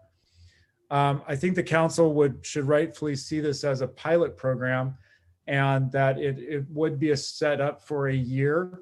At that point, we would reassess the need and the value of having CES as one of our partners. And if there was an additional need, we would have them go through an RFP process similar to what the social service contractors go through now. Okay. With regard to the tenant clinics that CES has provided at in West Hollywood, Plummer Park, when we were in normal times, was there any payment from the city to them is there a contract, anything like that in place, or was this a service they offered just to West Hollywood? I know that they weren't paying anything to rent the space there, but go ahead. Yes, they were not. We were not paying them. They were not under contract with the city at that time, and we were just providing space. So this contract would be different in that we would have metrics and an established an expectation for a certain level of services to be provided to West Hollywood residents, and we would be evaluating the contract and the worth and the value of the services that are provided by CES to residents. Yeah, and if I could just add to that, council member, we see this as, as Peter mentioned, as a bridge in this emergency period, and as we approach the end of the state protections. As David mentioned, we're just 2 months, well, in just 2 months past the end of our own eviction moratorium. Bet's expanded eviction defense and protection programs already had 40 cases, now 41. Yeah. And so this is partly an expectation and an anticipation of seeing increased calls for service, increased needs.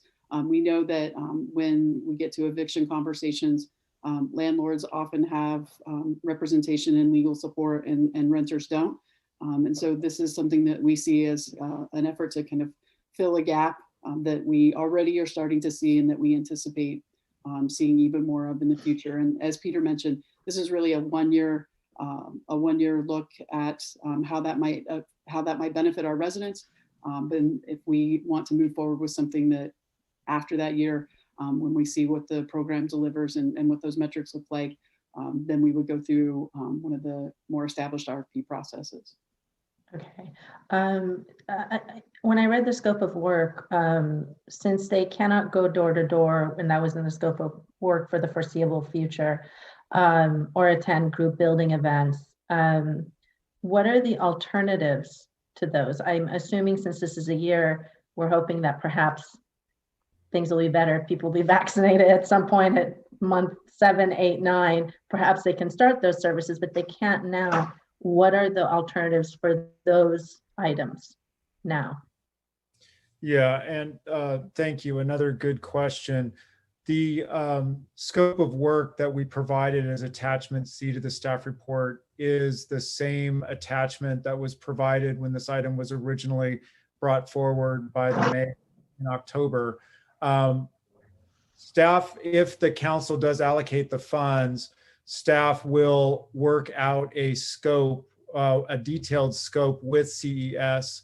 Right now, they would not be going door to door, and so their focus would be on creating workshops and assuring that we have workshops available weekly for our residents, and that we have that they're there and available so that staff can refer residents to someone at CES to provide that higher level detailed housing counseling that residents can receive from a third party advisor that the city can't always provide.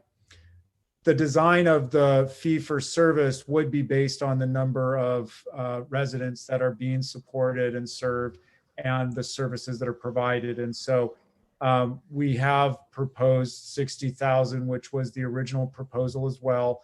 However, the scope of work may not spend that money out all at once or at the beginning, or it will be spent out as work is accomplished and provided to the residents. Okay, thank you so much. Great answers. I have one more question.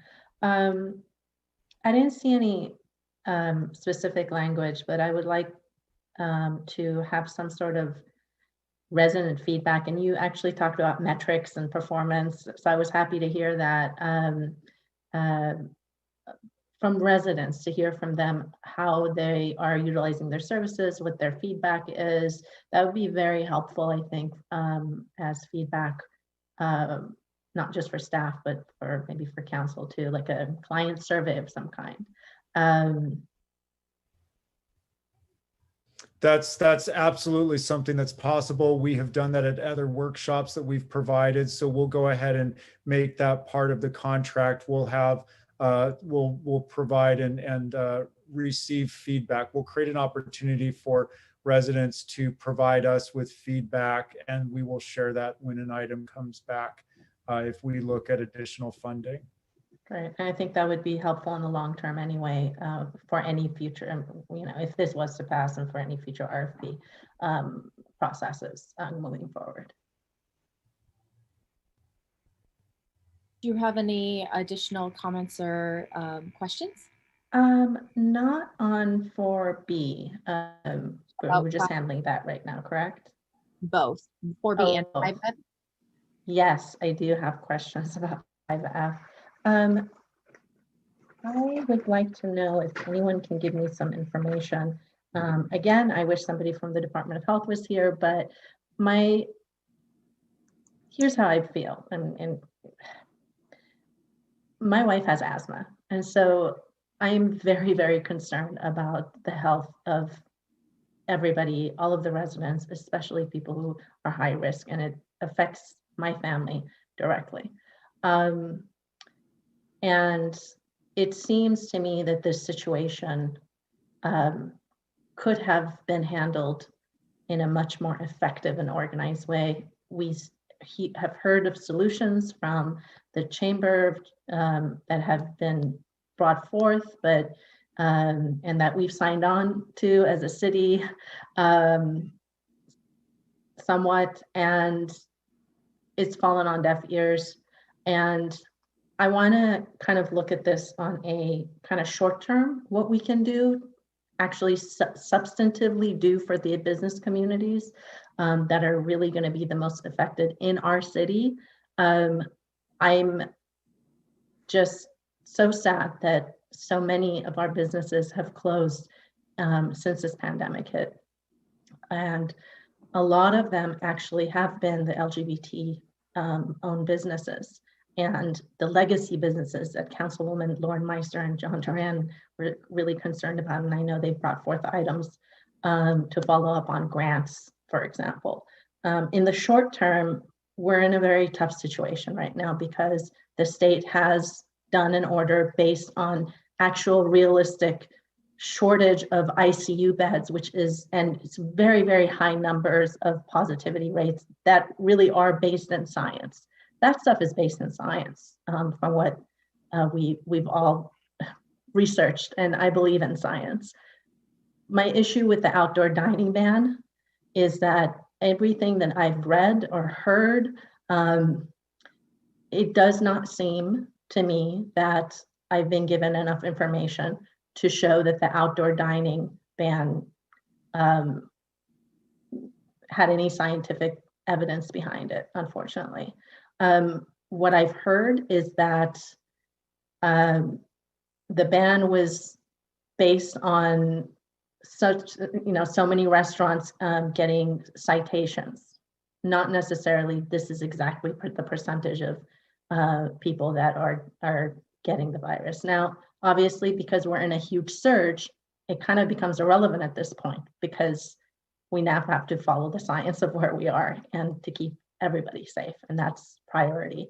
But in the short term, I would like for us to explore how we can help our small businesses and the ones that are the most vulnerable right now and potentially during the next 3 weeks may close down. I heard Genevieve say that the out zones were absolutely most helpful that West Hollywood did. And, Paolo, I saw a spreadsheet with many, many points on them. But the people that, and it's amazing, and the people that know directly how the businesses are having a positive effect versus just, maybe it didn't help us. I want us to look and see what can we do now in the short term. So I would like, one question answered, if anybody has this information, is do we know, first of all, based on our West Hollywood restaurants, how many of them in West Hollywood were cited and how many were not? Do we have that information at all? Maybe Genevieve or Paul or? We do have that information. It was not a high number of restaurants that were cited. We did have some issues early on, but for the most part, we found our businesses to be in compliance. Some of them would push the envelope and some of them are still pushing the envelope. But in terms of the industry as a whole, the restaurants were far more compliant than patrons who go to our parks. So I think kind of staying on that message, the business community did a stellar job. And again, there were a few hot points and we were able to address those issues, but it wasn't an overwhelming issue. Great. And what is the status of those potential grants to the legacy businesses? think that was brought up sometime in October. And I'll let maybe Paulo or Tara have more specifics. We're not offering any significant grants to business communities at this time because of our limited resources. One of the biggest challenges we had is even with the deferral of rents, as Genevieve pointed out, that's just taking the problem from one person and putting it on the other. So it's really, the pandemic is affecting everybody, from the business operator to the landlords, to the cooks and the dishwashers. Everybody's impacted, and there isn't like a global pot of resources that we can allocate towards businesses. Okay. I want to also second Councilmember D'Amico's request to Mayor Horvath, and say that a letter to the supervisor's office would be really important.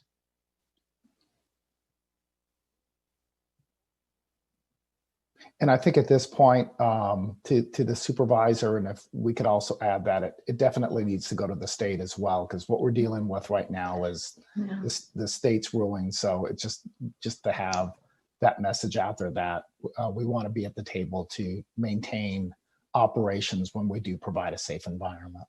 Yeah, that is in my comments. Do you have any other questions or comments on these items? Yes, just one more. In the long term, I don't think we're going to come out of this pandemic anytime soon. This shutdown may lift. It sounds like hopefully the curve will flatten somewhat based on the newest orders from the state, and we'll see where we are. Hopefully we'll get some federal funding coming in with the new administration, but it's going to be a while until we have vaccinations, safe vaccinations, people vaccinated. So looking long term, I really want us to lean into the idea of coming up with something really creative, and to at least do what we can to ensure outdoor dining comes back in a way that, even if the safe certification plan, and perhaps now the supervisor's office will meet with our business community, if perhaps they don't want to do indoor dining, and I get it, the science is a little tough with that, but maybe the outdoor dining, there could be a certification program. So perhaps leaning into that. And also I would really like us to look at what is working. Well, obviously we can't do much now, but what can we do? We've got to be able to do something. And I understand the funding issue, but there's got to be something more we can do in this meantime, because at the end of the day, again, we're giving funding, rightly so, to our renters, and then they're being affected by loss of work too, and it's really a tough situation. Thank you very much. Welcome to the City Council. Thank you very much. Councilmember Meister? Yeah, thank you. I'd like to go back to Richard's presentation of the survey that he did. And I guess what I'm want to be able to understand is if you could project out what your numbers mean. So, we have 24,000 households approximately in the city of West Hollywood. What does the survey imply? 10% say that they're not paying their rent. 66% are saying that they're getting unemployment. I want to understand what we're looking at to project how much money we're going to need to keep going with our rental assistance, and what it's going to mean in terms of possible evictions, to know how many people are going to utilize the CES education and advice, or are we better off giving that money to Bethzedik I want to understand those numbers. It's like we got a survey, we did a survey. I don't know how much money we spent on it. I don't remember offhand. I know I knew it at some point, but I don't right now at 10:30. But can someone tell me what the numbers, project those numbers, project the amounts? What does it mean? Anyone? Does someone want me to talk, or do you want to? I would love for you to talk, Richard. Yeah, go ahead, Richard. Okay, thanks. I didn't want to usurp anyone's position. There is a question about concern over the next 6 months and 12 months as to whether people feel they could pay their rent. So that's the question about projection that you're asking about. And so again, it's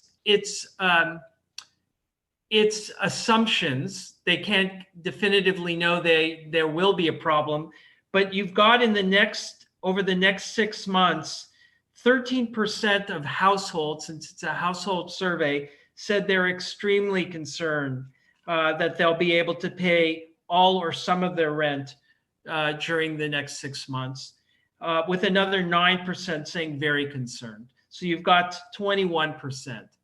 And I'll point out that 4% said they didn't know. And then over the next 12 months, you get a total of 26% who said they're extremely or very concerned. Again, I can't definitively tell you, but if you think of the number of households there are and knowing that it's a household renter survey, you've got approximately a quarter of the households saying they are concerned to some degree. Right, but you're looking at 12 months down the line. I want to look at maybe the next few months, because we're going to have, we're going to hopefully have a vaccine rolling out and businesses start to come back, employment start to come back. So I'm right at this moment, I'm more concerned about the short term. Sure. Well, the shortest I have for you, and maybe this will help or not, and some experts say it really won't be to the third quarter before everyone has access to a vaccine. So if we look at 6 months as a shorter term, you've got 22% that say extremely or very concerned. Now, some can't, and we know this from your previous COVID survey, some people think they're just furloughed and that they may come back, and so they have a hypothesis that over the time it won't be so bad, but we don't definitively know that some of those jobs are coming back. So this is just a subjective guesstimate that a little less than 25% are concerned over the next 6 months, either extremely or very concerned. So I don't know if that will help you, but that's what we know from the survey. Right, so we're talking about maybe 5,000 households. And David, Junie, what is the average for the 4 month? Yeah, 5,000 households at 4 months. Okay, so we have assisted totally 519 residents. If you look at that, you look at I think, Peter, there's 17,000 households. So if that's the case, and I'll let Peter weigh in, we've assisted 3% so far. Correct. The HUD data tells us that we have a little over 17,000 renter households in West Hollywood. If this helps you, Councilmember Meister, of the people who have received rent, and it's not a lot, the rental assistance, and it's not a lot of people or a lot of households, 60% received rent from friends or family. Right. So there is, it's not everyone is relying on the city, is what you're telling me. That is correct. All right. So if I'm looking at 20% of 17,000, I was looking at the whole city rather than just renters. So then we're looking at like 3,700 people. We've helped 500 people. We may be looking at another 3,200 people potentially, right? David, what is the average? I'm sorry, did you say it was at 1,500? I mean, if people go through the four, currently with that, and let me know if I'm not answering your question correctly, but currently, when we first brought up the program, the average rental assistance grants was approximately $980. That average amount has gone down now that we are covering 25% of rent. Right. So now that the average is closer to between $350 and $400. There is an additional, as I explained in that proposal, there's an opportunity for folks with dependents and who are median and low income to go up. You saw with those scenarios to go up as high as $1,500. Right. And if I'm looking at the average month of being 400 or something and looking at it times 4, right? I mean, it would be times 4 because it's possible to apply for it 4 times. So we're looking at about $5 million in rental assistance that we should be, talking about. If these projections of what our survey, it has come up with. I mean, I'm trying to utilize the survey because I thought that's why we did this, to be able to figure out how many of our people are going to need help, how many have needed help already, how many we project are going to need help, because this will affect other decisions we make about money that we spend that maybe we don't need to be spending right now. So, and as we discussed or we communicated prior to this evening, so we're going to put into the next rent stabilization and housing newsletter, we're going to repeat and put information about the rental assistance programs available. So we do expect that we'll see a wave of new applicants. So here we are 9 months later, and people are in a different place and most likely not a better place. So we do expect to see a wave of new applicants. We will be coming back to council. We had, in preparation for this item, we went to our providers and said, give us an estimate of what you will need to continue these programs through the fiscal year with access to a 4th grant. And that's what we have this evening. The NCJW has a significant amount of funds available from the last allocation. They still have slightly over $400,000 remaining, plus the $150 if you approve the recommendation tonight. And then we're asking for an additional 63 for the Alliance. So we will come back. We need to see how it plays out, and we need to see what the next step is from the state. If they're going to continue, right now, as of the end of January, potentially we could see that 100% of rent is due, but we need to see that. We're basing this on 25%, but certainly we will be coming back to council as the funds roll out. Right, and we also have to hope that the end of January, Congress will come up with a plan that will extend, the unemployment and the additional funds that they were giving the state to help people pay their rents, and also stimulus package of some sort where people get checks. So it may or may not, go up to that maximum of $5 million for us if, the federal government does what we hope that they do, and the state as well, and the county. I just, I want to look at this, the things that we don't need to be spending money on, we shouldn't be, because we really need to think about every $1,000 we spend is somebody's rent for 4 months, the 25%. I think that also, Bethsedic has been handling these, eviction questions, and I think that we should hold off on any new contracts when, at this time, like I said, we could be using that money, that $60,000, to pay for, 60 people. Is that right? It's late. I think that's right. So that's my feeling about it. In terms of the businesses, I agree with Councilmember Shyne and Councilmember D'Amico that we should do the letter and show our support to our businesses, and make sure that we are getting numbers from the county. The county, and I guess I want to understand too, how much money the county has received for COVID help and where that money is going. Does anybody know that answer? I guess I should have asked Fernando, but. So I've asked him that question, and we've and I reiterated it again tonight. We've asked for them to specifically call out how West Hollywood dollars have been spent on West Hollywood residents or businesses, and they haven't yet been able to quantify that. Okay, so that should be part of our letter. That we want those answers. You know, if it's going into a bureaucracy, that's not acceptable. It's not acceptable.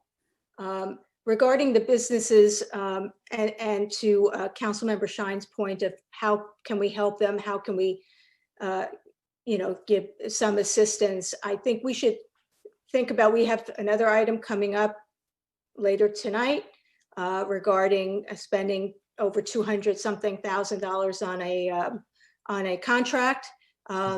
You know, that's something we can discuss, but I would like to sort of tie those things together right now and say that I would rather see any money that we don't have to spend tomorrow on consulting go to our residents and go to our businesses. Thank you. Thank you very much. Yes, Councilmember D'Amico. Mayor, can I just jump in on one thing that Councilmember Meister said, which is regarding CES, and I've been, you know, thinking about that. I asked several questions today, and you know, certainly my discussion the last time this was brought up prior to the election had a different point of view, but now I'm listening to what Corey wrote. She wrote me several answers. I don't know if she shared those with all of you or just me. And then Peter, and you know, $60,000 a year provides a $20 an hour employee, probably slightly less. And I'm not sure why we would be referring our residents to a $20 a year employee for information about the law and information about what they should do for their dispute with their landlord or their concerns about rent. That to me is just, it broke the bell for me.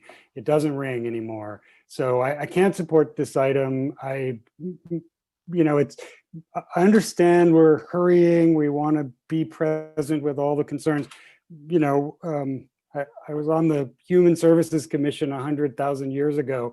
We would never have sort of given money to an agency and said, okay, now you have the money, now we're going to design how you're going to spend it. Admittedly, we weren't in an emergency situation for most of that. And I just think $60,000 a year does not buy an employee that I would want to send anyone to give them advice about what to do about their rent. That's probably an unfair generalization, but you know, if they're coming every other week and they want us to give them money, to give stipends to attorneys who are volunteering their time, that to me sounds like something I could get behind, but that was not recommended in that. So I just want to say that I also agree that spending dollars at this point on an employee that's not going to be in our city, that we won't really know what they're doing 8 hours a day, half of their proposed things they plan to do, go door to door, hold public meetings, go to buildings, they can't do that. I just don't think it's timed right. So I can't support that part of this item, but we can vote on it separately if you'd like, or you can just count votes and.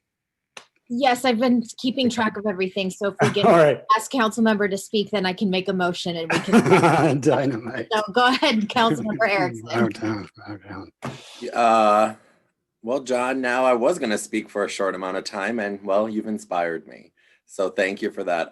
I don't know if we're aware of how much social workers actually make, but this is also the same city that voted down the $15 minimum wage. So if we're talking $20 an hour for a worker to be able to get payment, to be able to do these things that have basic numerations and numbers that they report back onto, and looking back through our agenda that today, we provide and pay for quite a few consultants to do a lot for, I don't know, the direct reward. For example, and we're going to talk about this item hopefully by midnight.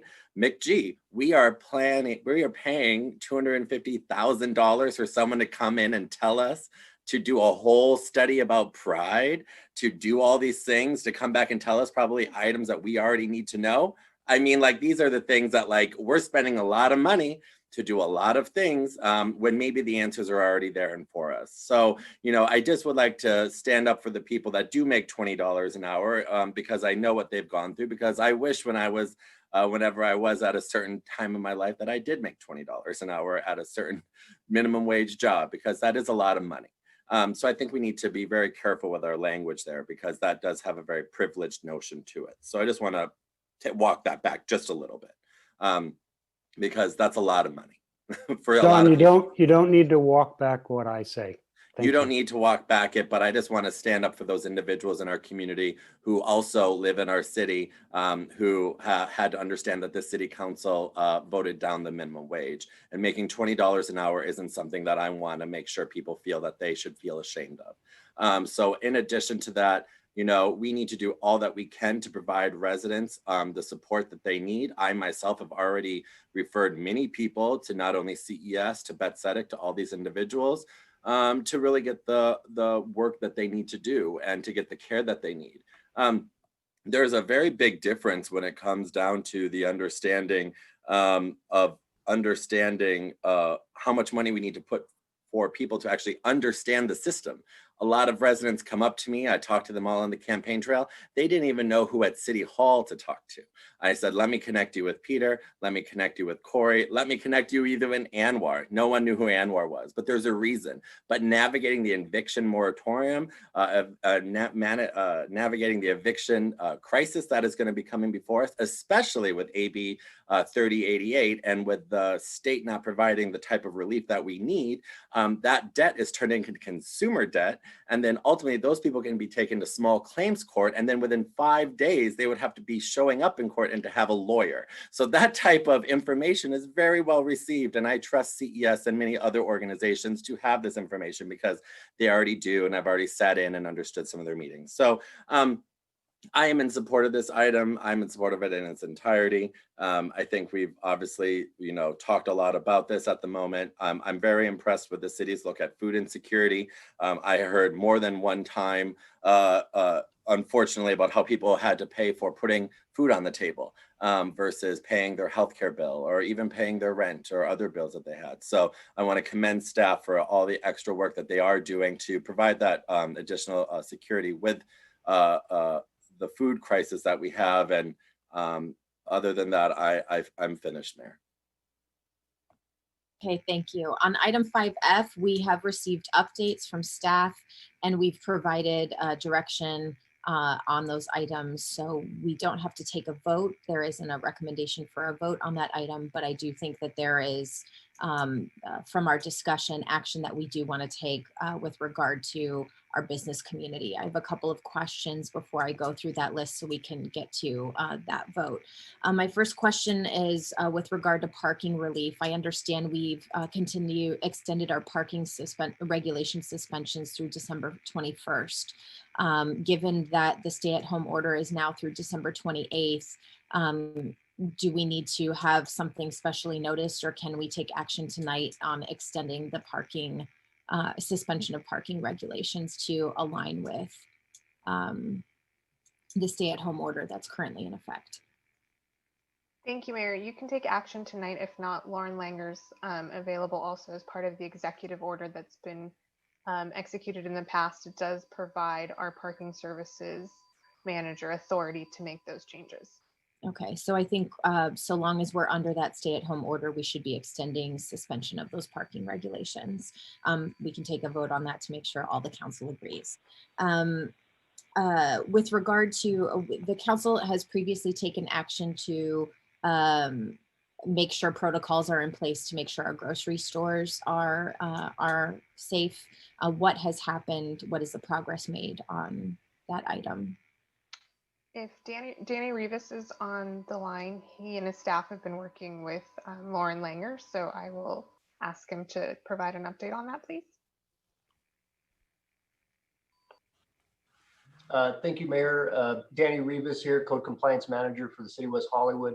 So we have had 2 meetings with the California Grocers Association. And then in addition to that, our second meeting included all of the main grocery stores that we have in the city. So we are working with the city attorney's office, and hopefully we'll be able to bring that back. If not on December 21st, then in the meeting in January. There were some modifications that were made to the health order as it relates to grocery stores. So we're incorporating those revisions into that. Okay, I'd like to see it come back at the next meeting, given that a lot of the, some of these issues that are contributing to COVID numbers are being attributed to some of those essential workplaces, not only for patrons, but also the workers who are at those places to keep everybody safe. It would be great to make sure that whatever regulations we're trying to put in place come back sooner than later. I saw that Manhattan Beach took action to turn outdoor dining into public seating. It's my understanding from the LA County Health Order that outdoor dining in any form is not possible, regardless of whether it's considered public property. But Lauren, do you know anything about what happened in Manhattan Beach to try and circumvent the county order? This is actually the first time I'm hearing of this, but it's my understanding that all gatherings with individuals outside of your household are not permitted. So I'm not sure how Manhattan Beach articulated what was permitted, but it does. Maybe Paul has some answers, but it doesn't sound. It was it was a cute move, but I believe it got shut down pretty quickly, and I think Paula was the one who reported that as soon as they did it, they shut it down.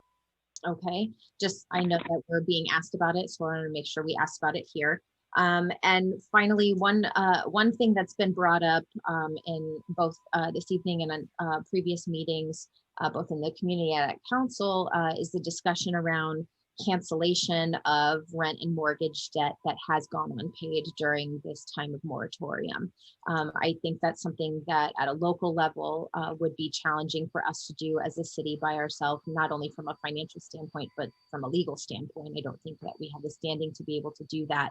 But to the extent that we think something like that is a policy that we would like to see at a state or federal level, I think it would be helpful for us to get on record advocating for that kind of policy sooner than later, if that's something that the council supports. I know that a lot of people are living with concern about their ability to pay their rent after this moratorium. And I know that there are landlords who are sharing that concern that they're never going to see that money. And so I think the sooner we have some sort of resolution, both from a financial standpoint and a legislative standpoint, I think makes sense. And, our advocacy on that could go a long way. And I think we're being asked, to take action or at least consider that conversation.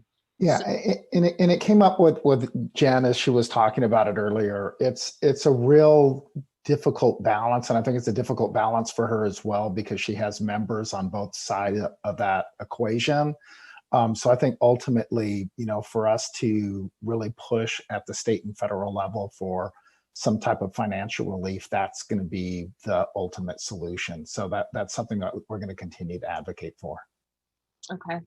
I know that, the reality that we're looking at is, as of Saturday evening, there were 996 reported cases of COVID in West Hollywood, including 9 deaths. And so, as was said earlier, everybody's taking this issue seriously. We have evidence to say that we need to continue taking this public health pandemic seriously. But we also need to make sure that we're taking action on all fronts. So with regard to item 4B, to provide relief to our residents and to address the concerns that we've heard here tonight and from the community, recommendation 1 is to receive an update, which we have done. The recommendation 2 is to receive the renter survey report, which we've done. Recommendation 3 is to review and approve staff's recommendations for the restructuring of the city's COVID rental assistance programs. recommendation 4 would be approving emergency funding for the following, for the social services that are listed. I heard a question about Coalition for Economic Survival, but I hadn't heard any other agencies called out specifically. So are we good with all of the agencies that are listed except for Coalition for Economic Survival? And we'll take that up as a separate vote? Yes, okay.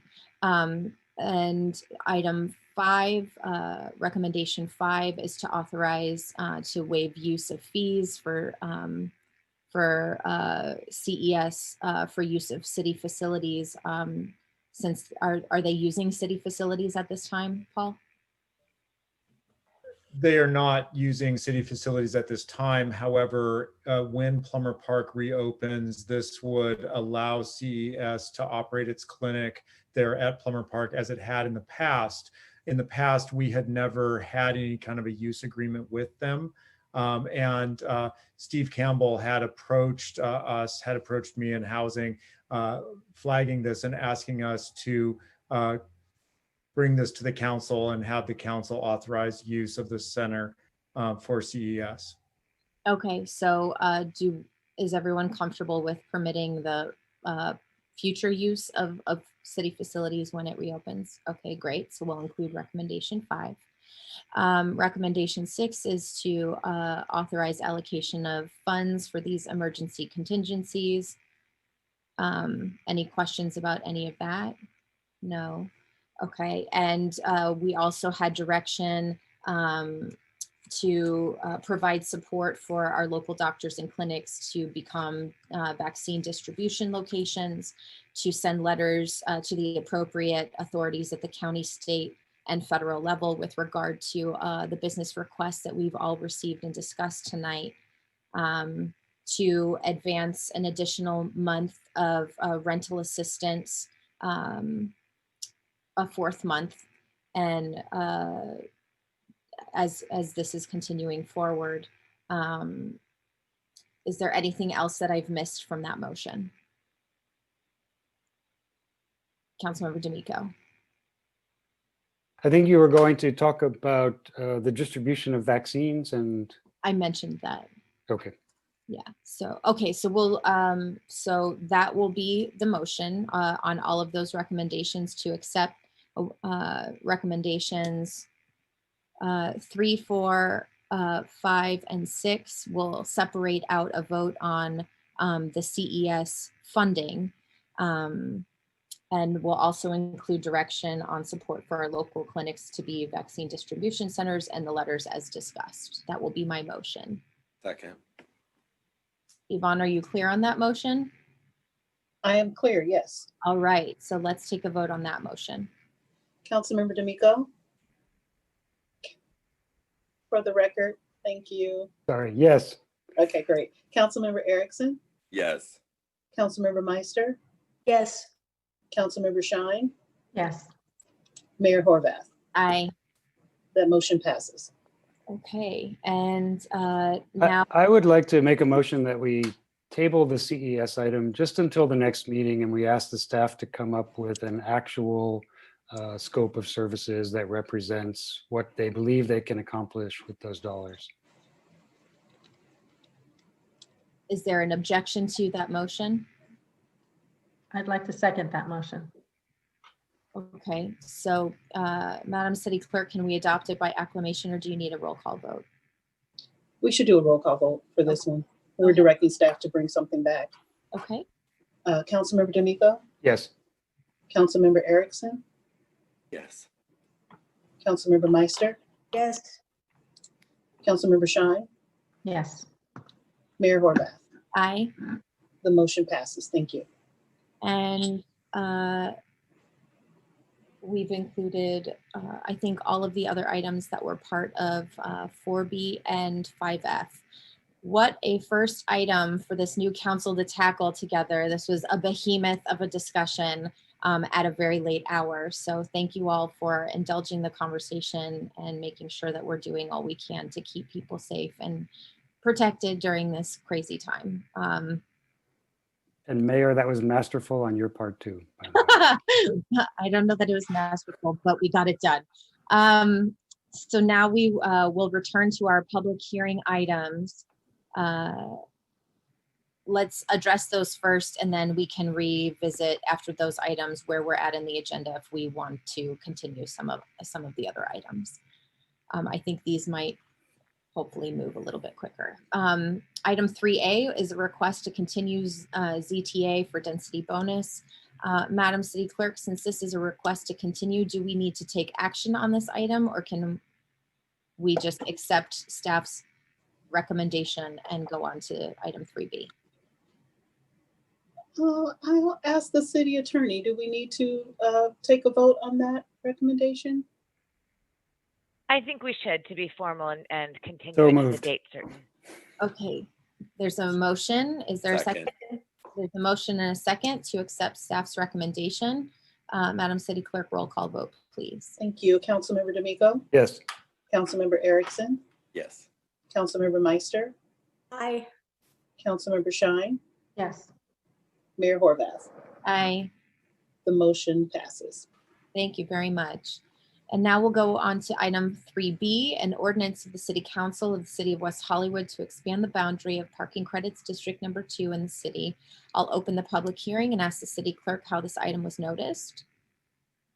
The notice of public hearing was published and posted as required by law. Thank you. Do we have any public speakers on this item? I believe that Genevieve was on the line and wanted to speak on this item. Yes. Is this 3B parking credits? You're up. Thank you. Yes. Sorry, it's been a long night. Let me grab my notes. Yes, good evening, Mayor, council members, still Genevieve Morrill, President, CEO of the West Hollywood Chamber of Commerce. We're here in support of the parking expansion credits. The Chamber's been a huge supporter of the creation of the parking credits program as a method to support small business that is under 10,000 square feet. And we were instrumental, but way before my time, in the development of white papers for such a concept. Now more than ever, we need this program to expand to allow for economic development in various sections of our city. The east end of Melrose being one of these, which is beginning to have the broken window result from vacancies. To assist, and we understand that some of that is Los Angeles, of course, but since we kind of run through there, we need some help in supporting development in that area.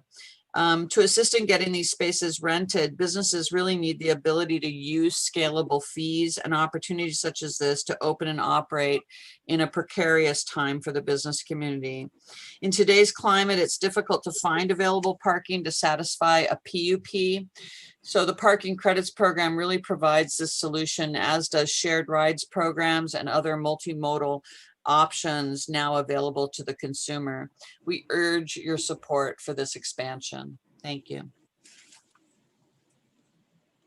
Thank you very much. Does anyone have any questions, or are we prepared to entertain a motion on this item? Councilmember Meister. I'd move it. I'll second. Oh, Okay. sorry.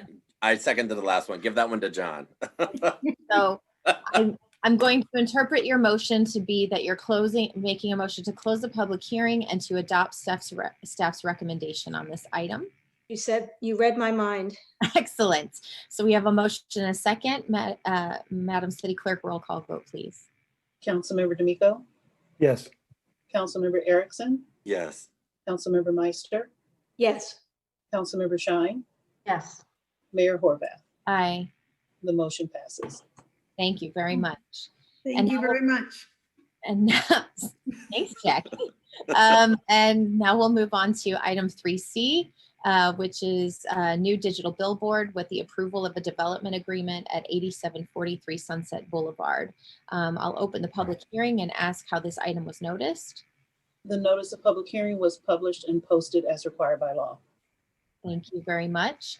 Do we have And before Brian gives his report, if he is going to give a report, the applicant and the representative said they're here for Q&A, but they don't need to speak unless you have questions for them. Thank you very much. Yvonne, do we have any public speakers on this item? No one other than the applicant, I believe the attorneys, and a few other people at all that are part of the presentation if needed.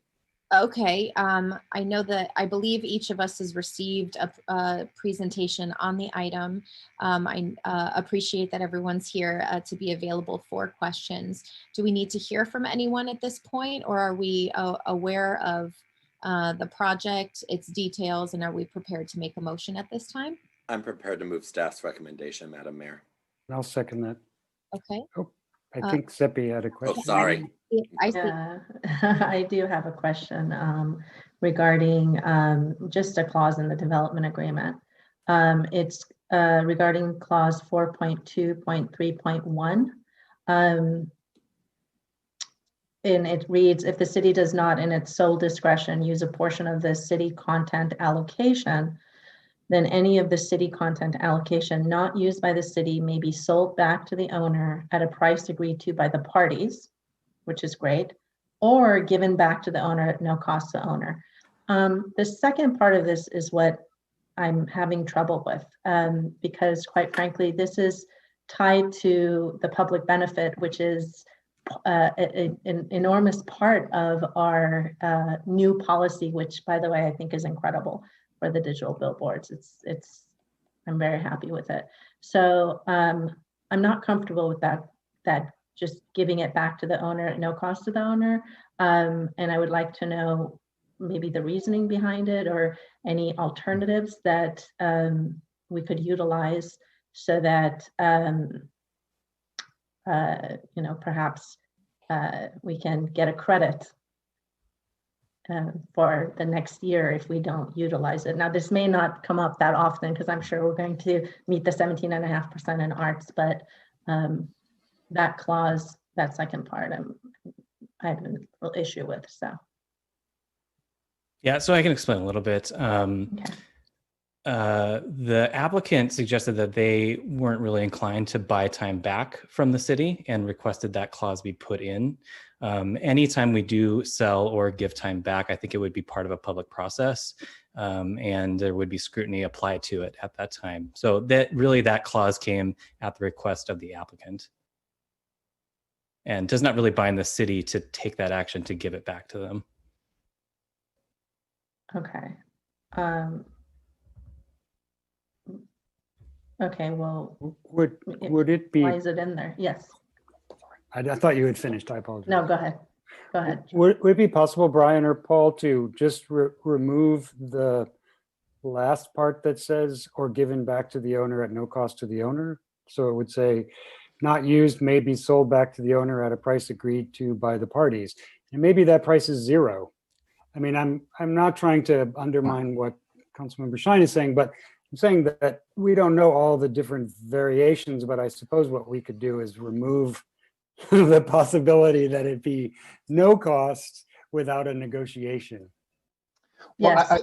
I think that's implied that it would be a negotiation. I think we're of the mindset that having some activity is better than no activity on the signs. This is a unique application because it's their sign and they're going to be putting their content on it. The other signs that are going to be coming before you are going to be different beasts. So, and also I think what Brian said is ultimately whatever we do, there's going to be a public process and that, the council is going to weigh in on it at some point. So, we can amend it or change it the way it is now. From a business relationship perspective, we're comfortable because we're going to have to come back to you and explain what we're doing anyway. Just a follow-up on that. So what I'm hearing is even if there's a decision to give back the time to the give back to the owner at no cost to the owner, it would come to city council first? Correct. I see. Okay. Yeah, we'll create, we have to recreate a reporting mechanism for the council because we have to be accountable for that public benefit. Okay. Got it. Yeah, Thank and you. the schedule is created in conjunction with the Arts Commission. And so it's all part of a public process that would include the City Council and the Arts Commission. When we establish that schedule and vis-a-vis if there were to be any time allocated back to any of the billboard operators, it would happen as part of that process. Okay. I would be more comfortable with Councilmember D'Amico's recommendation to take out the part that says at no cost to the owner. So in other words, that we sell back, whatever that means, but not have in words that it's going to be given back for nothing. I'm happy to accept that as part of my motion, Madam Mayor. If that needs to be a friendly amendment, I'm happy to accept that. Whatever we will call it, Lauren. Okay, and I also just had one more comment, and that was just I wanted to thank staff for condition 4.7, which is the language that requires protecting and maintaining the cultural resource. Really appreciate that, and I'm sure Historic HPC will appreciate that as well, because I know several of the members really wanted that language. So thank you. Okay, Councilmember D'Amico, did you have additional questions? Lauren Langer, I saw you gesturing after we were talking about amending language. Did you have a comment before we take a vote on this item? Yes, just because the agreement has already been signed by the applicants. So since all of them are here, I thought it might be fruitful to ask them if they're amenable to that change in the language. And then we can, if the council agrees, we can go ahead and execute it tomorrow with the revised language. Mayor Horvath, this is Jeff Seymour. I'm going to refer this to Reshma Pendleton from Netflix. Okay. Chris Bonbright is here, as you know, who is also the landlord of the property owner for the building. Reshma, why don't you speak to that first? Sure. We are amenable to that amendment. Okay. Okay. Thank you. Do you speak for everyone, Reshma? I just want to make sure for the record. I do. Okay, great. I love that. Makes it real nice and easy. So we have an amended motion. Did the seconder of the motion accept that amendment? Was that me? Yes. Yes. Wonderful. So we're going to close the public hearing. We're going to move the item with the amended language, which has been accepted by our applicant. Is there any further discussion on this item? All right, Madam City Clerk, roll call, please. Councilmember D'Amico. Yes. Councilmember Erikson. Yes. Councilmember Meister. Yes. Councilmember Shyne. Yes. Mayor Horvath. Aye. The motion passes. Thank you very much. Thank you, council members.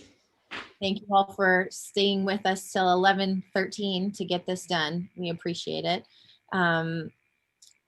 Now moving back to our agenda, we do have several items left. While I think they may move quickly, if we at this point want to let any of our staff members go, or do we want to try and get through the rest of this agenda tonight? Happy to try to get through the rest of it. Why don't we?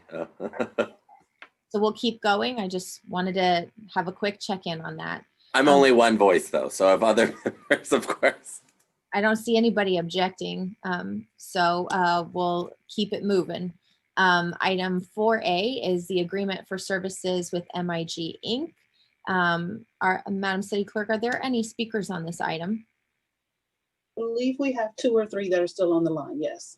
Okay, so let's hear from our members of the public first, and then we can decide if we need a report to address any of their questions or our questions. Thank you. Our first speaker will be Genevieve Morrow. Genevieve, you have 2 minutes to speak on this item. Thank you, Madam Clerk, and good evening, late Mayor, King, council members. Genevieve Morrow, President and CEO of the West Hollywood Chamber of Commerce. We're pretty surprised to see this on the agenda, especially with the enormous price tag, given what we just spoke about the small business community's need for support and financial support, as well as our residential community. And, you know, even in 2021, we're not going to be holding, we think, any big crowded parades or festival events anytime soon.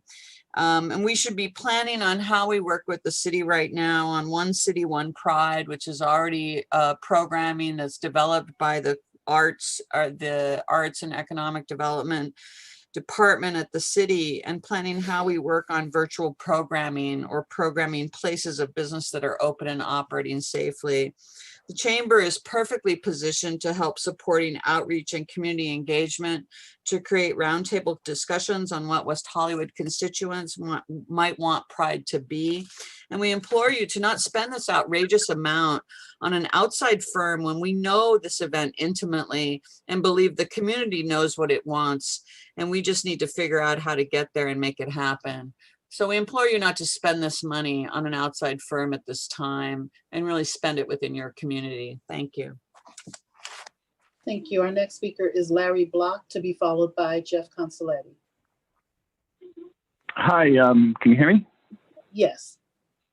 Hi, Larry Block, West Hollywood, Block Party, the gayest store on earth.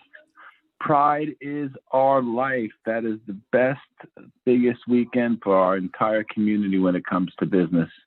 It's so important, especially when things are so tough right now and there's nobody around, and even the out zones are closed and things are rough.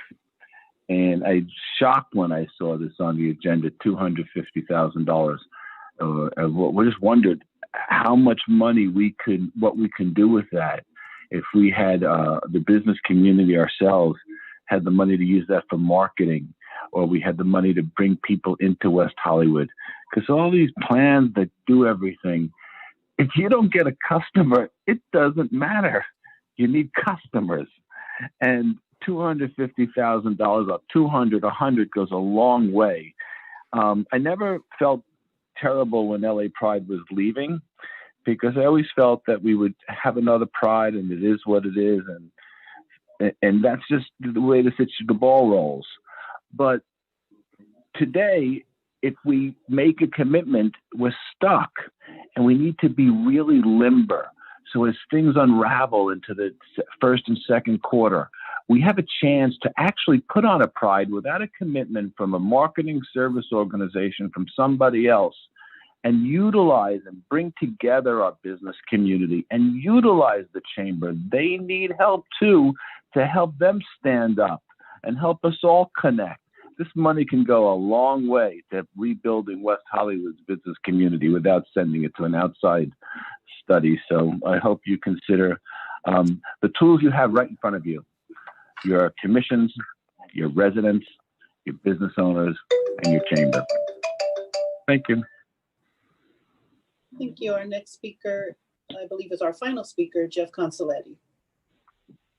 Thank you, Madam Clerk, and good evening, council members, Mayor Horvath, and special congratulations tonight to Councilmember Erikson and Councilmember Shyne.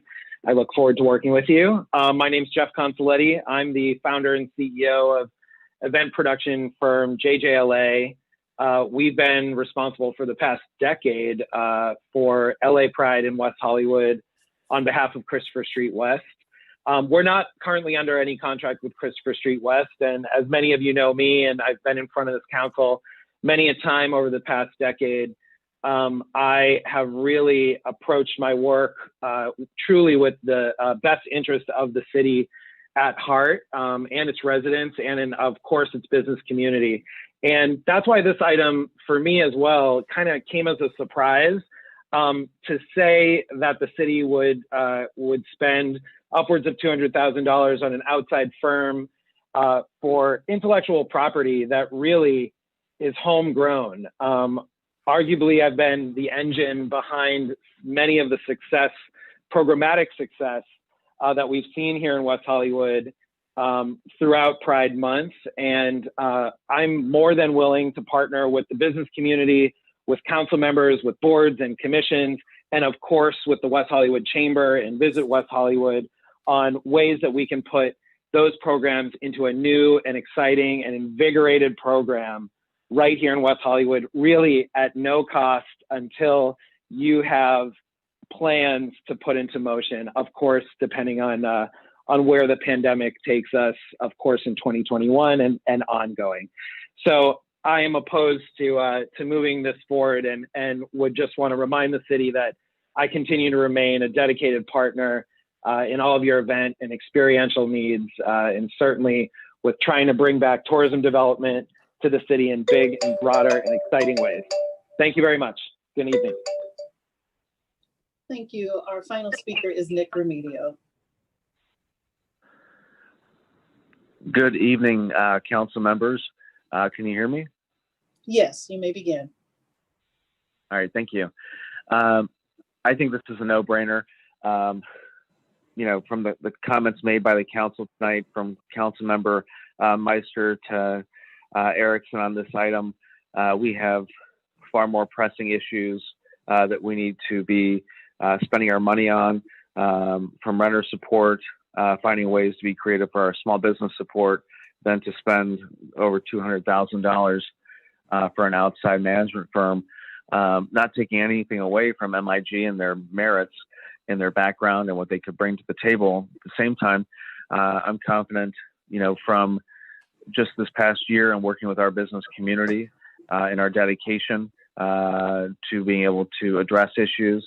And when you look at the scope of what they're offering, there's no question that from planning, goal setting, meeting with the city Pride team, background and best practices research, doing visioning interviews, which I think would be very fantastic with a coalition that could be built with, you know, David Cooley and other business leaders, Larry Block, of course, the chamber.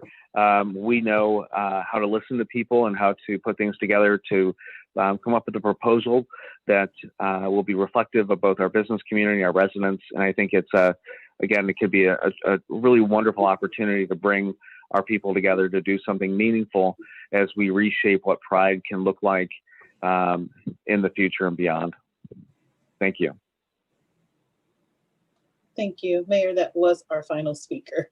Thank you very much. Well, it sounds like from our precursor comments, our wishes are being granted by the business community. They're coming together to offer, perhaps to facilitate coming together around ideas for 2021, and maybe revisiting at that point in time what we'll be interested in for 2022 once we know what's possible. Is based on what I heard from some of my colleagues, it sounds like there would be support for that direction. Is that right? Is anybody? Yeah. Okay. So I guess I'll make a motion then that instead of going forward with this contract, that we defer to the business community, allow them to meet to confer about what ideas they have about a virtual, whatever sort of virtual Pride or what kind of Pride will be possible in 2021. Allow them the opportunity to come back to the city with thoughts about that, and then revisit discussion of Pride in the future along with the budget discussion in June of 2021 for future years. Is everyone comfortable with that? Absolutely. I mean, I think that, you know, the issue also is that you don't want to have a survey when people are freaked out about COVID. I mean, and talk about, you know, having a big crowd coming to the city whenever that will be able to happen. So I think it's much better to hold off on that survey. And to your point, Councilmember Meister, we did do, there was a community study that was done in 2018 that helped inform what happened in 2019. And so I think we still have that information from a different time that we can refer to as well when we're thinking about future years. Right, and we have groups also that we did in 2016 or 2017. I can't remember the exact date. Right, so I made a motion, if there's a second to that. Okay, there's a second as well. Councilmember Shyne, you had questions or comments? Yes, before that, just want to add, I want to first of all thank business community for stepping up, and Mr. Consoletti, indeed. I would like to just add that I would want to make sure that the business community comes together. They include our the Transgender Advisory Board and LGAB, and have some kind of interaction with them to help form this plans for 2021 as well. Okay. So if I could just get clarity from staff, because I know this was a big endeavor, and there was a lot of discussion, and a lot of the work that we were going to be doing wasn't going to be for 2021, because we don't anticipate anything happening in 2021. And we don't anticipate Halloween or CSW as big scale events, but really to put together a plan for 2022, because that's when, you know, hopefully we'll be back to normal. And as a number of the speakers talked about, the economic impacts and the revisioning of the event. So from staff's perspective, we're just going to stand down. We're going to let this be organic for 2021. And then as part of the budget discussions, we'll re-engage in a larger conversation about 2022. Right, and we can empower the business community to help us lead that conversation forward. Cool. Perfect. Great. Wonderful. Councilmember Erikson, did you have a question before we go to vote? I just wanted to, before we go to vote, I do want to thank city staff at the moment, because I know that this was a large endeavor. Having followed it before I was on the council, and now to afterwards, I do want to thank city staff on this item.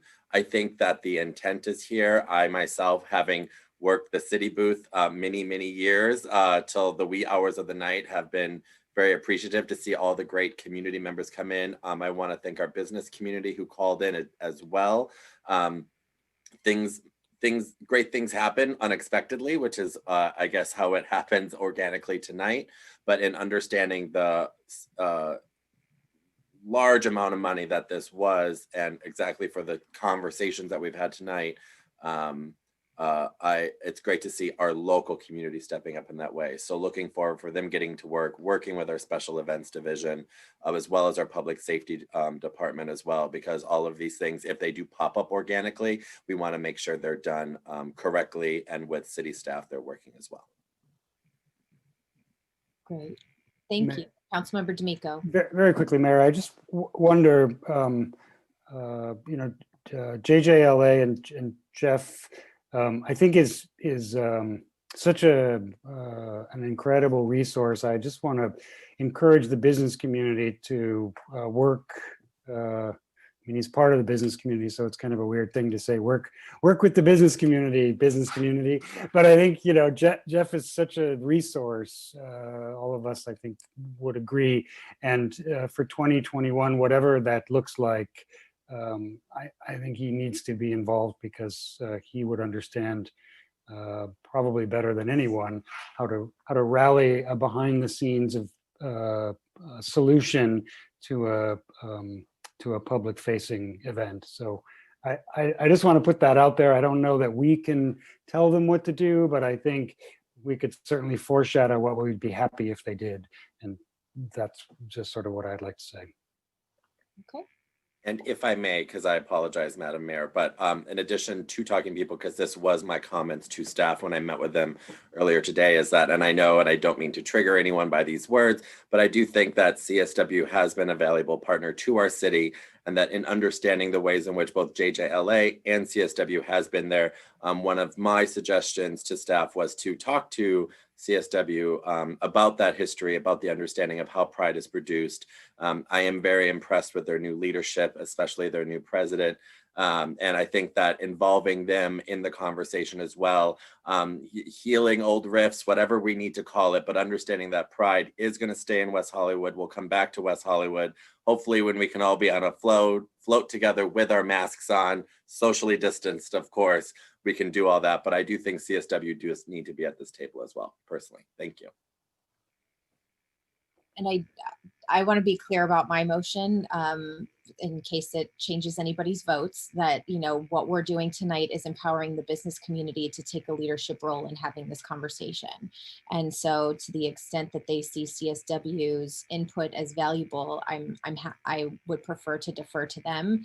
They can invite them to the table if they like, but I think, you know, what we last heard from CSW is that they were not interested in being part of the city activities and they were going elsewhere. And that's why we are having this conversation tonight. So I want to make sure we're not giving direction to our business community after they have so graciously stepped up tonight to take on this burden, you know, in the vacuum that was left behind. So I just want to be clear about that. And I know there was a second, so if the seconder doesn't agree with that, let me know. But Lauren, Yes. yeah, you're good with that too. Okay. Good with that. Okay. So is there any other discussion or conversation, Madam City Clerk? Oh, go ahead. Thank you, Mayor. That's all. Madam City Clerk, roll call, please. Councilmember D'Amico, Yes. Councilmember Erikson, Yes. Councilmember Meister, Yes.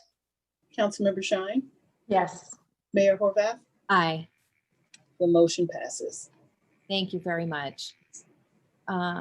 So we've gone through item 4A, 4B. We've added 5A to consent. Item 5B has been tabled. 5C and D were added to consent. Item 5E is to rescind city appeal of 6 cycle regional housing needs allocation. I don't believe we need a staff report. This is something that the past council took action on. And this item is intended to give opportunity for this council to give direction, if different than the past council, or to speak further to what the item is already in place. So, Madam City Clerk, do we have any speakers on this item? I believe we have 2 speakers online for this item still. Okay, let's hear from them first, and then we'll get into discussion.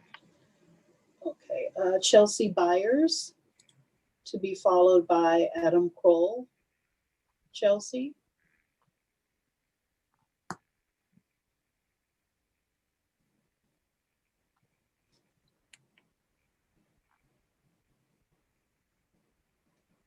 Okay, we'll go to Adam Kroll and come back to Chelsea. Adam, did you want to speak on item 5E? Sure. Hi, this is Adam Kroll, a West Hollywood resident and homeowner. I'm really happy that there's a motion coming forward to rescind the city's appeal of the RENA numbers. I know that it will be a challenge for the city to accommodate, I think it's 3,900 new housing units with an existing, I think it's 25,800. But we all know that the state and the region have a severe housing crisis. It's led to a lot of homelessness, and we need to make sure that we're part of the solution and continue to be one of the leading cities in the state on not just housing production, but dense housing production. So I really encourage the entire council to vote for this motion. Thank you. Thank you. I will try Chelsea Byers one more time. She's there. I'm not quite sure. Trying to help her unmute. Ms. Byers.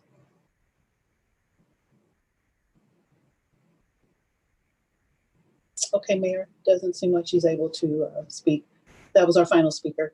Okay, so questions or discussion? Councilmember Meister.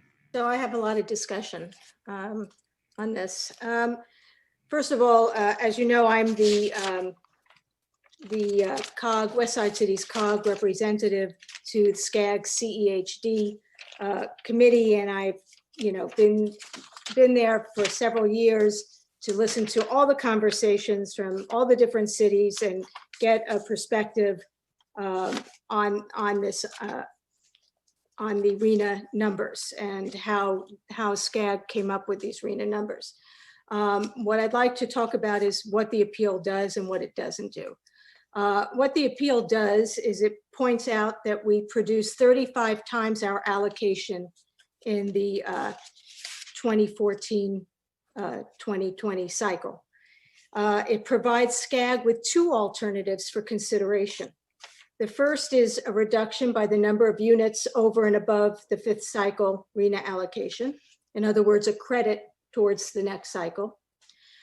And the second alternative was a reduction by the net residual existing need, which is basically our share of the units that were not produced by other cities. In other words, other cities' units that were not produced. It reminds SCAG that West Hollywood is only 1.9 square miles with nearly 19,000 residents per square mile, and how our density compares to other West Side cities in order to provide context. The appeal is not based on an opposition to provide housing. The appeal is to ask SCAG to consider the fairness of the allocation and to ask if it's equitable that West Hollywood is allocated 3,924 units or 1,981 units per square mile. That's in comparison to Beverly Hills being allocated 3,000, well, almost 3,100 units or 542 units per square mile, or Culver City being allocated less than us, 3,333 units or 648 per square mile. And Santa Monica, which is 8 times our size, is allocated 28% of our allocation per square mile.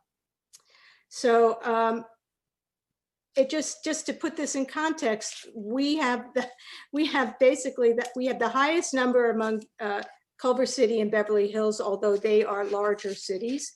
And Santa Monica, which is much larger than us, we have, it's 8 times our size. It's allocated 28% of what our allocation is per square mile. An analysis of past projects shows that on mixed income projects, affordable units represent 17% or less of the total. It used to be that we got 20% inclusionary units, but with the state bonuses, it actually works out that it's 17% or less because the bonuses are now placed on top of the base. So with that in mind, we'll have to produce 11,000 units to yield 2,000 affordable units. I think that's an impossible dream. This council has discussed local control many times and agreed that no one knows our city like us. And I guess the question I have for you is, do we really need more luxury housing? Those will come naturally, but really, do we want to be told to build more luxury housing in order to meet a one-size-fits-all formula?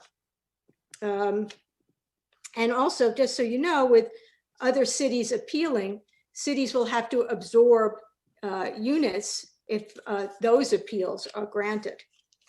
I know that there was a concern about costs of us moving forward with this. So I'm just going to explain the process. First of all, the city has already submitted the appeal, as you know. The SCAG process is that there is a hearing. It's a short hearing. It'll be a Zoom hearing that will be with staff. And once they make their decision, that's it. There's no opportunity for litigation. Their decision is the end. So staff has already submitted this appeal. All that's left is for SCAG to say, hey, we want to talk to you guys. We want to discuss this. It's like an hour with staff. And then they come up with their decision. There's no further appeals. There's no ability to litigate. That's the process.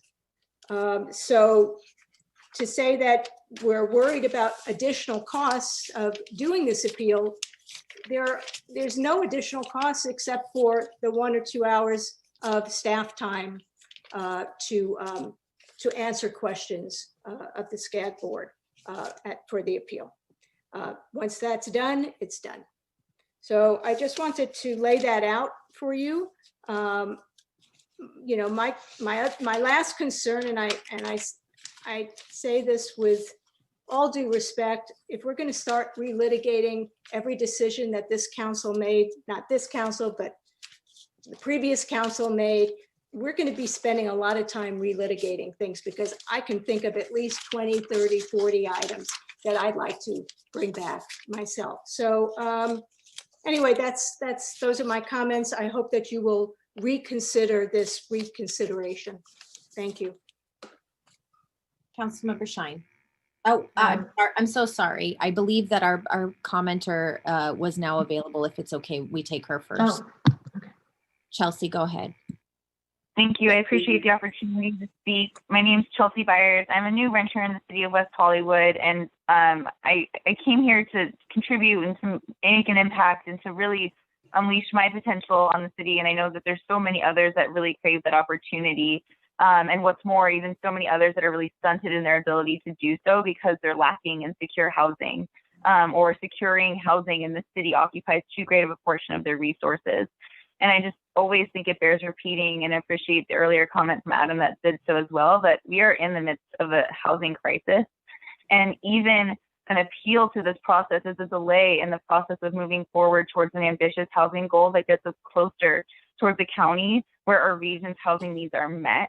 I really just think that this appeal is an insult to West Hollywood's years of leadership on this issue to begin with, and truly out of the spirit of collaboration that this county needs to be seeking in order to address this complex housing crisis.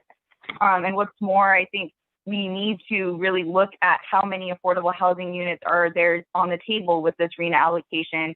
It's upwards towards 2,000 units, but if this appeal were to go through, that number shrinks to below 600.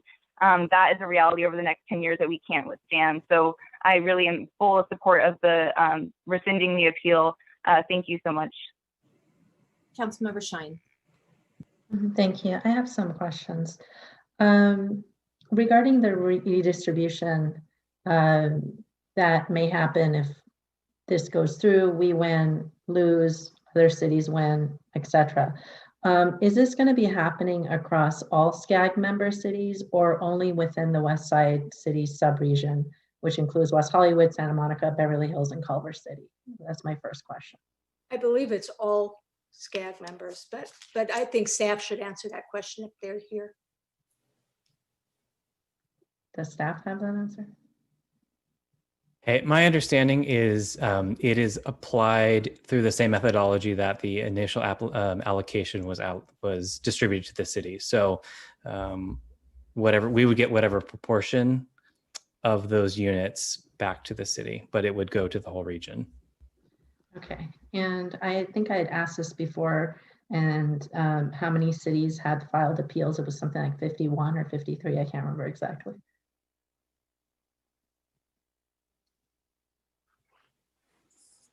Hi, council member. Thanks for your question. So there were 51 appeals with 24 in Los Angeles County. So of 24 in LA County, that's about a third of the cities in LA County. Okay. So another question. If we were to win this appeal, let's say it goes through, we win it, and our numbers get decreased based on the actual production above the 77 required from the last cycle, or won based on the alternative, which quite frankly, as a litigator, I personally,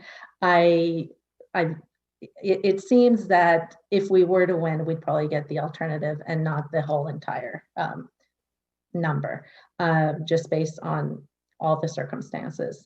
My question is, when the reduction happens, there's a percentage of 66%, which is very low income, and moderate, and then 30 or so above moderate. Will the percentages stay the same? Do we know that number? I mean, the answer. So let's say we 264 or whatever it is, alternative 263 get reduced. Do we know if it's going to be a ratio of percentage so that it's still 66% in the 3 tiers and then 34% at the higher tier? Brian or Rachel, do you know that? My assumption would be that it would be proportional. It is, it remains proportional. Okay. All right. Well, with that, thank you for those answers. I've read everything. I watched the prior council meeting, read the staff report, and I want to really express support for the premise that this appeal was based on the fact that we went above and beyond every other city's production of housing in the region. And I'm guessing, and that should have been taken into account as well, and I'm guessing beyond, excuse me, of those numbers. I also want to say and reiterate, West Hollywood has been on the forefront of meeting housing needs, and our inclusionary housing policy has for many, many decades now been the most creative, the most generous of many other cities. And so we will always, no matter what this appeal, whatever happens with this, we will be on the forefront of building housing, specifically affordable housing. So I think this is not about housing or anti-housing or anything like that. For me, this is really taking into account the fact that we've done this appeal based on fairness. And even in the appeal, there's talk about the potential for displacement of our residents and renters, which really concerns me as a premise for the appeal. I'm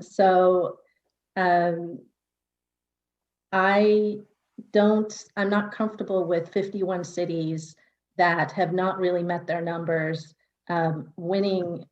possibly winning an appeal and us rescinding one that's based on fairness and reasonableness, and then possibly we not only have the 3,900, but then all of a sudden we get a proportion that takes us up much higher.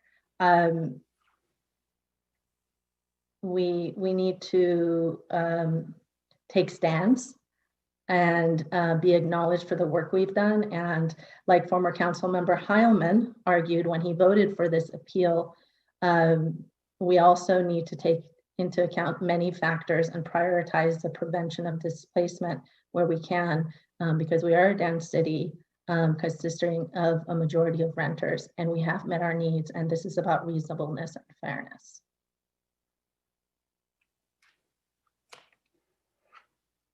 Councilmember D'Amico. Thank you, Mayor.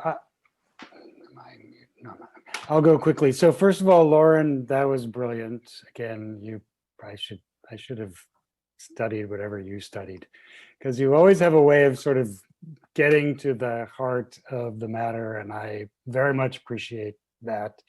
I put this on the agenda and asked the mayor to join me because unlike other things we have decided, this is the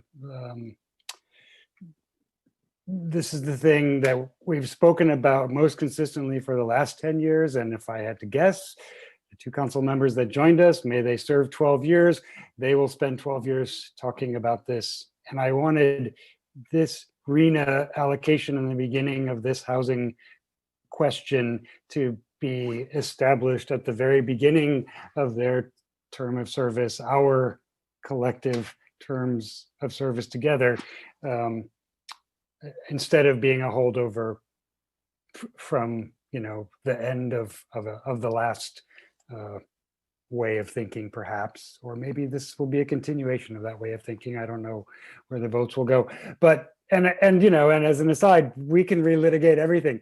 If Donald Trump has taught us anything, it's that's really actually what happens all the time. Things that are safe and cherished and should never move are suddenly popped in the air and bounced around and may land in a different place. All of that said, I return to my concern, which is that this entire process by the state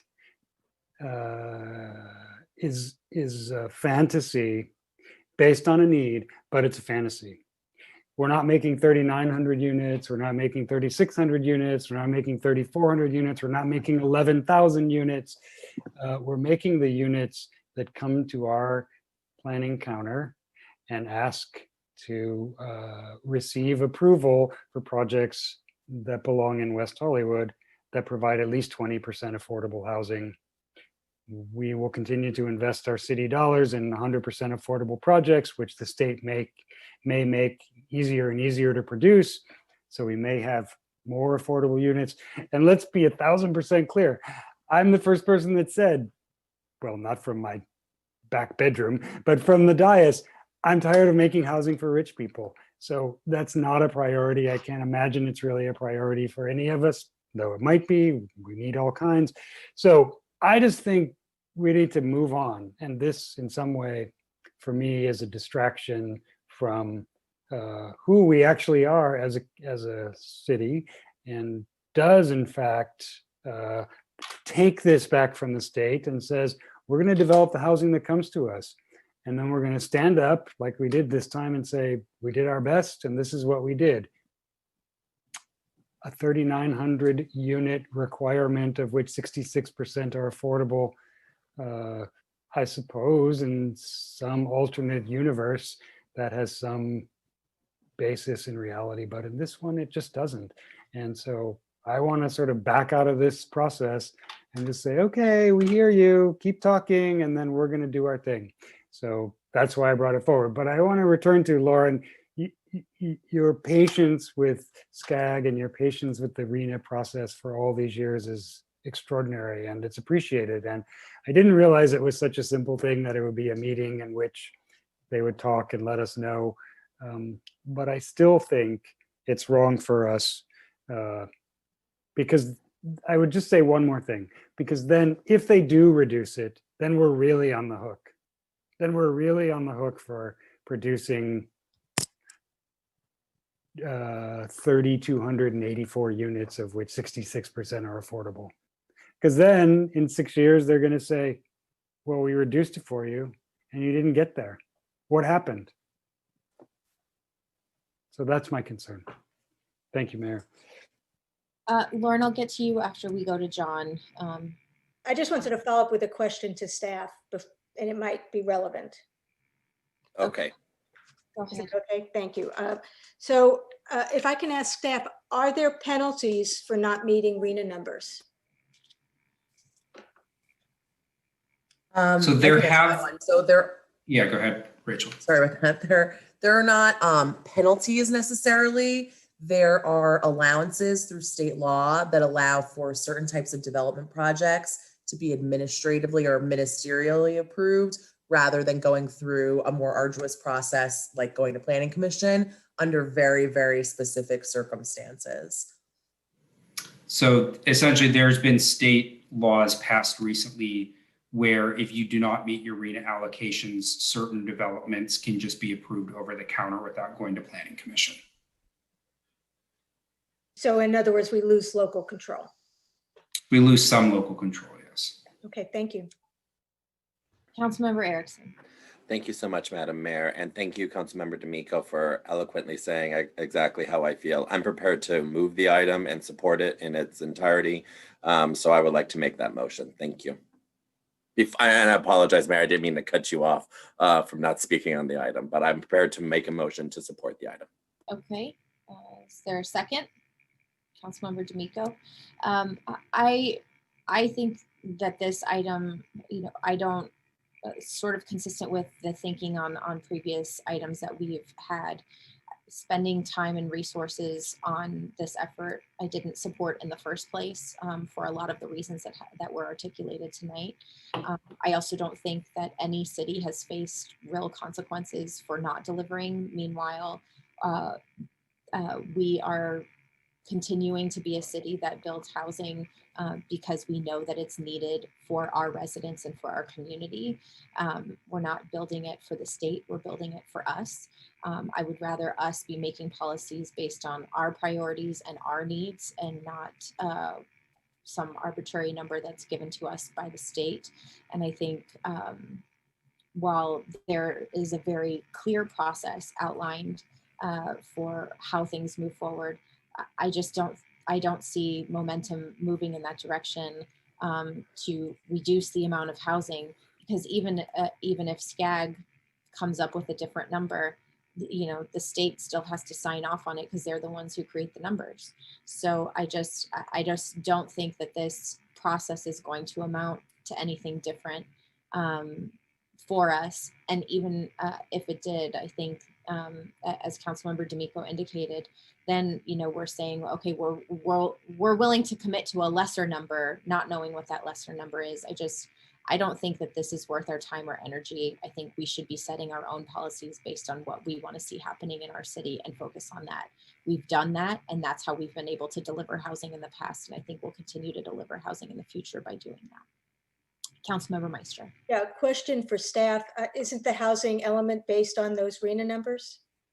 I mean, there's parts of the housing element that are based on the RHNA numbers.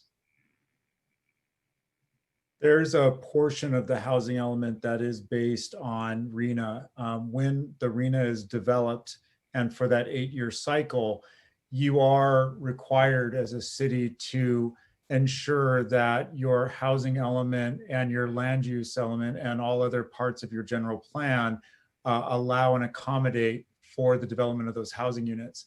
The housing element, however, takes on a greater role in providing housing for the community. We do a community needs assessment as part of the housing element update, and then we design and create a housing element that meets the community's needs. And those community needs can be broader and greater than RHNA. I understand. My point is that my colleagues are saying that we shouldn't have to care about what SCAG says the RHNA numbers are arbitrary and who cares. But meanwhile, we do have to incorporate those RHNA numbers in things that we do, like the housing element. That's my point. Thank you. Okay, we have a motion and a second. Is there any further discussion? Okay, Madam City Clerk, roll call, please. Councilmember D'Amico, Yes. Councilmember Erikson, Yes. Councilmember Meister, No. Councilmember Shyne, No. Mayor Horvath. Aye. The motion passes 3-2. Thank you. And now we will move on to item 5F. We incorporated that with 4B. Let's not revisit that for this evening. Item 5G is the election of the new mayor pro tem. And while I know how it didn't happen last time, I think the experience of Councilmember Meister and your tenure and your coming up to leadership, I think it would be great if you were willing to serve as Mayor Pro Tem, if you're open to doing that now. Absolutely. Thank you for asking. Absolutely. So do we need to do roll call, or can we do it by acclamation? Let's do a roll call. And is there a second to that motion? I'll second it. Oh, Seppi beat me to it. Give it to Seppi. Okay, Councilmember D'Amico, Yes. Councilmember Erikson, Yes. Councilmember Meister, Yes. Councilmember Shyne, Yes.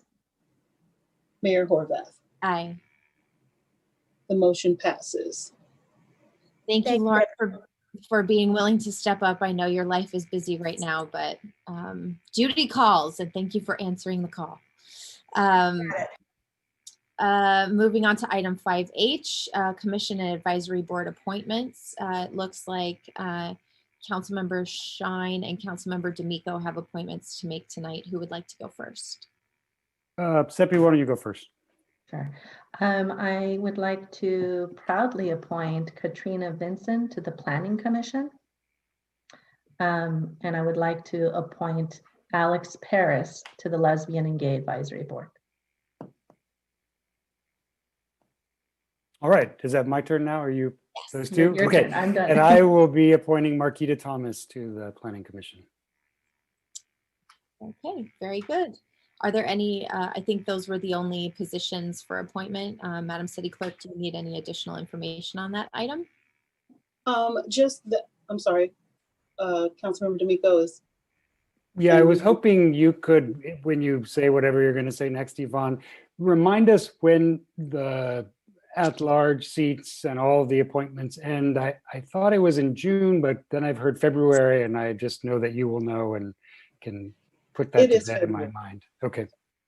February 28th, 2021, all the terms expire, and council will be able to appoint or reappoint members to each board or commission.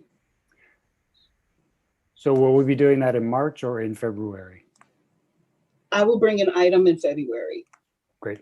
Thank you, Yvonne. All right. And moving on to item 5I, which is discussion of the City Council meeting schedule. I think recommendations 1, 2, and 3 make sense. That takes us through February, unless we are prepared to make decisions about the rest of next year beyond February. I thought I would start there and see where my colleagues agree. I think that sounds about right, Madam Mayor. Okay. Any other comments, questions, thoughts? That's fine. If that works for Yvonne, it works for me. It works for me. I think we can come back with an item to discuss what we want to do about July 5th, because that meeting falls on the holiday, and September 6th, we may want to talk about that. But what about items 6 and 7? That's the election of the mayor and mayor pro tem and the installation, which usually happens April, second meeting in April and the second meeting in May. Are we prepared to make that decision tonight? I'm prepared to make that decision. I just want to say that at one point, and then it got stupid fast, so maybe it's already 12:02. So, but at one point we tried to square the elections with the mayor, and we were going to extend the 2 terms of the current mayor and the mayor pro tem. And maybe tonight is not the night to do this, but I just wonder, as a council, did we want to do that so that the mayors would start maybe in January or February, or like the boards and commissions after the November election? We tried to do that with John and me, I think, or I don't even actually remember, but then all that other stuff happened and we just said, we're not doing that. So I don't know if my colleagues, if the city, if we just want to go with this and deal it with the next mayor and the mayor pro tem, or well, we brought several items to talk about the rotation of the mayor and mayor pro tem, and landed on April and May. Okay. Thank you, Yvonne. Snap some sense into me. Thank you. All right.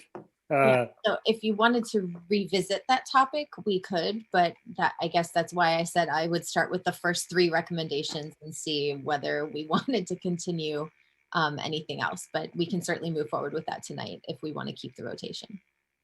Okay. Why don't we also do the July meeting, because nobody wants to be here on the day after the 4th of July. Okay, so recommendations 1, 2, 3, and 4. And 6 and 7. And 6 and 7. I'm okay with 5. Okay, so is there, we don't have to pick it apart if you don't want to. No, Okay. I'm fine with 5. I'm just saying it because September 5th is also my birthday, but I think the schedule makes sense at the same time. So there you go. I'm 1 through 7, that's fine. Okay. 1 through 7 it is. That's a motion by Laura, and I'll second that. Okay. I'll just make one more clarification. So number 8 is just to approve the calendar, and you're doing that by 1 through 7. So okay. That's why I was like, is there a reason we're not including that one? Okay, It so was we'll just tricky. move the item. We'll move the item then, We're because seeing if Yvonne's awake at this Yes. point. I'm awake. I'm awake. So, Lauren, are you okay moving the item in total? And John D'Amico, are you comfortable Yes. with seconding that? Yes. Madam City Clerk, roll call, please. Councilmember D'Amico, Yes. Councilmember Erikson, Yes. Councilmember Shyne, Yes. Mayor Pro Tem Elect Meister, I'll say it that way, Yes. and Mayor Horvath. Aye. The motion passes. Thank you. Isn't she, but didn't we just elect her? She's not elect, isn't she? Or did Well, we need to install her at the next Aye. meeting. Very good. All right. Yes. Okay. So close, Lauren, so close. All right, so now we happens to be between now and then. so now we are on to our second public comment for the evening. Do we have any more public commenters, Madam City Clerk? We do. I believe we have 3 or 4 that are still on the line. I'll call them. First speaker is Marnie Carmian. Marnie, are you there?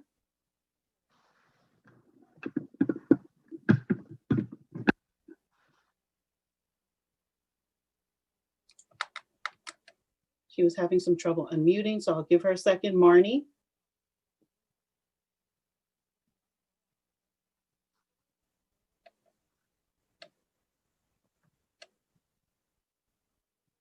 Hello, can you hear me? Yes, you may begin. You have 2 minutes. Oh, thank God. This has been quite, yeah, believe me, it's going to be way less than 2 minutes.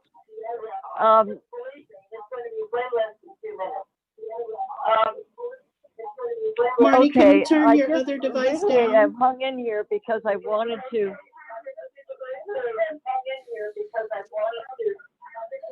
make a statement about the authorization.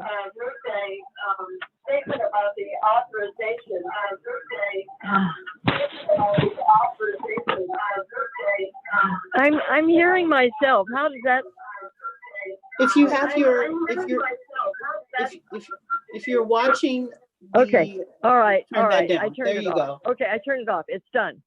Great. So it's late and I'm really worn out, as I know you all are, must be. It's about nomenclature. Basically, the creation of a social justice task force. That's why I hung in here. I think that it really ought to be simply racial justice task force, because social sounds euphemistic. And if you're going to say social, and then go on to say advise on social and racial equity issues in the community and provide policy recommendations, and you need to include sexism and ageism and LGBTQ-isms, and there you are. So that's why I've hung in here. Terrific proclamations, Lindsay. I am brokenhearted about John. I've taken some heart listening to the new members, and I'm so glad you're with us, Lauren, and that you're going to be Mayor Pro Tem. Thank you finally, Yvonne, and I'm going to hang up now. Thank you, Marnie.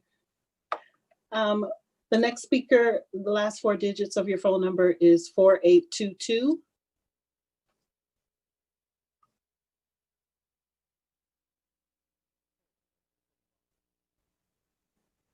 Followed by the speaker with the last 4 digits, 7574.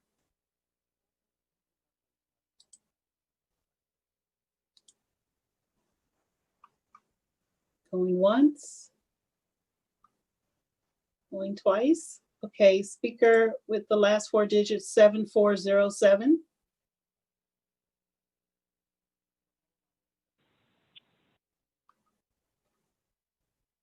Hi, good evening, Honorable City Council and Madam Clerk and Midnight. So this is quite interesting.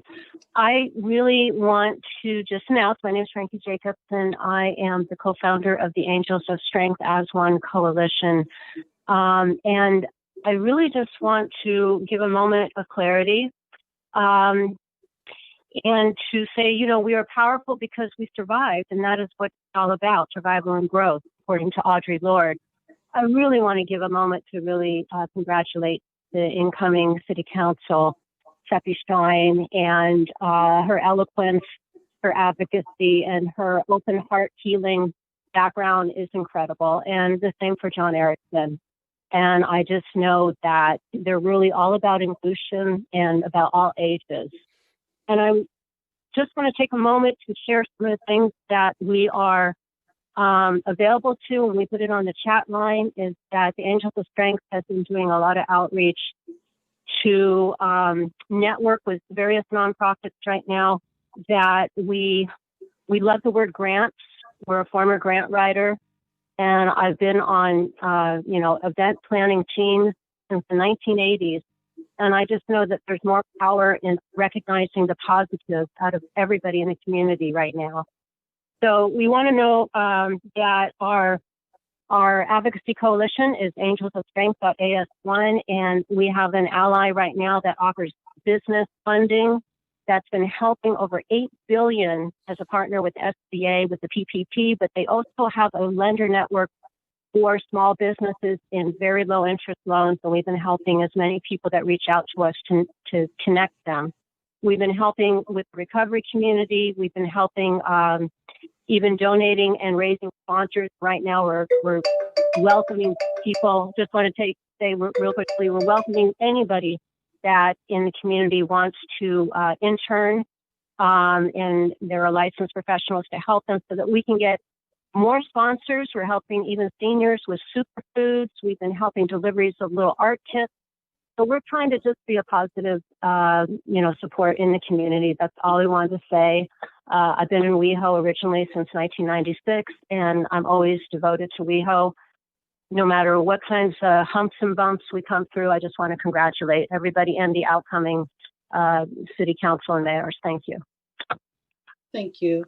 Mayor, that was our final speaker.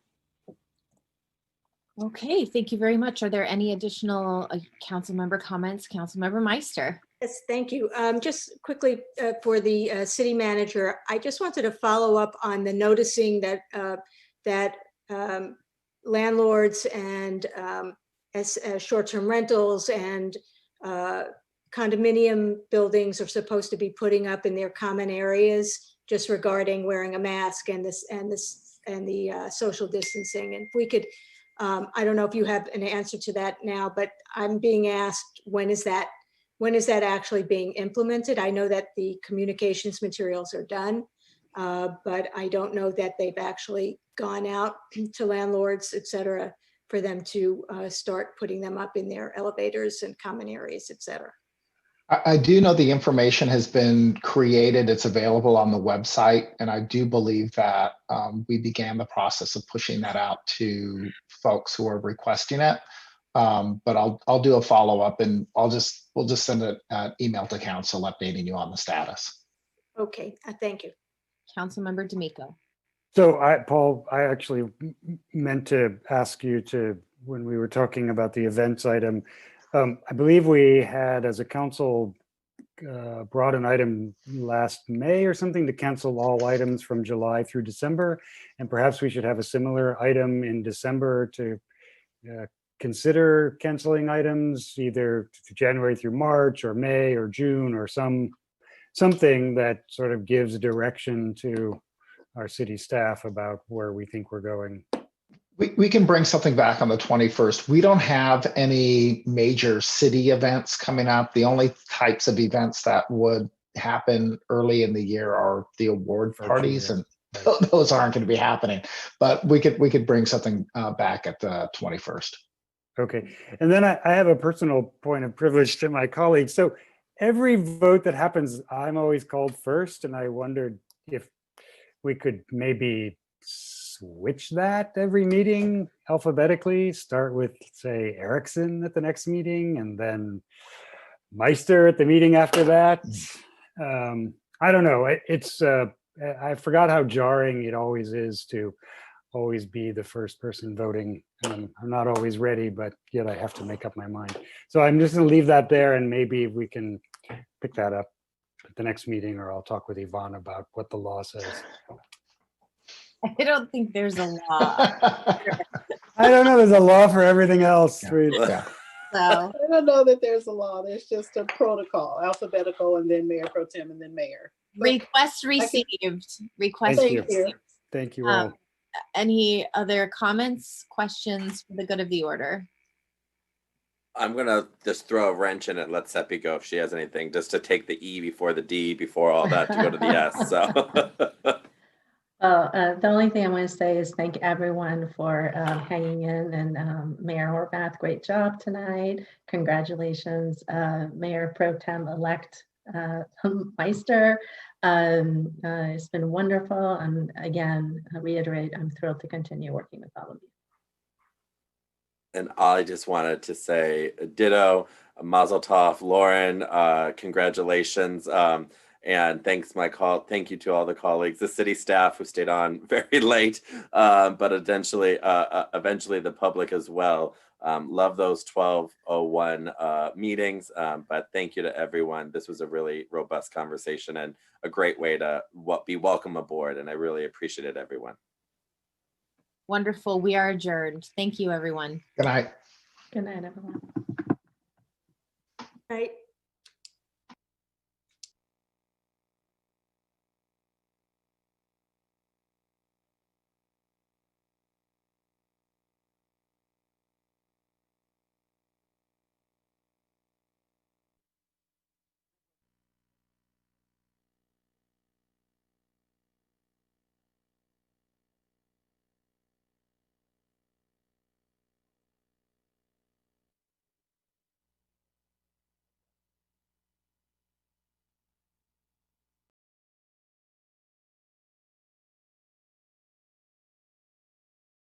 County since the beginning of November. New safeguards and restrictions are now being established by the Los Angeles County Department of Public Health to protect public health and safety.